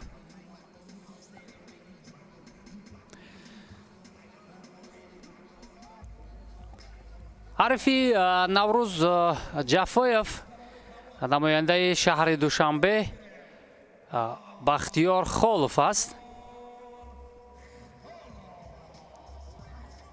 بختیار خالف رو استقبال میگیریم اکنون، چون میدونیم در میان سنگین وزن ها ҳарчанд суръати баланд ҳам рақобатҳо касб накунанд, вале бисёр ҳам зарбаҳои қавиву мустаҳкамро мо мебинем ки интизориҳо аз ин рақобат ҳам чунин хоҳад шуд.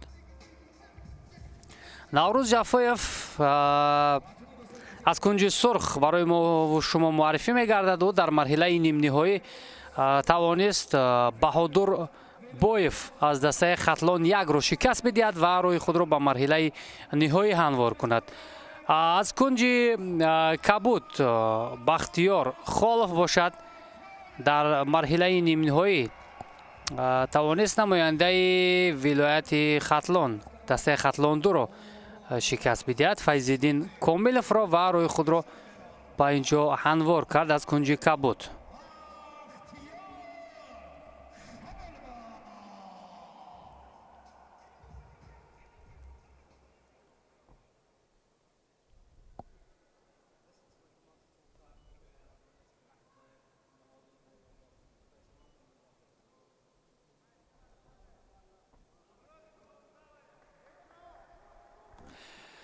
خب همه چی آماده است. اکنون دوستان عزیز رقابت هم بعد از چند لحظه شروع می‌گردد.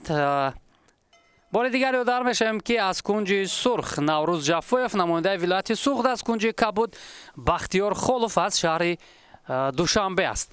اکنون در آغاز رقابت چون می‌بینیم با دست راست دو مرتبه حرکت‌های بختیار خولوف از کنج کبود، ولی تجربه نوروز جعفویف بیشتر است. او رقابت را میتواند که به خوبی زیر نظارت گیرد، ولی دو مرتبه جیب حرکت کردن بختیار خولوف با دست راست اشاره میکند و ضربه های مستحکم را هم با دست چپ روان میکند. نماینده شهر دوشنبه از کنج کبود موقع گیری بختیار خولوف، ولی دو مرتبه دیگر ضربه را هم برای خود سر میدهد. نوروز جعفویف در آغاز رقابت جیب با دست راست اشاره کردنی، اما از پهلو بسیار یک هوک مستحکم روان میکند نوروز جعفویف برای حریف. همین ضربه هایی که از پهلو روانه گردیده جعفویف که در رقابت قبلی هم در مرحله نیم نهایی اساس شده بود، حریفان را سرنگون میسازد. دو مرتبه دیگر هم با بدن حریف هم با روی حریف ضربه ها را روان کرده ایستاده است نوروز جعفویف. و داور هم اشاره میکند که در پشت سر ضربه زدن ممنوع است. با بدن حریف ضربه های روان کرده بختیار خولوف رو میبینیم. ببینیم دفاع کمتر است از جانب نوروز جعفویف. او پورا توجهش را به اجرای ضربه ها روان کرده است و دفاع نمی کند ضربه های زده بختیار خولوف را.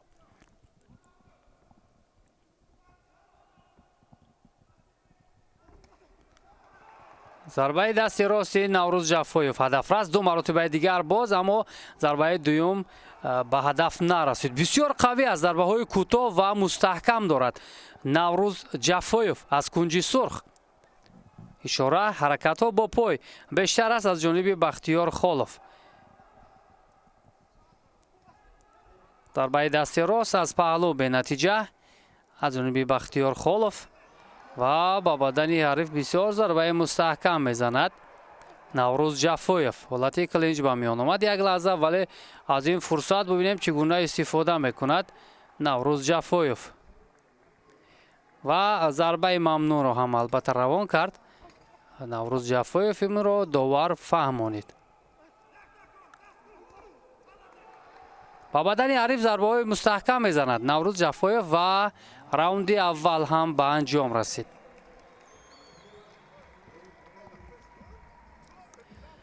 در راوند اول چون میبینیم برتری بیشتر به کنج کبود است. بختیار خولوف 4-1. داوران در راوند اول برتری را محض به بختیار خولوف دادن. همین مجدانی که در اکران های ما و شما است از دسته دوشنبه.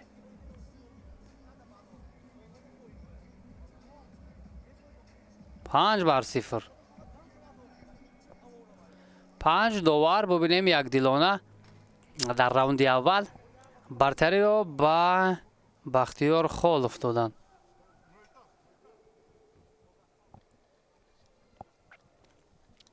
خب راوند دوم آغاز می‌گردد. از کنج سرخ نوروز جفایوف ولایت سوق را نمایندگی میکند. از کنج کبود مجزن شهر دوشنبه بختیار خالف است. آغاز رقابت اکنون باز شدیدتر می شود چون در راوند اول نوروز جفایوف از حریف خفا ماند.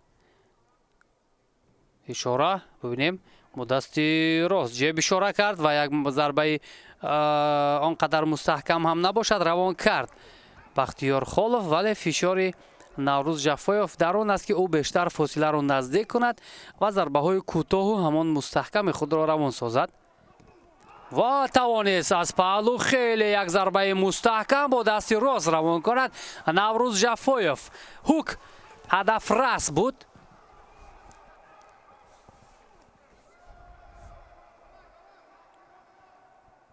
ما قبلا هم اشاره کردیم که همان ضربه های هوک یا از پهلو روان کرده نوروز جفایوف بسیار قوی هستند و حالا همین چیز را هم او اثبات کرد.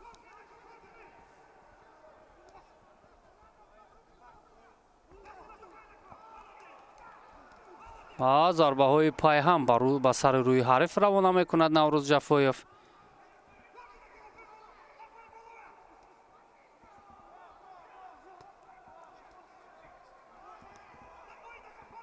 فاولتر می شود. بختیار خالف به این ضربه می زند.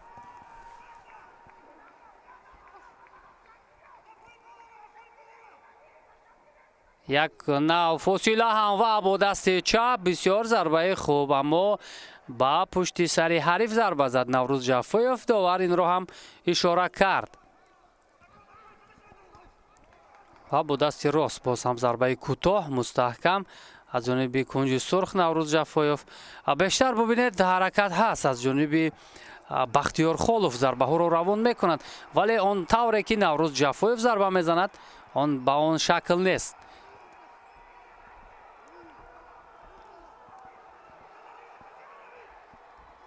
ضربه کراس مستقیم با فشار بدن از جانب نوروز جفایوف با دست راست پر به هدف رسید.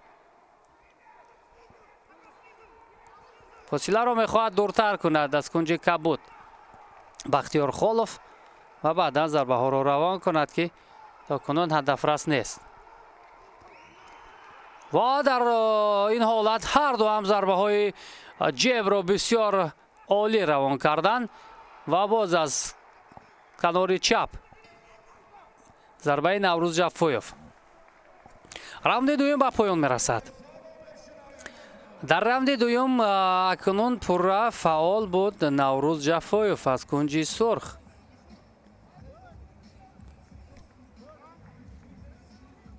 و حالا یک نفس تازه میگیرن هر دو و ببینیم پورا توصیه های مربیان به چی روانه بشود.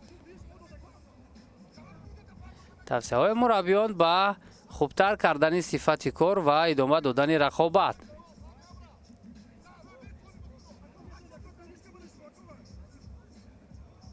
البته بسیار مهم است مخصوصا برای مربیان که در چنین مسابقات که چمپیونات تاجیکستان مسابقات اولین درجه در داخل کشور به حساب می رود، برای مربیان هم بسیار مهم است تا دستپرورانشان صدرنشین باشند و راه یابند به مسابقات سطح بین المللی. زیرا چون میدونیم سالهای اخیر در رشته بوکس ما خیلی موفقیم، مخصوصا سفربری زیاد است. خب راوند سوم، راوند حل کننده برای هر دو خیلی مهم است، چون در راوند اول بختیار خالف پیش صف بود، در راوند دوم نوروز جفایوف. اکنون راوند سوم تقدیر رقابت را حل میکند. ضربه ها خیلی زیاد، هدف رس و فعالی باید زیادتر باشد. نوروز جفایوف از کنج سرخ، از کنج کبود بختیار خالف خیلی فشار аз ҷониби наврӯз ҷафоев ҳарифро хеле ба танг меорад, ҳолати клинч ба миён омад, фосиларо наздиктар мекунад ва баъдан зарбаҳои ҳамон кӯтоҳи худро равона месозад. наврӯз ҷафоев зарбаҳои ҳук бештар ҳастанд аз ҷониби наврӯз ва акнун бисёр хатарнок наздик буд ки ҳарифро ба ҳолати нокаут биёрад ё нокдаун. зарбаи дасти чапи наврӯз ҷафоев мустақиман ба рӯи ҳариф зад ва якам ҳарифро ҳам ба хафо бурд. ва бубинем чӣ гуна фаъол мешавад ва ҳолати нокдаун ба миён меояд. довар инро ҳам сонияшуморӣ мекунад ва ишора мешавад ки хуб аст, Бахтиёр Холов метавонад ки рақобатро идома диҳад ва ба пушти сари ҳариф зарба зад. инҷо наврӯз ҷафоев ки ин ғайриқоида аст. бубинем дифоъ ва зарбаи дасти чап, зарбаи кросс бисёр мустаҳкам ба бадани ҳариф ҳам зарбаро равона мекунад наврӯз ҷафоев ва пурра фишорро бештар мекунад ва боз ҳолати нокдаунро ба миён меорад наврӯз ҷафоев.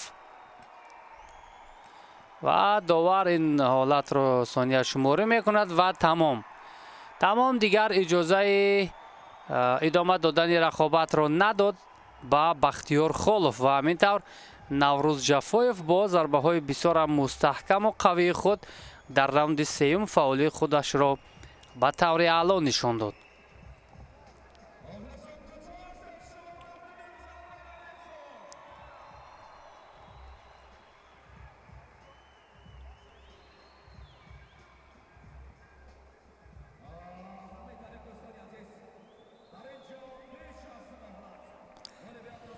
خب اکنون پیش از مهلت اینجا از کنج سرخ نماینده ولایت سوخت نوروز جعفویف توانست حریفش را شکست بدهد و عنوان چمپیونی را در سال 2025 به دست بیاورد. بختیار خالف با گرفتن نشانی نقره مشرف گردید.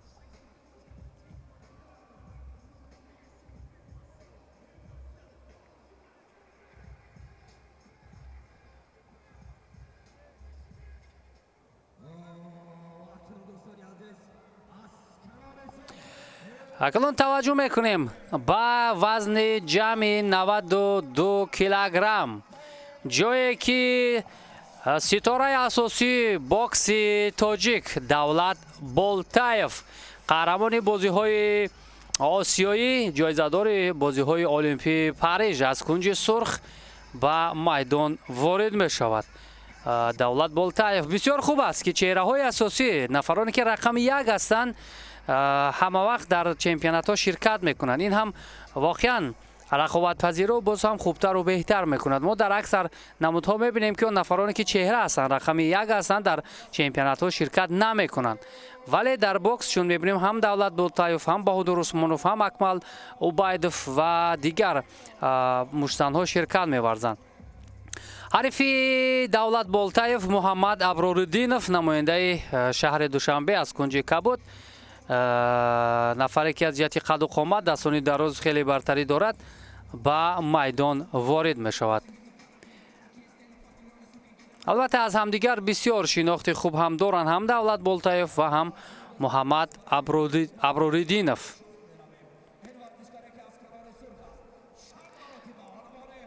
البته دولت بولتاєv قهرمان بسیار کراتای تاجیکستان است. چون ما بالاتر هم اشاره کردیم برنده نشان طلای بازی‌های آسیایی انجام و برنده مدال برنجی بازی‌های المپیک پاریژ و همزمان چندین مسابقات رسمی یا بوکس کسبی را هم پشت سر کرد که نتیجه های بسیار هم خوب را به دست آورد.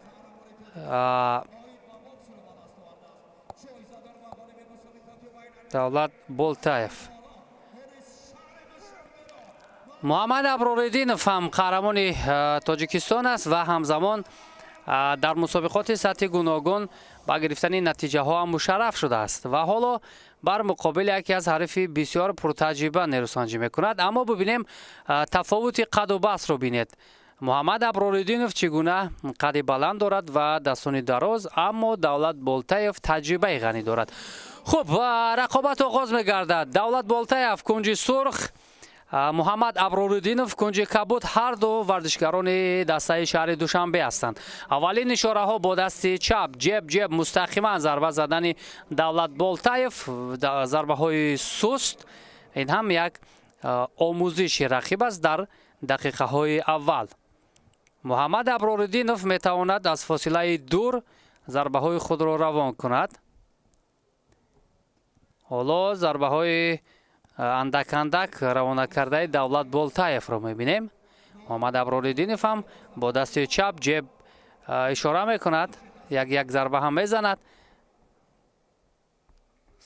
ҳоло ҳар ду ҳам аз фурсатҳо истифода мебаранд, яъне зарбаҳоро равона мекунанд, аммо зарбаҳои қавиву мустаҳкам на. зарбаҳои сусттар ҳастанд. дар оғози рақобат ҳолати клинч ба миён омад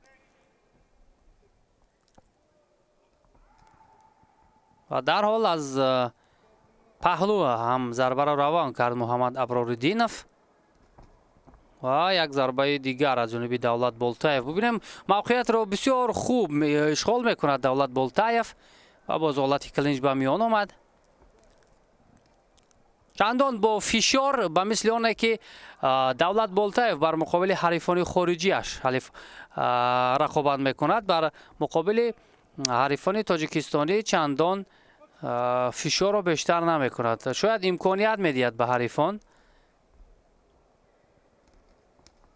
ва як зарбаи дасти чапи муҳаммад аброриддиновро мо дидем. бубинем нағмаҳо ва ишораҳои Давлат Болтаев зиёдтар аст ва ӯ мавқеи мусоидро ҷӯё мешавад то зарбаи мустаҳкам равона кунад. зарбаи мустақим ҷеб ва дифоъ намекунад Давлат Болтаев. умуман дифоъ намекунад, рӯи худро маҳкам намекунад ва пайваста бубинем зарбаҳоро апёркот истифода кард ин лаҳза Болтаев, аммо заифтар буд. акнун ба ҳамон нағмаҳо мегузарад ва доварам ишора мекунад ки сари худро хам накунад ва тоб нахӯрад.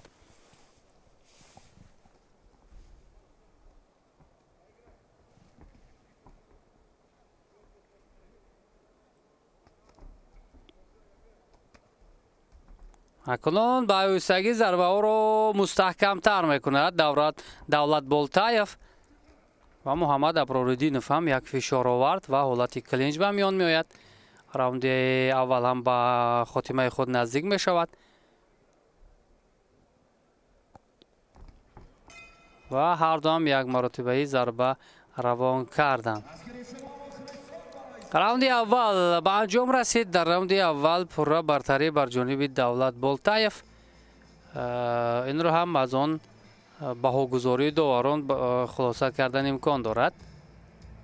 5 довар якдилона бартариро ба Давлат Болтаев медиҳанд.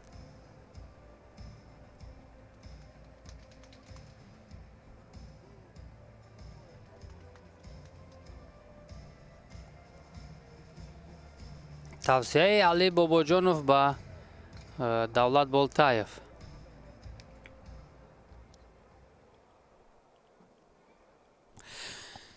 хуб, раунди дуюм шурӯъ мегардад.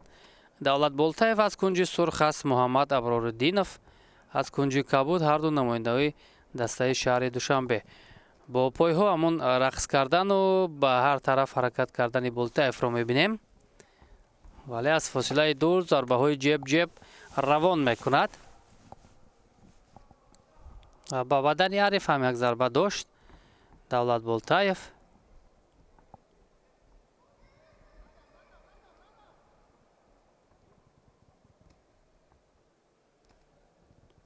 зарбаҳои муҳаммад аброриддинов ҳарчанд равона мегарданд, бенатиҷа аст, ба ҳадаф намерасанд, чун Давлат аз ин ҳолат ба хубӣ дифоъ мекунад. ҳолати клинч ба миён омад. ин сабк албатта хоси муҳаммад аброриддинов аст. бо дилхоҳ рақиб ки ҳунар намоён мекунад, ҳамин ҳолати клинчро бештар ба миён меорад.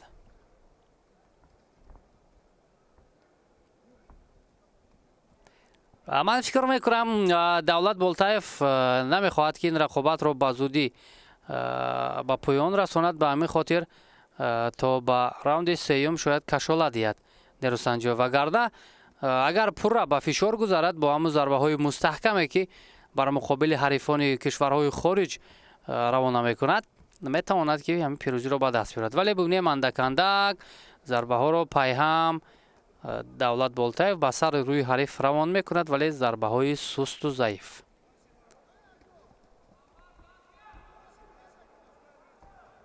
ҷеб аз паҳлӯ аперкоди навбат истифода кард Давлат Болтаев. бубинем аз ба ҳар самт ҳаракат мекунад.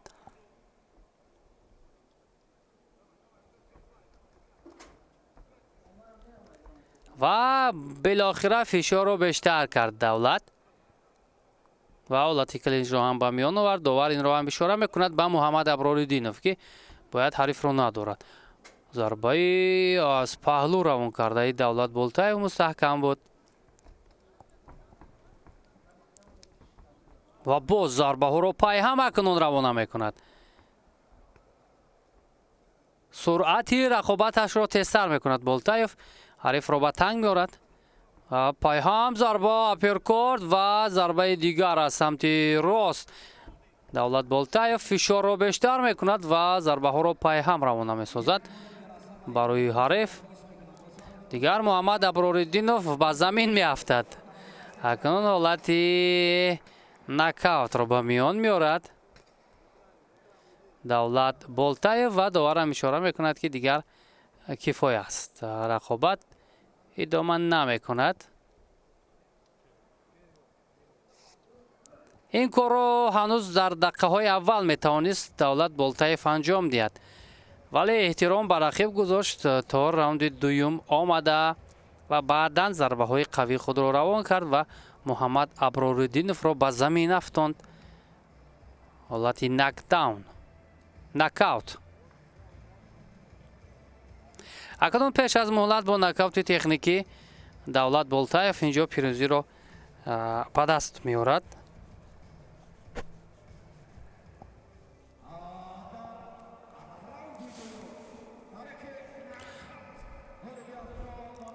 хоб ба ҳамин тавр аз кунҷи сурх намояндаи шаҳри Душанбе Давлат Болтаев бо нокаути техникӣ тавонист Муҳаммад Аброриддиновро шикаст бидиҳад, нишони тиллоро ба даст биёрад ва Муҳаммад Аброриддинов дар ин вазн ба гирифтани медали нуқра мушарраф гардид. дар вазни ҷамъи 92 килограмм. таваҷҷӯҳ мекунем зарбаи дасти рост хеле мустаҳкам буд. хоб акнун таваҷҷӯҳ мекунем ба маросими қадрдонӣ ғолибони ин мусобиқот ки нахуст бо унвон қадршиносӣ мешаванд. нафароне ки ғолиб гардиданд бо 5000 сомонӣ мукофотпулӣ тақдим мешавад. нафароне ки медалҳои тиллоро гирифтанд ва унвони қаҳрамониро ба даст оварданд. ҳунари Миҷгона Самадова хеле шоиста буд ва ӯ ба гирифтани медали тиллои ин вазн мушарраф гардид. дигар бонувон ҳам албатта ҳунари хуб нишон доданд, чун мо қаблан ишора кардем дар маҷмӯъ 19 бону ширкат дошт дар чемпионати Тоҷикистон ки тавонистанд рақобатпазириро ҳам таъмин намоянд. хоб ҳамин қадрдониҳо ки ба ғолибон дар баробари нишонҳои тилло ва ҳамзамон мукофотҳо ки қадрдонӣ мешавад онҳоро хеле рӯҳбаланд мекунад. хуб дӯстони азиз, қаҳрамонии Тоҷикистон буд ки ба нуқтаи ниҳоӣ расид. ман Сорбон Мисаев ин рақобатҳоро барои шумо шарҳу тавзеҳ додам. дӯстдори варзиш бошед, бо шабакаи варзиш бимонед. хайр.